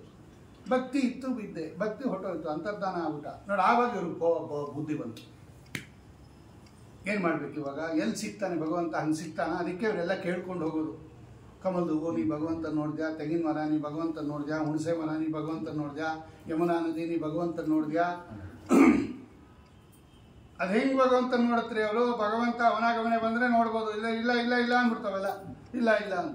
ಆವಾಗ ಬಂದಿದ್ದರು. ಜಯತಿ ತೇದಿಕಂ ಜನ್ಮನ ವ್ರಜ ಸಹಿತ ಇಂದಿರಾ ಸಾಧು ತತ್ರ ಹಿ ದೈತ ದೃಶ್ಯತಾಂ ತ್ವಾಂ ವಿದ್ರಕ್ಷತಾಂ ತ್ವಯಿಗತಾ ಸವಃ ತ್ವಾಂ ವಿಚಿನ್ವತೆ ಮಧುರಯಾಗಿರಾ. ಅವ್ರು ಮಾತಾಡುವಂಥರು. ಸ್ವಾಮಿ ಎಷ್ಟು ಚೆಂದಾಗಿ ಮಾತಾಡ್ತೀವ ನೀನು, ಏನದು ಸುಂದರವಾದ ಮಾತದು. ಮಧುರಯಾಗಿರ ವಲ್ಗುವಾಕ್ಯಯ ಬುಧ ಮನೋಜ್ಞಯ ಪುಷ್ಕರೇಕ್ಷಣ ವಿಧಿಕರೀರಿಮಾ ವೀರಮುಹ್ಯತಿ ಅಧರ ಸೇದುನ ಅಪ್ಯಾಯಸ್ವನಃ. ನಿನ್ನ ಕಥೆ ಎಂಥದ್ದು? ತವ ಕಥಾಮೃತಂ ತಪ್ತ ಜೀವನಂ ಕವಿ ಬೀರೀಡಿತಂ, ಕವಿ ಅಂದರೆ ಬ್ರಹ್ಮದೇವರು, ಕವಿ ಬೀರೀಡಿತಂ ಸ್ತೋತ್ರ ಅಂತ ಅರ್ಥ, ಈಡ್ ಸ್ತುತೌ, ಕವಿ ಬೀರೀಡಿತಂ ಕಲ್ಮಶಾಪಹಂ ಶ್ರವಣಮಂಗಲಂ ಶ್ರೀಮದಾತತಂ, ಸಂಪತ್ತನ್ನು ಕೊಡ್ತಕ್ಕಂಥದ್ದು ಭಾಗವತ ಹರಿವಂಶ. ಶ್ರೀ ಅಂದರೆ ಸಂಪತ್ತು. ಶ್ರೀಮದಾತತಂ ಭುವಿ ಗೃಣಂತಿಯೇ ಭೂರಿದಾ ಜನಾಃ ಪತಿಸುತಾನ್ವಯ ಭ್ರಾತೃಬಾಂಧವ, ಇದೇ ಅರ್ಪಣೆ. ಹೆಂಡತಿ ಮಕ್ಕಳು ಗಂಡ ಎಲ್ಲ ಬಿಟ್ಟು ಬಂದಿದ್ದೀವೋ ಭಗವಂತ. ಪತಿ ಸುತಾನ್ವಯ ಭ್ರಾತೃ ಬಾಂಧವಾನ್ ಅತಿ ವಿಲಂಘ್ಯಹಿ ಅಚ್ಯುತಾಗತ, ಎಲ್ಲರನ್ನ ಬಿಟ್ಟು ನೀನೇ ರಕ್ಷಕ ಅಂತ ನಾವು ನಿನ್ನ ಹತ್ರ ಬಂದಾಗ ನೀನು ಕೂಡ ಮರೆಯಾಗೋಗ್ಬಿಟ್ರೆ ಕಿತವ ಯೋಷಿತ ಕಸ್ಯ ಜೈನಿಷಿ, ಹೆಂಗಸರು ಬೇರೆ ನಾವು. ಮಧ್ಯರಾತ್ರಿ ಇದು, ಕಿತವ ಮೋಸ ಮಾಡಿದ್ಯಾ ಅಂತಾರೆ, ಅಳುತ್ತಾರೆ ಅವರು, ಅಳುತ್ತಾ ಅಳುತ್ತಾ ಸ್ತೋತ್ರ ಮಾಡ್ತಾರೆ. ಇತಿಗೋಪ್ಯ ಪ್ರಗಾಯಂತ್ಯ ಸುರುದನ್ ಸುಸ್ವರನ್ ರಾಜನ್ ಕೃಷ್ಣ ದರ್ಶನ ಲಾಲಸಹ, ಅಳುತ್ತಾರಂತೆ, ಭಕ್ತಿಯಿಂದ ಸ್ತೋತ್ರ ಮಾಡ್ತಾರೆ. ಹಾಡು ಹೇಳ್ತಾ ಹೇಳ್ತಾ ಅಳುತ್ತಾ ಇದ್ದಾರಂತವ್ರು, ರಾಗವಾಗಿ ಹಾಡು ಹೇಳ್ತಾ ಇದ್ದಾರೆ, ಅಳುತ್ತಾ ಇದ್ದಾರಂತೆ, ಸುಸ್ವರದಿಂದ ಹಾಡ್ತಾ ಇದ್ದಾರಂತೆ. ಮತ್ತೆ ನೋಡ್ರಿ, ಕಾಮ ಇದ್ದಿದ್ದು ಭಕ್ತಿಗೆ ಬಂದ್ಬಿಡ್ತದೆ. ಎಲ್ಲವನ್ನ ಬಿಟ್ಟು ನಿನ್ನ ಹತ್ರ ಬಂದಿದ್ದೀವಿ, ಶರಣಾಗತರಾಗಿದ್ದೀವಿ, ನಮ್ಮನ್ನ ಈ ಥರ ಕಾಡಲ್ಲಿ, ಸಂಸಾರ ಅನ್ನೋ ಕಾಡಲ್ಲಿ ಬಿಡಬೇಡ, ಉದ್ಧಾರ ಮಾಡು ಅಂದಾಗ ಆಗ ಭಗವಂತನಿಗೆ ಸಂತೋಷ ಆಯಿತು. ಇತಿಗೋಪ್ಯ ಪ್ರಗಾಯಂತ್ಯ ಪ್ರಪಂಚಸ್ಯ ಚಿತ್ರದಾಹ ಮೃದು ಸುಸ್ವರನ್ ರಾಜನ್ ಕೃಷ್ಣ ದರ್ಶನ ಲಾಲಸಾಹ ತಾಸಾಮಾವಿರಭೂಚೌರಿ ಸ್ಮಯಮಾನ ಮುಖ. ನಗ್ತಾ ಬರ್ತಾ ಇದ್ದಾನಂತೆ ಭಗವಂತ. ಇವ್ರು ಅಳ್ತಾ ಇದ್ದಾರೆ, ಅವ್ನು ನಗ್ತಾ ಇದ್ದಾನೆ. ನೋಡಿದ್ರ ನೀವು ಮಾಡಿದ್ದಕ್ಕೆ ಹೆಂಗೆ ಮಾಡಿದೆ ನಾನು ಅಂತ ಅವಳು ನಗ್ತಾ ಇದ್ದಾನೆ ಅವನು. ಸ್ಮಯಮಾನ ಅಂದರೆ ನಗೋದು ಅಂತ. ಸ್ಮಯಮಾನ ಮುಖ ಅಂಬುಜ ಪೀತಾಂಬರದರ ಸರಗ್ವಿ ಸಾಕ್ಷಾ ಮನ್ಮತ ಮನ್ಮತಃ. ಇದು ಪರಿತ್ರಾಣಾಯ ಸಾಧುನಾ. ಇವರೆಲ್ಲ ಸಾಧುಗಳು. ಕೆಟ್ಟ ಬುದ್ಧಿ ಬಂದುಬಿಟ್ರೆ, ಕಾಮ ಬಂದುಬಿಟ್ರೆ, ಬುದ್ಧಿ ಕೆಟ್ಟೋದ್ರೆ ದುಷ್ಟ ಕೆಲಸ ಆಯ್ತಲ್ಲ. ಭಗವಂತನ ವಿಷಯದಲ್ಲಿ ನಮ್ಮ ಸೌಂದರ್ಯ ಮೆಚ್ಚಿ ಬಂದಿದ್ದಾನೆ ಅಂದರೆ ಭಗವಂತನಿಗೆ ದೋಷ ಹೇಳೋದಂಗೆ ಆಯ್ತಲ್ಲ. ಕೆಟ್ಟೋಗಿತ್ತು ಬುದ್ಧಿ, ಅವರ ಬುದ್ಧಿಯನ್ನು ರಿಪೇರಿ ಮಾಡಿಬಿಟ್ಟ ಭಗವಂತ. ಇದೇ ಪರಿತ್ರಾಣಾಯ ಸಾಧುನ. ಆ ಕೆಟ್ಟ ಬುದ್ಧಿ ಬಂದಿರತಕ್ಕಂತಹ ಗೋಪಿಕಾಸ್ತ್ರೀಯರಿಗೆ ಮತ್ತೆ ಅವರಿಗೆ ತನ್ನ ಜ್ಞಾನೋದಯವನ್ನು ಉಂಟು ಮಾಡಿರತಕ್ಕಂಥದ್ದೇ ತ್ರಾಣ, ರಕ್ಷಣೆ. ಆ ಕೆಟ್ಟ ಬುದ್ಧಿಯನ್ನು ವಿನಾಶಾಯಿತ ದುಷ್ಕೃತ, ಆ ಕೆಟ್ಟ ಬುದ್ಧಿಯನ್ನು ಭಗವಂತ ತೆಗೆದ. ಆಮೇಲೆ ಉತ್ಕೃಷ್ಟವಾಗಿರ್ತಕ್ಕಂತಹ ರೀತಿಯಲ್ಲಿ ಇದೆಲ್ಲ ಗೋಪಿಕಾ ಸ್ತ್ರೀಯರಿಗೆ ಅನುಗ್ರಹ ಮಾಡಿರ್ತಕ್ಕಂಥದ್ದಾದರೆ ಆಮೇಲೆ ಬಂದಿರತಕ್ಕಂಥದ್ದು ಅಕ್ರೂರನಿಗೆ ಉದ್ಧಾರ ಮಾಡಿರ್ತಕ್ಕಂಥದ್ದು ದೊಡ್ಡದು. ತುಂಬ ದಶಮಸ್ಕಂದ ಹೇಳ್ತಾ ಇದ್ರೆ ಹೇಳ್ತಾನೇ ಇರಬೇಕು, ಅದು ಕೇಳ್ತಾ ಇದ್ರೆ ಕೇಳ್ತಾನೆ ಇರಬೇಕು. ಟೈಮ್ ಗೇಮ್ ಎಲ್ಲ ನೋಡಬಾರ್ದು. ಅಕ್ರೂರ ಅವನೊಬ್ಬ ಮಹಾನುಭಾವ, ಅವನ್ನ ಭಗವಂತ ಉದ್ಧಾರ ಮಾಡಿದ, ಕರ್ಕೊಂಬರಕ್ಕೆ ಕಳಿಸ್ದ. ಕಂಸನಿಗೆ ಬಂದು ಹೇಳಿಬಿಟ್ರು, ನೀನಿಂಥವನು ಅಂತ ಮೊದಲೇ ಹೇಳಿದ್ರು. ಅದನ್ನು ಕಂಸ ಹೇಳ್ತಾನೆ ಇಲ್ಲಿ. ನಾರದರು ಮೊದಲೇ ಹೇಳಿಬಿಟ್ಟಿರ್ತಾರೆ ಕಂಸನಿಗೆ ಅವನ ಸ್ವರೂಪ ಜನ್ಮವೃತ್ತ ಅಂತವನ್ನ ಮೊದಲೇ ಹೇಳಿಬಿಟ್ಟಿರ್ತಾರೆ. ಭಾಗವತದಲ್ಲಿ ಅಲ್ಲಿ ಬಂದು ಹೇಳಿದ್ರು ಅಂತಿದೆ. ಕಂಸನಿಗೆ ಮೊದಲೇ ಹೇಳ್ಬಿಟ್ಟಿರ್ತಾರೆ ನಾರದರು. ಅದನ್ನು ಅವನು ಇವರಿಗೆಲ್ಲ ಹೇಳ್ತಾನೆ, ತನ್ನ ಹಿಂಬಾಲಕರಿಗೆಲ್ಲ ಹೇಳ್ತಾನೆ. ಜಟ್ಟಿ ಕಾಳಗ ಅಂತ ಮಾಡೋಣ, ಮಲ್ಲ ಯುದ್ಧ ಅಂತ ಮಾಡೋಣ, ಬಿಲ್ಲು ಹಬ್ಬ ಅಂತ ಮಾಡೋಣ. ಈ ರಾಮ ಕೃಷ್ಣ ಇವರಿಬ್ಬರನ್ನ, ಬಲರಾಮ ಮತ್ತು ಕೃಷ್ಣನನ್ನು ಇಲ್ಲೇ ಕಳಿಸ್ಬೋಣ. ಈ ಸಲ ನಾವು ಕಳಿಸಿದವರೆಲ್ಲ ಸತ್ತೋಗ್ತಾ ಇದ್ದಾರೆ, ಅವ್ರನ್ನೇ ಇಲ್ಲಿ ಕಳಿಸ್ಬೋಣ. ನೆಪ ಬೇಕಲ್ಲ, ಸುಮ್ಮನೆ ಕೃಷ್ಣ ಬರ್ತಾನ. ಅದಕ್ಕೋಸ್ಕರ ಈ ಕಾರ್ಮುಕೋತ್ಸವ, ಬಿಲ್ ಹಬ್ಬ ಅಂತ ಒಂದು ಮಾಡೋಣ. ನನ್ನ ಹತ್ರ ಒಂದು ಧನಸ್ಸಿದೆ, ಶಿವಧನಸ್ಸು. ಅದನ್ನು ಯಾರು ಬಗ್ಗಿಸಿ ಹಗ್ಗ ಕಟ್ತಾರೆ, ಜಾವನ್ನು ಯಾರು ಪೂರ್ಣ ಮಾಡ್ತಾರೆ ಅವನಿಗೆ ಪ್ರೈಸ್ ಗೀಸ್ ಕೊಡೋದು ಒಂದು ವ್ಯವಸ್ಥೆ ಮಾಡೋಣ. ಕರ್ಮಕೋತ್ಸವ ಮಾಡೋಣ. ಕೃಷ್ಣನ ಕರ್ಕೊಂಬ. ಯಾರು ಕರೆದ್ರೆ ಬರ್ತಾರೆ? ಕೃಷ್ಣ. ಅವನಿಗೆ ಗೊತ್ತಿತ್ತು ಈ ಅಕ್ರೂರ. ಈ ಕೆಲವರೆಲ್ಲ ಅವನ ಹತ್ರನೇ ಇದ್ದರು, ಕಂಸನ ಹತ್ರನೇ. ಆ ಕೆಲವರೆಲ್ಲ ಹೊಟ್ಟೋದ್ರು, ಅವನನ್ನು ಬಿಟ್ಟುಬಿಟ್ಟು. ಕೆಲವರೆಲ್ಲ ಅಲ್ಲೇ ಇದ್ದರು. ಅಂಥವನು ಒಬ್ಬ ಅಕ್ರೂರ, ಶೊಫಲ್ಕ ಮಗ, ಮಹಾಕಿಶೋರ ಅಂತಕ್ಕಂಥ ಗಂಧರ್ವ. ಭಗವಂತನ ವಿಶೇಷ ಅನುಗ್ರಹ, ವಾಯುದೇವರ ಸನ್ನಿಧಾನ ಅಕ್ರೂರನಲ್ಲಿ. ಕ್ರೂರನಲ್ಲ ಅವನಾದ್ದರಿಂದ ಅಕ್ರೂರ, ಮಹಾ ಮೃದು ಸ್ವಭಾವ ಅಂತ ಅರ್ಥ. ಕ್ರೂರ ಅಲ್ಲ, ಆದ್ದರಿಂದ ಅವನು ಅಕ್ರೂರ. ಅವನನ್ನು ಕಳಿಸ್ದ. ಅಕ್ರೂರ, ನೀನು ಹೋದರೆ ಕೃಷ್ಣ ಬಂದೇ ಬರ್ತಾನೆ, ಕರ್ಕೊಂಬರ್ತೀಯ. ಹೋಗ್ತೀನಿ ಇಂದ ಅಕ್ರೂರ. ಗೋಕುಲಕ್ಕೆ ಬರ್ತಾನೆ ಅಕ್ರೂರ. ಅವನ ಭಕ್ತಿ ನೋಡ್ರಿ. ಅಕ್ರೂರನಿಗೆ ಪರಿತ್ರಾಣಾಯ ಸಾಧೂನ. ಗೋಧೂಳಿ ಸಮಯದಲ್ಲಿ ಬಂದಿಯಾನೆ ಅವನು ಗೋಕುಲಕ್ಕೆ. ಹಸುಗಳೆಲ್ಲ ವಾಪಸ್ ಬರ್ತಾ ಇದೆ ಮೇಯ್ಕೊಂಡು. ಕರುಗಳು, ಹಸುಗಳು ಓಡಾಡ್ತಾ ಇದೆ, ಅಂಬಾ ಅಂತ ಇದೆ, ಬಾಲ ಎತ್ತಿ ಓಡಾಡ್ತಾ ಇದೆ. ಗೋಧೂಳಿ, ಆ ಹಸುವಿನ ಕಾಲಿಗೆ ಅದರಿಂದ ಎದ್ದಿರತಕ್ಕಂಥ ಧೂಳಿಗೆ ಗೋಧೂಳಿ ಅಂತ ಕರೀತಾರೆ. ಅದು ಪರಮ ಪವಿತ್ರ, ಭಗವಂತನ ಹಸು ಪಾದಧೂಳಿನೇ ಪವಿತ್ರ. ಅದರ ಮೇಲೆ ಕೃಷ್ಣ ಓಡಾಡಿದ ಜಾಗ ಗೋಕುಲದಲ್ಲಿ. ಆ ಪಾದದ ಚಿಹ್ನೆಗಳೆಲ್ಲ ಬಿದ್ದಿದೆ ಭಗವಂತನದು. ಶಂಖಚಕ್ರ ಗದಾ ರೇಖಾ ಅಂಕಿತ ಪಾದವ ನೋಡ್ದ ಅವನು. ಅದರ ಮೇಲೆ ರಥ ತೊಗೊಂಡೋಗೋಕ್ಕೆ ಇಷ್ಟ ಆಗಲಿಲ್ಲ ಅಕ್ರೂರನಿಗೆ. ಸ್ವಾಮಿ ಪಾದದ ಮೇಲೆ ಹೋಗದ ಅಂತೇಳಿ ಇಳಿದು ಅದನ್ನು ಕಂಡುಗೊತ್ಕೊಂಡು ಹೊರಳಾಡಿ ಭಕ್ತಿಯಿಂದ ಹೋದ. ಹಾಲು ಕರಿತಾ ಕೂತಿದ್ದಾರಂತೆ ಅವರು. ಕೃಷ್ಣ ಬಂತು, ಬಲರಾಮರು ಆ ಸಂಧ್ಯಾಕಾಲದಲ್ಲಿ ಹೋಗಿ ನಮಸ್ಕಾರ ಮಾಡ್ತಾನೆ. ಅವರು ನಮಸ್ಕಾರ ಮಾಡಿದ್ರು, ದೊಡ್ಡವನು ಅಂತ. ಏನು ಕೇಳಿದ ಭಗವಂತ? ಪರಿತ್ರಾಣಾಯ ಸಾಧುವನ ಮಿದುನು. ಅಕ್ರೂರನಿಗೆ ಹೆಂಗೆ ಅನುಗ್ರಹ ಮಾಡಿದ ಭಗವಂತ? ಪ್ರಶ್ನೆ ಕೇಳ್ತಾನೆ ಭಗವಂತ. ಕಿಂ ಸಂಸಾರ ವಿಮುಕ್ತಯೇ ಪ್ರಯತಸೆ.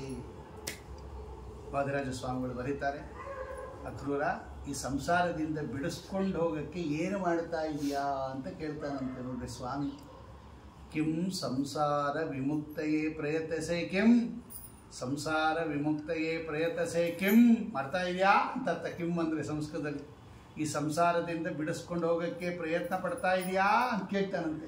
ನಮ್ಮನ್ನೂ ಅದೇ ಕೇಳೋದು ಭಗವಂತ. ಅನೇಕ ಬಾರಿ ನಾನು ಹೇಳಿದ್ದೀನಿ, ನೀವು ಯಾವ ದೇವರ ಮುಂದೆ ಹೋಗಿ ನಿಂತ್ಕೊಳ್ರಿ, ಭಗವಂತ ಇದೇ ಪ್ರಶ್ನೆ ಕೇಳೋದು ನಿಮ್ಮನ್ನು. ತಿರುಪತಿಗೆ ಹೋಗ್ರಿ, ಶ್ರೀನಿವಾಸ ದೇವ್ರ ಮುಂದೆ ನಿಂತ್ಕೊಳ್ರಿ. ಬದರಿಗೆ ಹೋಗ್ರಿ, ಬದ್ರಿನಾರಾಯಣನ ಮುಂದೆ ನಿಂತ್ಕೊಳ್ರಿ. ಗಯಾಕ್ಕೆ ಹೋಗ್ರಿ, ಗಯಾ ಗದಾಧರನ ಮುಂದೆ ನಿಂತ್ಕೊಳ್ರಿ. ವೇಣಿ ಮಾಧವ, ಬಿಂದು ಮಾಧವ, ದ್ವಾರಕಾಧೀಶ, ಪುರಿ ಜಗನ್ನಾಥ, ಅಹೋಬಲ ನರಸಿಂಹ, ಯಾವ ನರಸಿಂಹ ದೇವ್ರ ಮುಂದೆ ನಿಂತ್ಕೊಳ್ರಿ. ರಂಗನಾಥ ಮುಂದೆ ನಿಂತ್ಕೊಳ್ರಿ. ಅಥವಾ ಇವನ ಅನಂತ ಪರ್ವನಾಭ ಅವನ ಮುಂದೆ ನಿಂತ್ಕೊಳ್ರಿ. ಉಡುಪಿ ಕೃಷ್ಣನ ಮುಂದೆ ನಿಂತ್ಕೊಳ್ರಿ. ಕಿಂ ಸಂಸಾರ ವಿಮುಕ್ತಯೇ ಪ್ರಯತಸೆ. ವಾದಿರಾಜ ಸ್ವಾಮಿಗಳು ಎಷ್ಟು ಚಂದ ಬರೀತಾರೆ ನೋಡ್ರಿ. ಅಪ್ಪ ಈ ಸಂಸಾರದಿಂದ ಬಿಡಿಸ್ಕೊಂಡು ಹೋಗೋಕೆ ಏನು ಮಾಡ್ತಾ ಇದೆಯಾ ಅಂತ ಕೇಳ್ತಾನೆ ಭಗವಂತ. ಅದಕ್ಕೆ ಉತ್ತರ ತಗೊಂಡು ಹೋಗ್ಬೇಕು ತಿರುಪತಿಗೆ. ಸುಮ್ಮನೆ ವಾರಕ್ಕೊಂದಿನ ಯಾರೋ ಕರ್ಕೊಂಡು ಹೋಗ್ತಾರೆ ಅಂತ ಹೋಗ್ಬಿಡೋದಲ್ಲ. ಇಲ್ಲೆಲ್ಲ ಹೋಟ್ಲಲ್ಲಿ ಊಟ ಮಾಡಿಬಿಟ್ಟು, ಇಲ್ಲೆಲ್ಲ ಟಿಫನ್ ಕ್ಯಾರಿಯರ್ ತೊಗೊಂಡು ಎಂಜಲು ಪಂಜಲು ತಿಂದುಬಿಟ್ಟು, ಹೆಂಗೆ ಅಂದರೆ ಹಿಂಗೆ ಇದ್ದುಬಿಟ್ಟು, ಸಂಧ್ಯಾವನ್ನೇ ಇಲ್ಲ, ತಪ ಇಲ್ಲ, ಜಪ ಇಲ್ಲ, ಪೂಜೆ ಇಲ್ಲ, ಪುನಸ್ಕಾರ ಇಲ್ಲ, ಏಕಾದಶಿ ಇಲ್ಲ, ಉಪವಾಸ ಇಲ್ಲ, ಉಪನ್ಯಾಸ ಇಲ್ಲ, ಹೆಂಗೋ ಇದ್ದುಬಿಟ್ಟು ಪ್ರತಿ ವಾರ ನಾನು ತಿರುಪತಿಗೆ ಹೋಗ್ತೀನಿ, ಪ್ರತಿ ವಾರ ಇದಕ್ಕೆ ಹೋಗ್ತೀನಿ, ಅಲ್ಲಿ ಹೋಗ್ತೀನಿ. ಭಗವಂತ ಕೇಳೋ ಪ್ರಶ್ನೆಗೆ ಉತ್ತರ ಕೊಡೋಕ್ಕಾಗತ್ತಾ ನಾವು? ಕಿಂ ಸಂಸಾರ ವಿಮುಕ್ತಯೇ ಪ್ರಯತಸೆ. ನಮ್ಮನ್ನು ಇದೇ ಪ್ರಶ್ನೆ ಕೇಳೋದು ಭಗವಂತ. ಅದು ಗ್ರಂಥದಲ್ಲಿ ಕೇಳ್ಬಿಟ್ಟಿಯಾನೆ, ಅದು ನೇರವಾಗಿ ಕೇಳ್ಬಿಟ್ಟು ಅಷ್ಟೇ ವ್ಯತ್ಯಾಸ. ನಮಗೆ ಶ್ರೀನಿವಾಸ ದೇವ್ರ ಜೊತೆ ಮಾತಾಡೋ ಶಕ್ತಿ ಇದೆಯಾ, ಯೋಗ್ಯತೆ ಇದೆಯಾ? ಅದಕ್ಕೆ ಗ್ರಂಥದಲ್ಲಿ ಕೇಳ್ಬಿಟ್ಟ ಭಗವಂತ. ಕಿಂ ಸಂಸಾರ ವಿಮುಕ್ತಯೇ ಪ್ರಯತಸೆ ಅಂದ್ರೆ ಏನು? ಹೋಗಬೇಡಿ ಅಂತಲ್ಲ ನಾನು ಹೇಳ್ತಾ ಇರೋದು. ತಯಾರಿ ಮಾಡ್ಕೊಂಡು ಹೋಗ್ರಿ. ಪರೀಕ್ಷೆಗೆ ಹೋಗಬೇಕು ಅಂದರೆ ಓದ್ತಾನೆ ಹೊಟ್ಟೋದ್ರೆ ಅದೇನು ಬರೀತಾನ ಅವನು ಹುಡುಗ?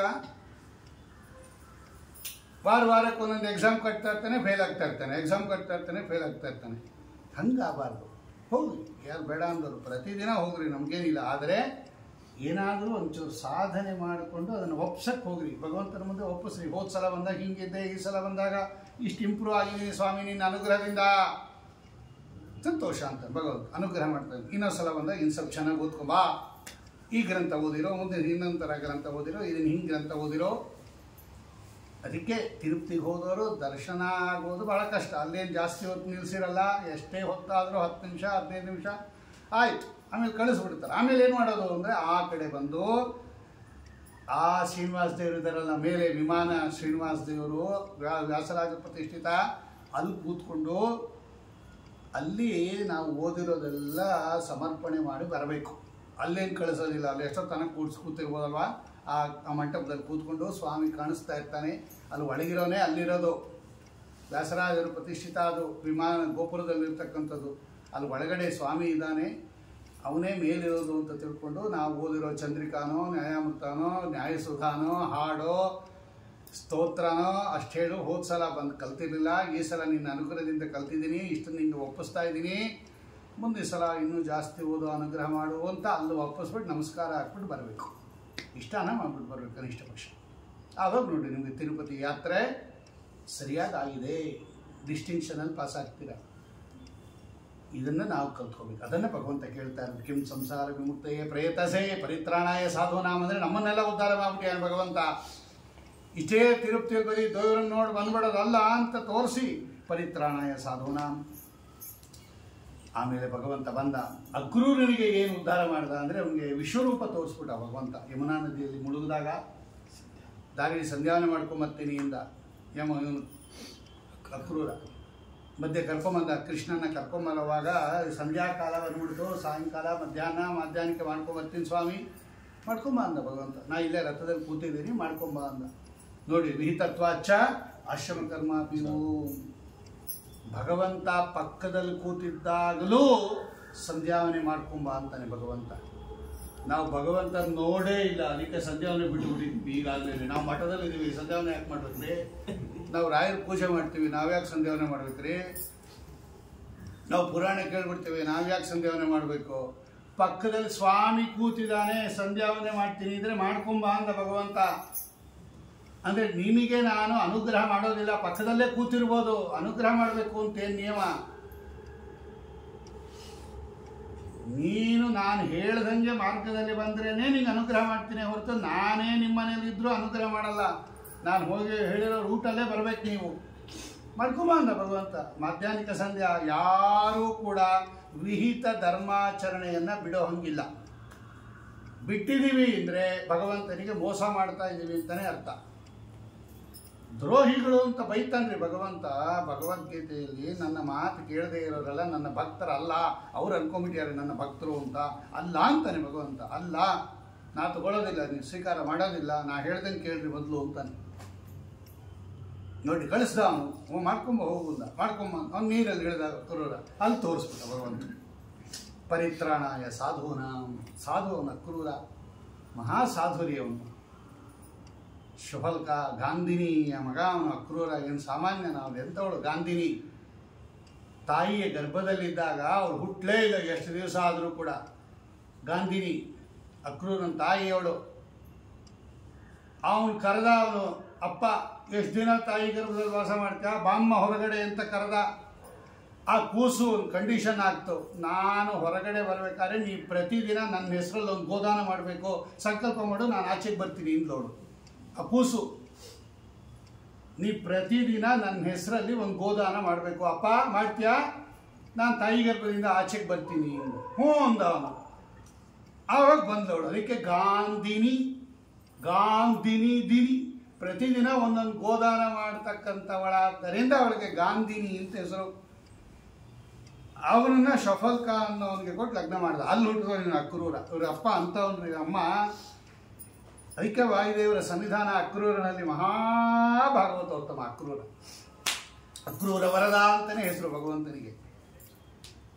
ನೋಡಿ, ಅವನಿಗೆನ್ನು ಭಗವಂತ ರಕ್ಷಣೆ ಮಾಡುತ್ತಾ ಇದ್ದಾನೆ. ಪರಿತ್ರಾಣಾಯ ಸಾಧೂನ. ಅದಕ್ಕೆ ಅವನು ಎಂಥವನು ಅಂದರೆ, ಪ್ರತಿದಿನ ನೀರಿನಲ್ಲಿ ಮುಳುಗೋವಾಗ ಅವನಿಗೆ ಶೇಷದೇವರು ಕಾಣಿಸೋರಂತೆ. ನೀರಲ್ಲಿ 1000 ಹೆಡೆ ಇರ್ತಕ್ಕಂಥ ಶೇಷದೇವರ ದರ್ಶನ ಆಗುವಂತೆ ಅಗಮರ್ಷಣ ಸೂಕ್ತ ಹೇಳಿ ನೀರಿನಲ್ಲಿ ಮುಳುಗಿದ್ರೆ ಅಕ್ರೂರನಿಗೆ ನೀರಿನಲ್ಲಿ, ನದಿ ಯಮುನಾ ನದಿ ನೀರಿನಲ್ಲಿ ಶೇಷದೇವರು ಕಾಣೋರಂತೆ. ಇವತ್ತು ಭಗವಂತ ಶೇಷದೇವರ ಮೇಲೆ ಮಲಗಿರೋ ಸ್ವಾಮಿಯನ್ನು ನೋಡ್ಬಿಟ್ರು. ಅವರು ಬರೀ ಶೇಷದೇವರು ಕಾಣಿಸ್ತಾ ಇದ್ರು ಇಷ್ಟು ದಿನ. ಇವತ್ತು ಶೇಷಶಾಹಿಯನ್ನು ನೋಡ್ಬಿಟ್ರು, ತೋರಿಸ್ಬಿಟ್ಟ ಭಗವಂತ. ಇದೇ ಪರಿತ್ರಾಣಾಯ ಸಾಧುನಾಮ. ತನ್ನ ದರ್ಶನವನ್ನು ನೀರಿನಲ್ಲಿ ಕೊಟ್ಟು ಆ ವಿಶ್ವರೂಪ, ಆ ದೇವತೆಗಳು ಸ್ತೋತ್ರ ಮಾಡ್ತಾ ಇರೋದು, ಬ್ರಹ್ಮಾದಿ ದೇವತೆಗಳು. ಏನು ವೈಭವರೇ ಅದು ಭಗವಂತನ. ಇವತ್ತು ಅನಂತ ಶಯನದಲ್ಲಿ ನೋಡ್ತೀವಲ್ಲ ನಾವು, ಒಂದೊಂದು ಭಾಗದಲ್ಲಿ ಒಂದೊಂದು ಭಗವಂತನ ಮುಖ ಒಂದು ಕಡೆ, ಮಧ್ಯಭಾಗ ಒಂದು ಕಡೆ, ಪಾದ ಒಂದು ಕಡೆ. ಅಂತಹ ಅನಂತ ಪದ್ಮನಾಭನ ರೂಪವನ್ನು ತೋರಿಸಿ ಅಕ್ರೂರನನ್ನು ಅನುಗ್ರಹ ಮಾಡಿರ್ತಕ್ಕಂಥದ್ದು ಪರಿತ್ರಾಣಾಯ ಸಾಧೂನಾಂ. ಆಮೇಲೆ ಭಗವಂತ ಬಂದ. ಆಮೇಲೆ ಯಾರ್ಯಾರನ್ನ ಉದ್ಧಾರ ಮಾಡಿದ ನೋಡ್ರಿ, ಅಲ್ಲೆಲ್ಲ ಉದ್ಧಾರ ಮಾಡಿದ್ದರು. ಮೊದಲು ಆ ರಜಕ ಹೊಸ ಹೊಸ ವಸ್ತ್ರಗಳನ್ನು ಕಂಸನಿಗೆ ತಗೊಂಡೋಗಿ ಕೊಡ್ತಾ ಇದ್ದ. ಅವನು ರಂಗಕಾರ ಅಂದರೆ ಈ ಡಿಸೈನ್ ಮಾಡ್ತಾನಲ್ಲ ಬಟ್ಟೆಗಳ ಮೇಲೆ, ಆ ಡಿಸೈನ್ ಮಾಡೋನು. ಹೊಸ ಹೊಸ ಬಟ್ಟೆಗಳ ಮೇಲೆ ಪ್ರಿಂಟ್ ಡಿಸೈನ್ ಮಾಡಿ ಕಂಸನಿಗೆ ಕೊಡ್ತಾ ಇದ್ದ ಪೀತಾಂಬರಗಳನ್ನು. ಅವನು ಆನೆ ಮೇಲೆ ಹಾಕೋ ಬರ್ತಾ ಇದ್ದ ಎಲ್ಲ. ಈ ಸ್ವಾಮಿ ಸುಮ್ಮನೆ ಇರಬೇಕು, ಬೇಡ ನಮಗೊಂದು ಕೊಡು ಅಂದ. ನಮಗೊಂದು ಕೊಡು, ನಾವು ಉಟ್ಕೋತೀವಿ. ಅವನು ಬೈದ್ಬಿಟ್ಟ, ಅವ್ನು ದನ ಕಾಯೋರು ನೀವೆಲ್ಲ, ಒಂದು ಮಡಪಂಚೆ ಇದ್ರೆ ಸಾಕು ನಿಮಗೆ, ರಾಜ ಉಟ್ಕೊಂಬೋದು ಕೇಳ್ತಾ ಇದ್ದೀರಾ? ತಪ್ಪದು. ರಾಜನ ವಸ್ತ್ರ ಕೇಳೋದೇ ತಪ್ಪು. ಏನೋ ಒಂದ್ಸಲ ಹೋಗಿ ಎಕ್ಸ್ಕ್ಯೂಸ್ ಮಾಡಿದಿರಿ, ಇನ್ನೊಂದು ಸಲ ಏನಾದರೂ ಕೊಡು ಅಂದರೆ ಸೆರೆಮನೆಗೆ ಹಾಕಿಸ್ಬಿಡ್ತೀನಿ ಇಂದ. ಭಗವಂತ ಹೇಳ್ದ, ಏನು ನಾಲ್ಗೆ ಇದೆ ಅಂತ ಏನು ಮಾತಾಡೋದೇನ, ಇಷ್ಟ ಕೊಡ್ತೀನಿ ಅನ್ಬೇಕು ಅಥವಾ ಕೊಡಲ್ಲ ಅನ್ಬೇಕು, ಏನು ಸೆರೆಮನೆಯಲ್ಲಿ ಏನು ಹಾಕೋದು.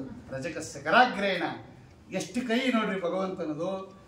ಇನ್ನು 7 ವರ್ಷದ ಮಗು ಕೈ ಸುಮ್ಮನೆ ಹಿಂಗಂದ, ತಲೆನೇ ಕತ್ತರಿಸೋಯ್ತು ಒಂದು ರಜಕಂದು. ರಜಕಸ್ಯ ಕರಾಗ್ರೇಣ ವಾದಿರಾಜ ಸ್ವಾಮಿಗಳು ಬರೀತಾರೆ, ವಿನಾಶಾಯಿಚ ದುಷ್ಕೃತ. ಅವನು ರಜಕ ದೈತ್ಯ, ಅವನು ಕೂತಿರೋ ಆನೆ ಅದು ದೈತ್ಯ, ಅವನು ವಿನಾಶಾಯಿಚ ದುಷ್ಕೃತ.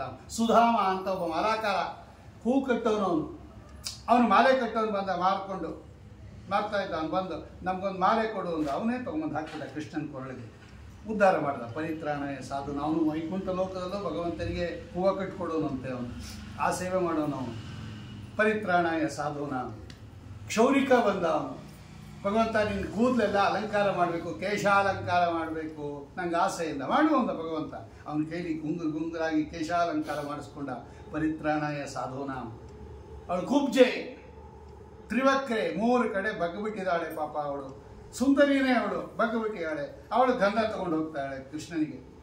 ಅಮ್ಮ ತಾಯಿ ನಮ್ಗೊಂದು ಸ್ವಲ್ಪ ಗಂಧ ಕೊಡು ಒಂದು. ಸ್ವಾಮಿ ನಿನಗೆ ಗಂಧ, ನೀನೇ ಗಂಧಕ್ಕೆ ಅರ್ಹನಾಗಿರ್ತಕ್ಕಂಥವನು, ಇವತ್ತು ಜನ್ಮ ಸಾರ್ಥಕವಾಯಿತು, ತಗೋ ಸ್ವಾಮಿ. ಕೊಟ್ಟಳು ಅವಳು ಗಂಧ. ಪರಿತ್ರಾಣಾಯ ಸಾಧುನ. ಅವಳ ಕಾಲ ಮೇಲೆ ಕಾಲಿಟ್ಟು ಚುಬುಕ 2 ಬೆರಳಿನೆತ್ತಿ ಎತ್ತಬಿಟ್ಟ ಮೇಲೆ.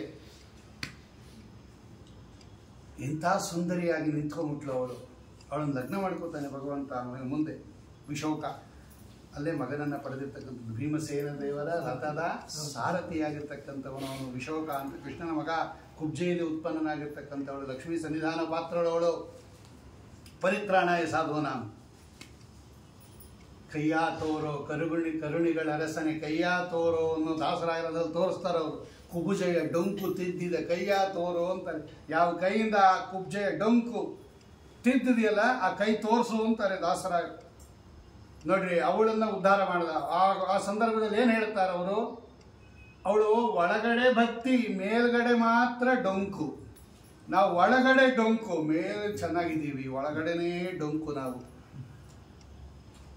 ನಮ್ಮನ್ನು ಉದ್ಧಾರ ಮಾಡುವಂಥ ದಾಸರಾಯರು ಕೇಳ್ತಾರೆ. ಅವರನ್ನು ಉದ್ಧಾರ ಮಾಡಿರ್ತಕ್ಕಂಥದ್ದು. ಆಮೇಲೆ ಬಂದಿರತಕ್ಕಂಥದ್ದೇ ಕೋಲಯ ಪೀಡ ಅನ್ನೋ ಆನೆ, ಅದೊಂದು ದೈತ್ಯ ಆನೆ. ವಿನಾಶಾಯಿಚ ದುಷ್ಕೃತಾಂ. ಚಾಣೂರ ವಿನಾಶಾಯಿಚ ದುಷ್ಕೃತಾಂ. ಮುಷ್ಟಿಕ ವಿನಾಶಾಯಿಚ ದುಷ್ಕೃತಾಂ. ಕಂಸ ಪರಿತ್ರಾಣಾಯ ಸಾಧುನ ವಿನಾಶಾಯಿತ. ಜೀವದ್ವಯಾವೇಶ. ಒಳಗಡೆ ಭೃಗು ಋಷಿಗಳು ಕಾಲನೇಮಿ. ಭೃಗು ಋಷಿಗಳು ಕಾರಣಾಂತರದಿಂದ ಅವನ ದೇಹದಲ್ಲಿ ಇರಬೇಕಾಯಿತು. ಅವರನ್ನು ಆ ದೇಹದಿಂದ ಆಚೆಗೆ ಕರೆಸ್ದ. ಎಷ್ಟು ದಿನ ಇಲ್ಲಿರ್ತೀರ, ಆಚೆಗೆ ಬನ್ನಿ ಅಂತ. ಅವ್ನು ಸಂಹಾರ ಮಾಡೋದಂತಾನೆ ಬರೋದು. ಭೃಗು ಋಷಿಗಳನ್ನು ಆಚೆಗೆ ಕರೆಸಿರೋದ್ರಿಂದ ಪರಿತ್ರಾಣಾಯ ಸಾಧುನ. ಕಾಲನೇಮಿಯನ್ನು ಸಂಹಾರ ಮಾಡೋದ್ರಿಂದ ವಿನಾಶಾಯಿತ ದುಷ್ಕೃತಾಂ. ಎರಡೂ ಮಾಡಿದ ಭಗವಂತ ಬಂದದ್ದೇ ಜಾತಃ ಕಂಸ ವದಾರ್ಥಾಯ. ನೋಡಿ, ಅದಕ್ಕೆ ಉತ್ತರ ನೆನ್ನೆ ಹೇಳಿದ್ದೆ ನಾನು. ಕಂಸನಿಗೆ ಹೆದರ್ಕೊಂಡು ಹೋಗ್ಬಿಟ್ಟ ಕೃಷ್ಣ ಅಂತ. ಯಾರ್ಯಾರು ಆಪಾದನೆ ಮಾಡ್ತಾರೆ ಕೃಷ್ಣನ ಮೇಲೆ ಅವರೆಲ್ಲ ಗಮನಿಸಬೇಕು. ವಾಪಸ್ಸು ಕೃಷ್ಣನೇ ಬಂದು ಕೊಂದಿರೋದು ಕಂಸನನ್ನ.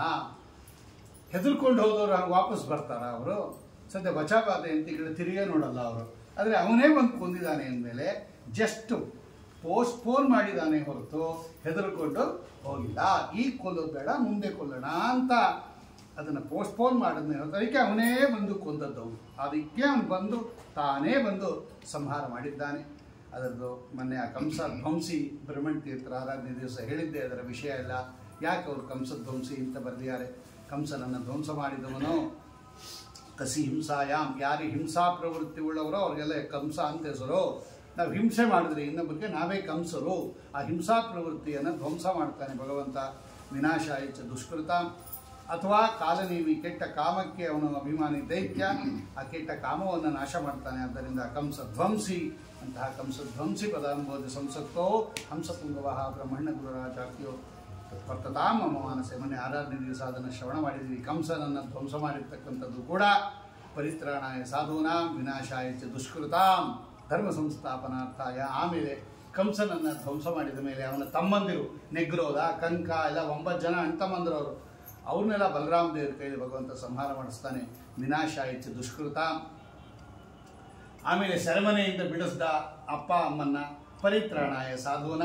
ಸೆರೆಮನೆಯಲ್ಲಿರೋದು ಒಂದು ತೊಂದರೆ ಅಲ್ವಾ, ದೈತ್ಯರ ಸೆರೆಮನೆಯಲ್ಲಿರೋದು. ಪರಿತ್ರಾಣಾಯ ಸಾಧೂನಾಂ. ಸಾಧುಗಳಾಗಿರ್ತಕ್ಕಂತಹ ಕಶ್ಯಪ ಮತ್ತು ಅದಿತಿ ಆಗಿರ್ತಕ್ಕಂಥ ತನ್ನ ತಂದೆ ತಾಯಿಗಳನ್ನು ವಸುದೇವ ದೇವಕಿಯರನ್ನ ಸೆರೆಮನೆಯಿಂದ ಬಿಡಿಸ್ತಾ ಇದ್ದಾನೆ. ಪರಿತ್ರಾಣಾಯ ಸಾಧೂನಾಂ ಉಗ್ರಸೇನ ಅವನನ್ನು ಸೆರೆಮನೆಗೆ ಹಾಕ್ಬಿಟ್ಟಿದ್ದ ಅವನು ಕಂಸ. ಪರಿತ್ರಾಣಾಯ ಸಾಧೂನಾಂ ಅವನನ್ನು ಭಗವಂತ ಸೆರೆಮನೆಯಿಂದ ಬಿಡಿಸ್ತಾ ಇದ್ದಾನೆ. ಆಮೇಲೆ ಭಗವಂತ ಉಪನಯನ ಮಾಡಿಕೊಂಡ ಧರ್ಮ ಸಂಸ್ಥಾಪನಾರ್ಥಾಯ. ನೋಡಿದು ಅಂದರೆ ಸಕಾಲದಲ್ಲಿ 8 ವರ್ಷಕ್ಕೆ ಅಥವಾ 7 ವರ್ಷಕ್ಕೆ ಉಪನಯನ ಸಂಸ್ಕಾರ ಮಾಡ್ಕೋಬೇಕು. ತಾನೂ ಮಾಡಿಕೊಂಡು ತೋರಿಸ್ದ ಧರ್ಮ ಸಂಸ್ಥಾಪನಾರ್ಥಾಯ. ಬರೀ ಉಪನಯನ ಮಾಡೋದಲ್ಲ, ಎಲ್ಲ ಪಾಠಕ್ಕೆ ಹೋಗಬೇಕು ಗುರುಗಳ ಹತ್ರ. ಸ್ವಾಧ್ಯಾಯೋ ಅಧ್ಯೇತವ್ಯ ಸಾಂದೀಪಿನ್ಯಾಚಾರ್ಯರ ಹತ್ರ ಹೋದ ಭಗವಂತ, ಸರ್ವಜ್ಞ ಶಿಖಾಮಣಿ ಭಗವಂತ. ಆ ಸಾಂದೀಪಿನ್ಯಾಚಾರ್ಯರಿಗೆ ಇವನ ಅನುಗ್ರಹದಿಂದ ಬಂದಿರೋದು ಇದು ವಿದ್ಯಾ. ಆದರೆ ಲೋಕಶಿಕ್ಷಣ ರೀತ್ಯ ಅವರ ಹತ್ರ ಹೋಗಿ 64 ದಿವಸಗಳಲ್ಲಿ 64 ವಿದ್ಯೆಗಳನ್ನು ಕಲ್ತ್ಕೊಂಡು ಅವರಿಗೆ ಗುರುದಕ್ಷಿಣೆ ಕೊಟ್ಟು ವಾಪಸ್ ಬರ್ತಾನೆ. ಧರ್ಮ ಸಂಸ್ಥಾಪನಾರ್ಥಾಯ. ಧರ್ಮ ಹಿಂಗೆ ತಾನು ಮಾಡಿ ತೋರಿಸ್ತಾ ಇದ್ದಾನೆ. ಆಮೇಲೆ ಬಂದಿರತಕ್ಕಂಥದ್ದೇ ಇಷ್ಟೆಲ್ಲ ವ್ಯವಸ್ಥೆ ಮಾಡಿ ಅಕ್ರೂರನನ್ನು ಕಳಿಸ್ತಾನೆ ಭಗವಂತ. ಅಕ್ರೂರನ ಮನೆಗೆ ಹೋಗಿ, ಆಮೇಲೆ ನಿಮ್ಮ ಮನೆಗೆ ಬರ್ತೀನಿ ಇಂದಿದ್ದ ಭಗವಂತ. ಅಕ್ರೂರನ ಮನೆಗೆ ಹೋಗಿ ಅವನಿಗೆ ಅನುಗ್ರಹ ಮಾಡ್ತಾ ಇದ್ದಾನೆ. ಪರಿತ್ರಾಣಾಯ ಸಾಧೂನ, ಬಾರು ನಮ್ಮ ಮನೆಗೆ ಅಂತ ಕರಿತೀವಿ ನಾವು. ಭಗವಂತ ಬರ್ದ ಅವ್ರ ಮನೆಗೆ ಹೋಗಿ ಅನುಗ್ರಹ ಮಾಡಿ, ಕುಬ್ಜೆ ಮನೆಗೆ ಹೋಗಿ ಅನುಗ್ರಹ ಮಾಡಿ ಧೃತರಾಷ್ಟ್ರನಿಗೆ ಸಂದೇಶ ಕಳಿಸ್ತಾನೆ ಭಗವಂತ. ಆ ಸಂದರ್ಭದಲ್ಲಿ ಭಾಗವತದಲ್ಲಿದೆ, ಅಕ್ರೂರ ನೀನು ಹೋಗ್ಬಿಟ್ಟು ಧೃತರಾಷ್ಟ್ರನಿಗೆ ಸ್ವಲ್ಪ ಹಿತವಚನ ಹೇಳ್ಬಿಟ್ಟು ಬಾ. ಪಾಂಡವರನ್ನ ಕಡೆಗಾಣಿಸ್ತಾ ಇದ್ದಾನೆ ಅವನು. ಪಾಪಿಯಾಗಿರ್ತಕ್ಕಂಥ ದುರ್ಯೋಧನನ ಮಾತು ಕೇಳಿ ಅವ್ರಿಗೆ ಮೋಸ ಮಾಡ್ತಾ ಇದ್ದಾನೆ.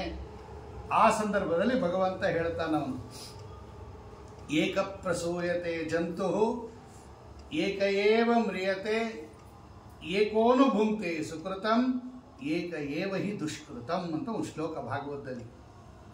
ಅದನ್ನು ಎಲ್ಲರೂ ಜ್ಞಾಪಕ ಇಟ್ಕೋಬೇಕು. ನಾವೆಲ್ಲ ಲೋಕದಲ್ಲಿ ಏನು ಮಾಡ್ತಾರೆ ಅಂದರೆ, ಕೆಟ್ಟ ಕೆಲಸ ಮಾಡಿಬಿಟ್ಟು ಯಾಕೆ ಹಂಗೆ ಮಾಡಿದ್ರಿ ಅಂದರೆ ಅವ್ರು ಹೇಳಿದ್ರು ಮಾಡಿದೆ ಅಂತ ಇನ್ನೊಬ್ಬರ ಮೇಲೆ ಹಾಕ್ಬಿಡ್ತೀವಿ ನಾವು.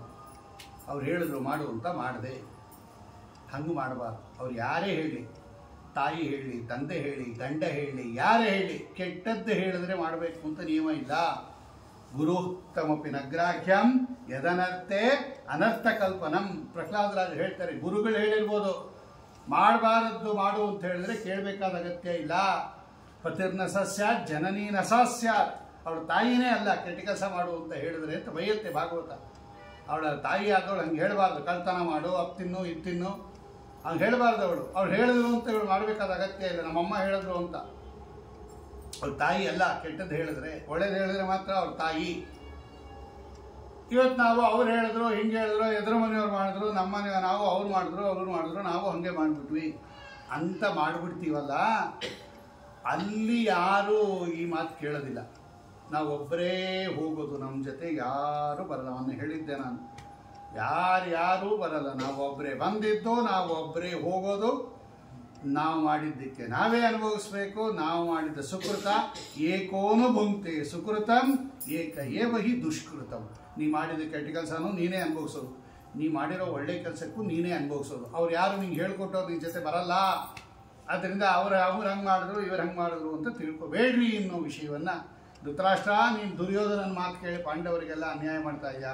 ನಾಳೆ ದುರ್ಯೋಧನ ನಿನ್ನ ಜೊತೆ ಬರಲ್ಲ, ನೀನು ಒಬ್ಬನೇ ಸಾಯೋದು. ಆವಾಗ ನೀನು ಯಾಕೆ ಹೇಳ್ತೀಯ, ಇವನು ಹೇಳ್ದೆ ಅಂತ ಕೇಳಕ್ಕೆ ಇರೋದೇ ಇಲ್ಲ ಅವನು. ಆದ್ದರಿಂದ ಅವನು ಮಾತು ಕೇಳಬೇಡ ಅಂತ ಹಿತವಚನವನ್ನು ಹೇಳಿ ಉದ್ಧವನನ್ನು ಕಳಿಸ್ತಾನೆ. ಗೋಪಿಕಾಸ್ತ್ರೀಯರನ್ನು ಸಮಾಧಾನ ಮಾಡಿಬಿಟ್ವಾ ಅಂತ. ಎಷ್ಟು ಪ್ರೀತಿ ನೋಡ್ರಿ, ಭಗವಂತ ಅನುಗ್ರಹ ಮಾಡಿದ್ದಾನೆ. ಪರಿತ್ರಾಣಾಯ ಸಾಧೂನ, ನಾ ಬಂದ್ಬಿಟ್ಟಿದ್ದೀನಿ. ಪಾಪ ಅವರು ಎಷ್ಟು ದುಃಖ ಪಡ್ತಾ ಇದ್ದಾರೆ ಅಂದರೆ, ಗೋಪಿಕಾಸ್ತ್ರೀಯರು ಎಂಥ ಭಕ್ತಿ ಮಾಡಿದ್ದಾರೆ. ಭಗವಂತ ಏಕಾದಶ ಸ್ಕಂದದಲ್ಲಿ ಹೇಳ್ತಾನೆ, ಅವರೆಲ್ಲ ಮಾಡಲ್ಲಾಗಿ ಇಟ್ಕೊಳ್ಳಿ, ಅವ್ರು ಮಾಡ್ದಂಗೆ ಭಕ್ತಿ ಮಾಡ್ರಿ. ಅವ್ರಿಗೆ ಎಷ್ಟು ಅನುಗ್ರಹ ಮಾಡಿದ್ದಾನೆ ಭಗವಂತ. ಹೆಣ್ಣು ಮಕ್ಕಳು ಅಂತ ನಾನೇನು ತಿರಸ್ಕಾರ ಮಾಡಲ್ಲ. ನೋಡಿ, ಅವ್ರು ಗೋಪಿಕಾಸ್ತ್ರೀಯರೆಲ್ಲ ಹೆಂಗಸರು, ಅವ್ರಿಗೆ ಅನುಗ್ರಹ ಮಾಡಿದ್ದೀನೋ ಇಲ್ಲೋ ನಾನು ಅಲ್ಲಿ ನೋಡಿದ್ದು. ನಾನೇನು ಭಕ್ತಿ. ವಾದಿರಾಜ ಸ್ವಾಮಿಗಳು ರುಕ್ಮಿಣೀಶ ವಿಜಯದಲ್ಲಿ ಬರೀತಾರೆ, ಪ್ರತಿದಿನ ಮನೆ ಸಾರಿಸಿ ಗುಡಿಸಿ ರಂಗೋಲೆ ಹಾಕಿ ತೋರಣ ಕಟ್ಟಿ ಅಲಂಕಾರ ಮಾಡಿ ಪೂರ್ಣ ಕುಂಭ ರೆಡಿ ಮಾಡಿ ಇರೋರಂತೆ ಗೋಪಿಕಾಸ್ತ್ರೀಯರು. ಕೃಷ್ಣ ಬರ್ತಾನೆ ಅಂತ ಸಾಯಂಕಾಲ ತನಕ ಬರದೇ ಇದ್ರೆ ಅದೆಲ್ಲ ತೆಗೆದುಬಿಟ್ಟು ತಿರ್ಗಾ ನಾಳೆ ರೆಡಿ ಮಾಡಿ ಇರೋರಂತೆ, ಇವತ್ತು ಬರ್ತಾನೆ ಅಂತ. ಪ್ರತಿದಿನ ಹಿಂಗೆ ಮಾಡೋರಂತೆ. ನೋಡಿ, ಉದ್ಧವ ನೋಡ್ತಾರೆ, ಪ್ರತಿಯೊಂದು ಮನೆಯಲ್ಲೂ ಹಿಂಗೆ ಅಲಂಕಾರ ಮಾಡಿರೋರಂತೆ. ಕೃಷ್ಣ ಬರ್ತಾನೆ ಇವತ್ತು, ಕೃಷ್ಣ ಬರ್ತಾನೆ ಕಾಯ್ಕೊಂಡು ಕೂತಿರೋರಂತೆ. ಅಲಂಕಾರ ಸಿದ್ಧ ಮಾಡ್ಕೊಂಡು ಸ್ವಾಮಿಗಳು ಬರ್ತಾರೆ ಅಂತ ಪೂರ್ಣ ಕುಂಭ ಹಿಡ್ಕೊಂಡು ನಿಂತಿರ್ತೀವಲ್ಲ ನಾವು. ಪ್ರತಿದಿನ ಹಂಗೆ ಮಾಡೋರಂತ್ರಿ ಅವರು. ಇವತ್ತು ಬರಲಿಲ್ವಾ, ನಾಳೆ ಬರ್ಬೋದು. ಉದ್ಧವನಿಗೆ ಆಶ್ಚರ್ಯ ಆಗ್ಬಿಡುತ್ತೆ. ನಿಜವಾಗ್ಲೂ ನೀವು ಭಗವದ್ ಭಕ್ತರು, ನಿಮ್ಮಂಥವ್ರು ಇರ್ಬೇಕು. ನಿಮಗೆ ಹಿಂಗೆ ಏನು ಭಕ್ತಿರಿ ಭಗವಂತನಲ್ಲಿ. ಒಬ್ಬಳು ಮಲಕೋತಾನೆ ಇಲ್ಲಿರುವಂತೆ, ಕೃಷ್ಣನೇ ಬಂದು ಮಲಗಿಸ್ಬೇಕು ನನ್ನ ಅಂತ ಹಠ ಅವಳದು. ಇನ್ನೊಬ್ಬಳು ಯಾವಾಗಲೂ ಮಲಗಿರೋಳಂತೆ, ಕನಸಿನಲ್ಲಾದರೂ ಕೃಷ್ಣ ಕಾಣಿಸ್ತಾನೆ ಅಂತ ಅವಳು ಮಲ್ಕೊಂಡೇ ಇರೋಳಂತೆ. ಹೂವು ಮುಡ್ಕೋತಾ ಇರಲಿಲ್ವಂತೆ ಒಬ್ಬ ಗೋಪಿಕಾಸ್ತ್ರೀ, ಕೃಷ್ಣ ಬಂದೇ ಹೂವು ಮುಡಿಸ್ಬೇಕು ನನಗೆ ಅಂತ ಹಠ ಅವಳಿಗೆ. ಹೂವನೇ ಮುಡ್ಕೊಂಬಲ್ಲ ಅವ್ನು ಬರೋ ತನಕ ಅಂತ. ಕಾಡಿಗೆ ಹಚ್ಕೋತಾ ಇರಲಿಲ್ಲ, ಅವನೇ ಬಂದು ಹಚ್ಚಬೇಕು ಅಂತ. ಬೀಳೆದೆಲೆ ಹಾಕೋತಾ ಇರಲಿಲ್ಲ, ಅವನೇ ಬಂದು ಮಾಡಿಸ್ಕೊಡ್ಬೇಕು ಅಂತ. ರುಕ್ಮಿಣಿ ವಿಜಯದಲ್ಲಿ ವಾದಿರಾಜರು ವರ್ಣನೆ ಮಾಡ್ತಾರೆ. ಇಷ್ಟು ಭಗವಂತನ ಜೊತೆಯಲ್ಲಿ ಸಂಬಂಧವನ್ನು ಹೊಂದಿರತಕ್ಕಂತಹ ಗೋಪಿಕಾಸ್ತ್ರೀಯರು. ಆನಂದ ಆಗ್ಬಿಡುತ್ತೆ ಅವನಿಗೆ, ಉದ್ಧವನಿಗೆ. ಏನು ಭಕ್ತರಪ್ಪ ನೀವೆಲ್ಲ, ಕೃಷ್ಣನ ಭಕ್ತರು, ನೀವೆಲ್ಲ ಪುಣ್ಯವಂತರು, ಮಹಾಜ್ಞಾನಿಗಳು ಅಂತ ವರ್ಣನೆ ಮಾಡ್ತಾನೆ. ಆ ಸಂದರ್ಭದಲ್ಲೇ ಭ್ರಮರಗೀತ ಅಂತ ಒಂದಿದೆ. ದುಂಬಿ ಅವರೆಲ್ಲ ನೇರವಾಗಿ ಉದ್ಧವನ ಜೊತೆ ಮಾತಾಡಲ್ಲ, ಇವನು ಪರಪುರುಷ ಅಂತ. ಅಲ್ಲೊಂದು ದುಂಬಿ ಬರುತ್ತೆ. ಆ ದುಂಬಿಯನ್ನು ಅಡ್ರೆಸ್ ಮಾಡೋದು ಇವನಿಗೆ ಹೇಳೋದು ಉದ್ಧವನಿಗೆ. ಆದರೆ ಆ ದುಂಬಿಯನ್ನು ಅಡ್ರೆಸ್ ಮಾಡಿ ಅದು ಜೀ ಅಂತ ಶಬ್ದ ಮಾಡ್ಕೊಂಡು ಝೇಂಕಾರ ಮಾಡ್ಕೊಂಡು ಬರ್ತಾ ಇರುತ್ತೆ. ಅದು ಆವಾಗ ಅವ್ರು ಹೇಳ್ತಾರೆ, ಮಧುಪಕಿತವ ಬಂದು ಮಾಸ್ ಪುರುಷ ಅಂತ. ಅದನ್ನೇ ಶ್ರೀಪಾದರಾಜರು ಕನ್ವರ್ಟ್ ಮಾಡಿರೋದು. ರಂಗ ನಿನ್ನಟ್ಟಿದನೆ, ಭೃಂಗ ನಿನ್ನಟ್ಟಿದನೆ, ರಂಗ ಮಧುರಲಿ ಇದ್ದುಕೊಂಡು ಭೃಂಗ ನಿನ್ನಟ್ಟಿದನೆ ಅಂತಾರೆ. ಅವನು ಮಾತ್ರ ಅಲ್ಲಿ ಇದ್ಬಿಡೋದು, ನೀನು ಕಳಿಸೋದು. ಅವನು ಅದೇ ಉದ್ಯೋಗ ಹೇಳ್ತಾ ಇದ್ದಾನೆ, ಅವನೇ ಬರಬೇಕಾಯ್ತು. ನಮ್ಮ ಮೇಲೆ ಅಷ್ಟು ಪ್ರೀತಿ ಇದ್ರೆ ಅವನೇ ಬರಬೇಕಾಯ್ತು, ನಿನ್ನನ್ನು ಯಾಕೆ ಕಳಿಸ್ದ? ಹೇ ಭೃಂಗ, ಅರ್ಥಾತ್ ಇದು ಹೇ ಉದ್ಧವ, ಅದು ಜೀ ಅಂತ ಶಬ್ದ ಮಾಡ್ತಾ ಇತ್ತಂತಲ್ಲ, ಬೈಯೋರಂಥವ್ರು. ಈ ಥರ ನೀನು ಮಾತು ಗೀತಾಡಿದ್ರೆ ನಾವೇನು ಮರಳಾಗೋದಿಲ್ಲ. ಇವನಿಗೆ ಬೈತಾ ಇದ್ದಾರೆ, ಇವನು ಬೃಹಸ್ಪತ್ಯಾಚಾರ್ಯ, ಇವನು ಉದ್ಧವ. ಲೇ ಬೃಹಸ್ಪತಿ, ನಿನ್ನ ಈ ಮಾತಿಗೆಲ್ಲ ನಾವು ಮರಳಾಗೋದಿಲ್ಲ. ನಿನ್ನ ಮಾತು ಏನಿದ್ರು ಸ್ವರ್ಗದಲ್ಲಿ ದೇವತೆಗಳಿಗೆ ಹೇಳು, ನಿನ್ನ ಮಾತು ಕೇರ್ ಮಾಡಲ್ಲ. ಆ ರಂಗನ್ ಕಳಿಸು, ಇಲ್ಲಿ ಅವನು ಕಳಿಸು. ಭೃಂಗ, ನೀ ಯಾಕೆ ಬಂದೆ? ರಂಗನ್ ಕಳಿಸು ಅಂತಾರೆ ಅವರು.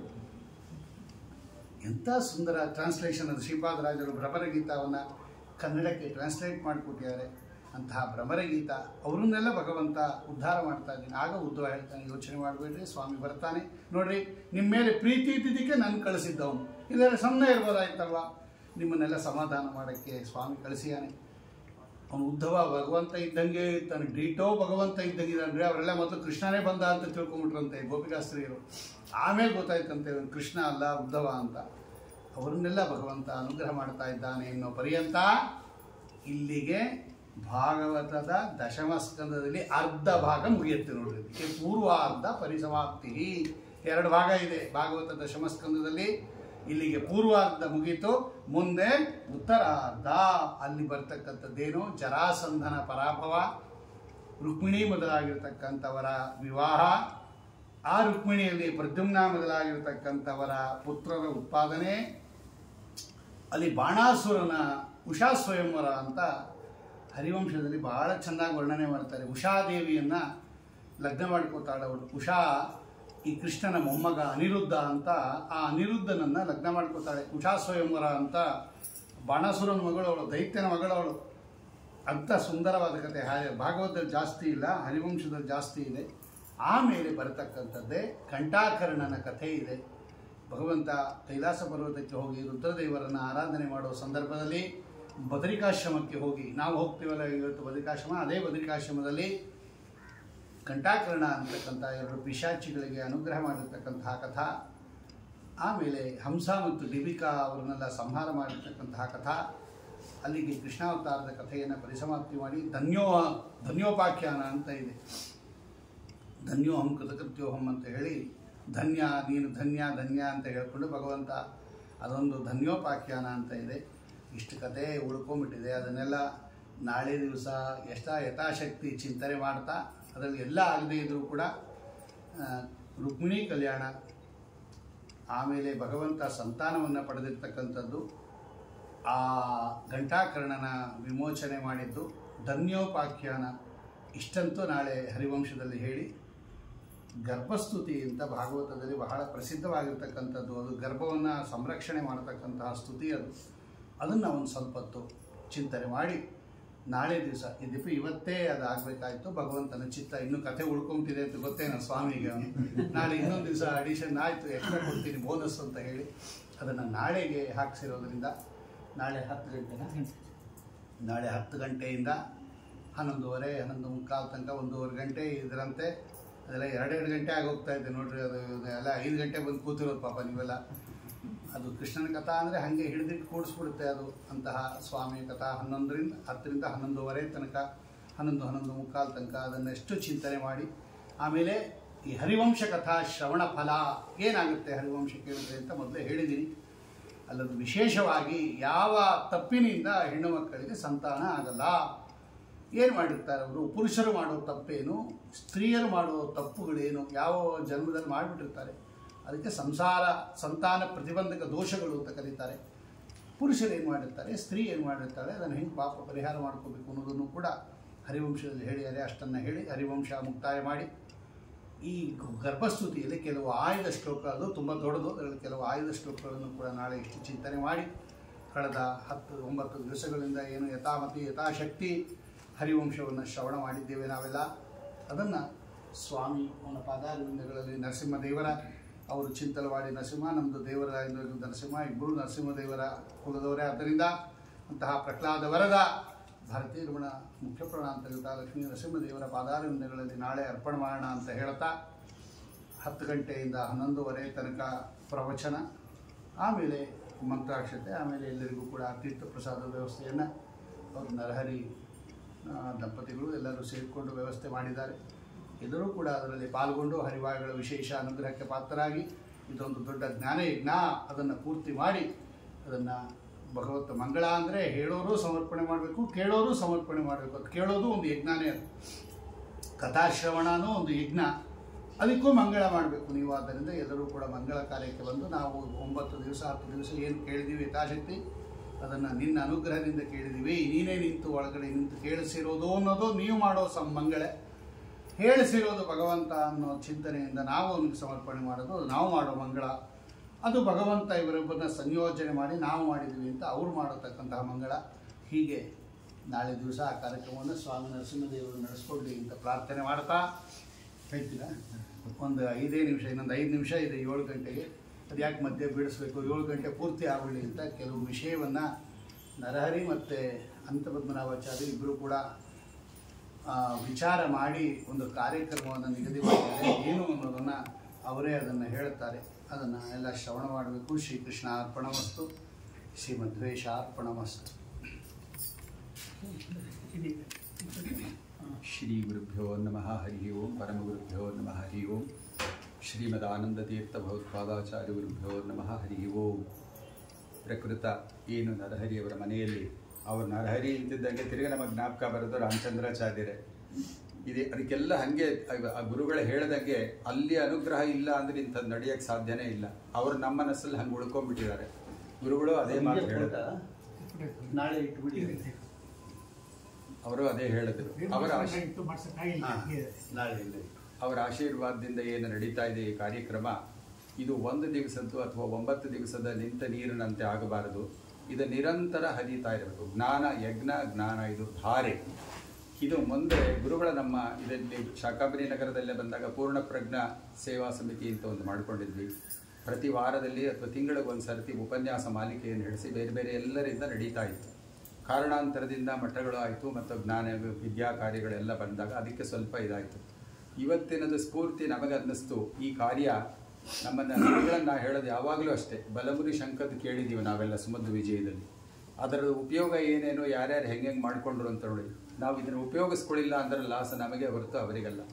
ಹಾಗಾಗಿ ಒಂದು ಸಜೆಷನ್ ಬಂತಿದ್ದರಿಂದ ಹೇಗೆ ನಾವು ಇದನ್ನು ಉಪಯೋಗಿಸ್ಕೋಬೇಕು ಅಂದರೆ, ನಮ್ಮಲ್ಲಿ ತಿಂಗಳಿಗೆ 1 ಕಾರ್ಯಕ್ರಮ ಅವರ ಪ್ರತಿ ಮನೆಯಲ್ಲಿ ನೀವೇ ಇಷ್ಟಪಟ್ಟು ನಮ್ಮಲ್ಲಿ ಇವತ್ತಿರಲಿ ತಿಂಗಳಿಗೆ 1 ಆ 1ರಲ್ಲಿ 1 ತಿಂಗಳಲ್ಲಿ ಅವರವರ ಶಕ್ತಿ ಸಂಸಾರದ್ದು ಮತ್ತು ಆ ಜಾಗ ಇದು ಎಲ್ಲ ನೋಡಿಕೊಂಡು 1 ದಿವಸ ಇರ್ಬೋದು, 3 ದಿವಸ ಇರ್ಬೋದು, 5 ಅಥವಾ 7 ಮ್ಯಾಕ್ಸಿಮಮ್ 1 ತಿಂಗಳಿಗೆ 1 ಕಾರ್ಯಕ್ರಮ. ಅದನ್ನು ನೀವು ನಿರೂಪಣೆ ಮಾಡಿ ನಮ್ಮ ಮನೇಲಿ ಇರಲಿ ಅಂತ ನೀವು ಒಪ್ಕೊಂಡು ಹಿಂದೆ ನಾವೆಲ್ಲ ಮಾಡ್ಕೊಂಬಂದಿದ್ವಿ. ನಮ್ಮ ಪರಮಗುರುಗಳು ಕೂಡ ದ್ವಾರಕಾನಾಥಾಚಾರ್ಯವರು ನಮಗೆ ಸುಮಧ್ವ ವಿಜಯ ಹೇಳ್ಕೊಡ್ಬೇಕಾದ್ರೆ ನಮ್ಮ ಸಮಿತಿಯಿಂದ ಮಾಡ್ಕೊಂಡು ಎಲ್ಲರ ಮನೆಗೆ ಗುರುಗಳೇ ಬಂದು ಹೇಳ್ಕೊಟ್ಟಿದ್ರು. ಆ ಪರಂಪರೆಯನ್ನು ನೆನೆಸ್ಕೊಂಡು ಅವರದೇ ಆಶೀರ್ವಾದ ಅಂತ ತಿಳ್ಕೊಂಡು ಇದು ನಂದೊಂದೇನು ಆಸೆ ಅಂತಂದರೆ ಇಷ್ಟೆಲ್ಲ ಕೇಳಿದ್ದೀವಲ್ಲ ನಾವು ಇವತ್ತು ಬೇಸಿಕ್ಕಾಗಿ ಗುರುಗಳು ಒಂದಷ್ಟು ಬರ್ಕೊಟ್ಟಿದ್ದಾರೆ, ಹೇಳಿದ್ದಾರೆ ಹಿಂಗೆ ಮಾಡೋದು ಅಂತ. ನಾವೆಲ್ಲ ಒಂದು ಲೆವೆಲ್ಲಿಗೆ ಬಂದ್ಬಿಟ್ಟಿದ್ದೀವಿ. ಇವತ್ತು ಇದೆಲ್ಲ ಆಗಬೇಕಾಗಿರೋದು ಇಲ್ಲಿ ತಿರ್ಗಾ ಸಂತಾನಕ್ಕೋಸ್ಕರ. ಆ ಸಂತಾನಕ್ಕೆ ಇಷ್ಟು ಕಷ್ಟಪಡ್ತಿದ್ದೀವಿ. ಬಂದಿದೆ, ಯಾರ್ಯಾರಿಗೆ ಸಂತಾನ ಇದೆಯೋ ಅದನ್ನು ಅವರ ಆ ದೃಷ್ಟಿಯಲ್ಲಿ ನಾವು ನೋಡ್ಕೋತಾ ಇದ್ದೀವಾ? ದೊಡ್ಡ ಪ್ರಶ್ನೆ. ಅದು ಹೆಂಗಿರಬೇಕು? ಕೃಷ್ಣನ ಕಥೆಯಲ್ಲಿ ಕೇಳಿದಾಗ ನಮ್ಮ ವಯೋ ಧರ್ಮಗಳು ಮಾನಗಳು ಏನೇನಿರಬೇಕು, ದಿನಚರಿಗಳು ಇವೆಲ್ಲ ಹೇಳಿದಾಗ ತಂದೆಯಾದವನು ನಾನು ಹಂಗೆ ಮಾಡ್ತಿದ್ದೇನೆ, ತಾಯಿಯಾದವಳು ನಾನು ಆ ದೃಷ್ಟಿಯಲ್ಲಿ ಸಾಕ್ತಾ ಇದ್ದೇನೆ ಮಗುನ, ಗುರುಗಳ ಉಪಯೋಗ ಪಡ್ಕೋತಾ ಇದ್ದೀವ, ಅಲ್ಲಲ್ಲಿ ತಿದ್ದುವಂಥ ಕೆಲಸ ನಾವು ಮಾಡ್ತೀವಿ. ತಾತ ಅಜ್ಜಿ ಎಲ್ಲ ಬರ್ತಾರೆ ಹೀಗೆ ತಿರ್ಗಾ ನಮ್ದು ಆಗೋಗಿದೆ ಅಂದರೆ ರೋಲ್ ಇಲ್ಲ, ನಮ್ಮ ಕಡೆಯ ತನಕ ಆ ರೋಲ್ ಇರುತ್ತೆ. ಅದನ್ನು ನಾವು ಮಾಡ್ತಿದ್ದೀವ ಅನ್ನೋ ಎಚ್ಚರಿಕೆ ಪ್ರತಿಯೊಂದರಲ್ಲೂ ಕೊಡ್ತಿದ್ದಾರೆ. ಅವರಲ್ಲಿರೋ ಗುಣ ಒಂದು ತಿರ್ಗ ಇವತ್ತಿನ ನೀವು ನೆನೆಸ್ಕೊಳ್ಳಿ, ಜ್ಞಾಪಕ ಬಂದಾಗ ಶ್ರೀನಿವಾಸ ಕಲ್ಯಾಣ ತಿರ್ಗ ಬರುತ್ತೆ. ಶ್ರೀನಿವಾಸ ಕಲ್ಯಾಣದಲ್ಲಿ ಒಂದೇ ವಾಕ್ಯ ತಗೊಂಡ್ರು. ಅವ್ರೇನು ಹೇಳಿದ್ರು? ಶ್ರೀನಿವಾಸ ಕಲ್ಯಾಣ ಅಂತಿದ್ದಂಗೆ ಏನು ಜ್ಞಾಪಕ ಬರುತ್ತೆ? ಅವ್ರು ಹೇಳೋದು ಒಲಿದು ಭಕುತರಿಗಾಗಿ ಮದುವೆ. ಅದಕ್ಕೆ ಎಷ್ಟು ಹೇಳಿದ್ರಿ ರೀ? ಅದೇ ಥರನೇ ಇವತ್ತು ಯಾವುದು ಕೊಟ್ಟರು ಉದಾಹರಣೆ? ಪರಿತ್ರಾಣಾಯ ಸಾಧೂನಾಮಿನ. ಈಗ ನೋಡಿ, ಅದೊಂದೇ ವಿಷಯ. ನಾವು ಮಕ್ಕಳಿಗೆ ಊಟ ಮಾಡಿಸ್ಬೇಕಾದ್ರೆ, ತಿಂಡಿ ತಿನ್ನಿಸ್ಬೇಕಾದ್ರೆ ಇದನ್ನು ಹಾಕ್ಬಿಡ್ತೀವಿ ನೋಡ್ಕೊ ಅಂತ, ಅಥವಾ ಕೈಗೆ ಕೊಟ್ಬಿಡ್ತೀವಿ. ಇದು ಬೇಕಾಗಿಲ್ಲ. ಇದನ್ನು ಅವಾಯ್ಡ್ ಮಾಡಿಬಿಟ್ಟು ಇಂಥ ಕಥೆಗಳನ್ನು ಇವರೇನು ಮಾಡಿದಾರೆ ಅದನ್ನು ಪದೇ ಪದೇ ದಿನಾ ಕೇಳ್ತಿರಬೇಕು. ನಮ್ಮಲ್ಲಿ ಉಳಿಯಲ್ಲ, ನೆನಪಿನ ಶಕ್ತಿ ಇಲ್ಲ. ಒಂದು ಆಸೆ ಇದೆ, ಅದನ್ನು ಸಣ್ಣದಾಗಿ ಬರೆದು ಅದನ್ನು ಇದು ಮಾಡಬೇಕು ಅಂತಲೂ ಆಸೆ ಇದೆ. ದೇವರು ಅವರ ಗುರುಗಳ ಅನುಗ್ರಹದಿಂದ ಮಾಡಿಸ್ಬೇಕು. ಅದನ್ನು ನೋಡಿ ಒಂದು ಪ್ರಯತ್ನ ನಾವು ಪಡ್ತೀವಿ. ಇವತ್ತೇನು ಕಥೆಗಳು ಕೊಟ್ಟಿದ್ದಾರೋ ಅಷ್ಟನ್ನು ಈ ಕಾರ್ಯ ಆಗಬೇಕು ಅನ್ನೋಕ್ಕೆ ಒಂದು ಸಂಕಲ್ಪ ಬಂದಿದೆ. ಅದು ಗುರುಗಳ ಆಶೀರ್ವಾದದಿಂದ ನೆರವೇರಬೇಕು. ನಿಮ್ಮ ಸಹಕಾರ ನೀವು ಹೇಳ್ದಂಗೆ 1 ದಿವಸ, 3 ದಿವಸ, 5 ಅಥವಾ 7 ದಿವಸ ನಿಮಗೆ ಅಪೇಕ್ಷೆ ಇರುವಂಥ ವಿಷಯಗಳು ಗುರುಗಳು ತಿಳಿಸಿದ್ರೆ ಅದು ಕೊಡಿ. ಇಲ್ಲ ಗುರುಗಳೇ ನಮ್ಮ ಇದನ್ನು ನೋಡಿಕೊಂಡು ಅವ್ರು ಹೇಳ್ತಾರೆ. ಒಟ್ಟಿನಲ್ಲಿ ಏನಾಗಬೇಕು ಅಂದರೆ ಬದಲಾವಣೆ ಆಗಬೇಕು. ಅವ್ರು ಹೇಳ್ತಾ ಇದ್ದಾರೆ, ನೀ ಹಿಂಗಿದೀಯಾ, ಹೆಂಗೆ ಇರಬೇಕಾಗಿತ್ತು ಹೆಂಗಿದ್ದೀನಿ. ಇನ್ನು ಕಾಲದ ವ್ಯವಸ್ಥೆ ಬಂದಾಗ ತಿರುಗು ಅನಿಸುತ್ತೆ, ಇಷ್ಟು ನಾವು 5ಕ್ಕೆ ಹೇಳಿ ಏನಾಚಾರ್ಯ ಯಾವಾಗಲೂ ಎಳೆದು ಬಿಡ್ತಾರೆ. ನಾವು ಮಾತಾಡ್ತೀವಲ್ಲ, ಅಯ್ಯೋ ಅವ್ರ ಕೈಯಲ್ಲಿ ಮೈಕ್ ಕೊಟ್ಬಿಟ್ರೆ ಆಗೋಯ್ತು, ಇವೆಲ್ಲ ನಾವು ಮಾತಾಡಿದ್ವಿ. ಮೈಕ್ ಇಲ್ಲಪ್ಪ ಇಲ್ಲ ಇವೆಲ್ಲ ಹೇಳಿದ್ವಿ, ವಾಸ್ತವ. ಬಿಡಲ್ಲ ಆಗೋಯ್ತು. ಇವತ್ತು ಇಷ್ಟೊತ್ತಿಗೆ ಎಲ್ಲ ನೋಡ್ತಿರ್ತಾರೆ, ಅಲ್ಲಿ ಬಡಿಸೋರು ವಾಲಂಟರೀಸು, ಆಗೋಯ್ತು ಟೈಮ್, ಎಲ್ಲ ಜನ ಕಾಯ್ತಿದ್ದಾರೆ. ಇಲ್ಲ, ಯಾರಿಗಾನೋ ಬಂತ, ನಿಜವಾಗ್ಲೂ ನಮ್ಮಿಂದ ಅನುಭವ ಹೇಳ್ತಾ ಇದ್ದೀವಿ. ನೆಕ್ಸ್ಟ್ ನಾವು ಮನೆಗೆ ಹೋಗ್ಬೇಕಾಗಿತ್ತು, ಅಲ್ಲಿ ಕೆಲಸ ಎಲ್ಲ ಮರೆತಿದ್ವಿ. 1 ಸೆಕೆಂಡ್ ಗುರುಗಳ ಆಶೀರ್ವಾದದಿಂದ ಅಂಥ ಭಾವನೆಯನ್ನು ಹುಟ್ಟಿಸುವಂಥದ್ದು, ಆ ಸಂದರ್ಭಕ್ಕೆ ನಮ್ಮನ್ನು ತಗೊಂಡೋಗುವಂಥದ್ದು ಇರಬೇಕಾದ್ರೆ ನಾವು ಯಾಕೆ ಉಪಯೋಗಿಸ್ಕೋಬಾರ್ದು ಅನ್ನೋದು ಒಂದೇ ಒಂದು ಕಡೆ. ಇದನ್ನು ನರಹರಿಯವರಲ್ಲಿ ನಾವುಗಳೆಲ್ಲ ಸೇರಿ ಮಾಡಿ ಅವರಿಗೆ ನಮ್ಮಲ್ಲಿ ಇರಲಿ, ಈ 1 ತಿಂಗಳು ಬಂದು ನಮ್ಮನೇಲಿ ಇರಲಿ ಅಂತ ನಾವು ಅವರಿಗೆ ಒಂದು ಮೆಸೇಜ್ ಕೊಟ್ಬಿಟ್ರೆ ಗುರುಗಳಿಂದ ಹಿಡಿದು ಅದನ್ನು ಕಾರ್ಯಕ್ರಮ ಮಾಡ್ತೀವಿ. ಒಂದೇ ಅವರೇ ತಿರ್ಗಾ ಅದು ಹೇಳ್ದಂಗೆ ಹೆಚ್ಚು ತಗೊಂಬಲ್ಲ. ಯಾಕಂದ್ರೆ ವಿದ್ಯಾಭ್ಯಾಸಗಳು, ಮಕ್ಕಳದು ಮನೆ ಪರಿಸರನೇ ಹಂಗಿರುತ್ತೆ. ಅದಕ್ಕೂ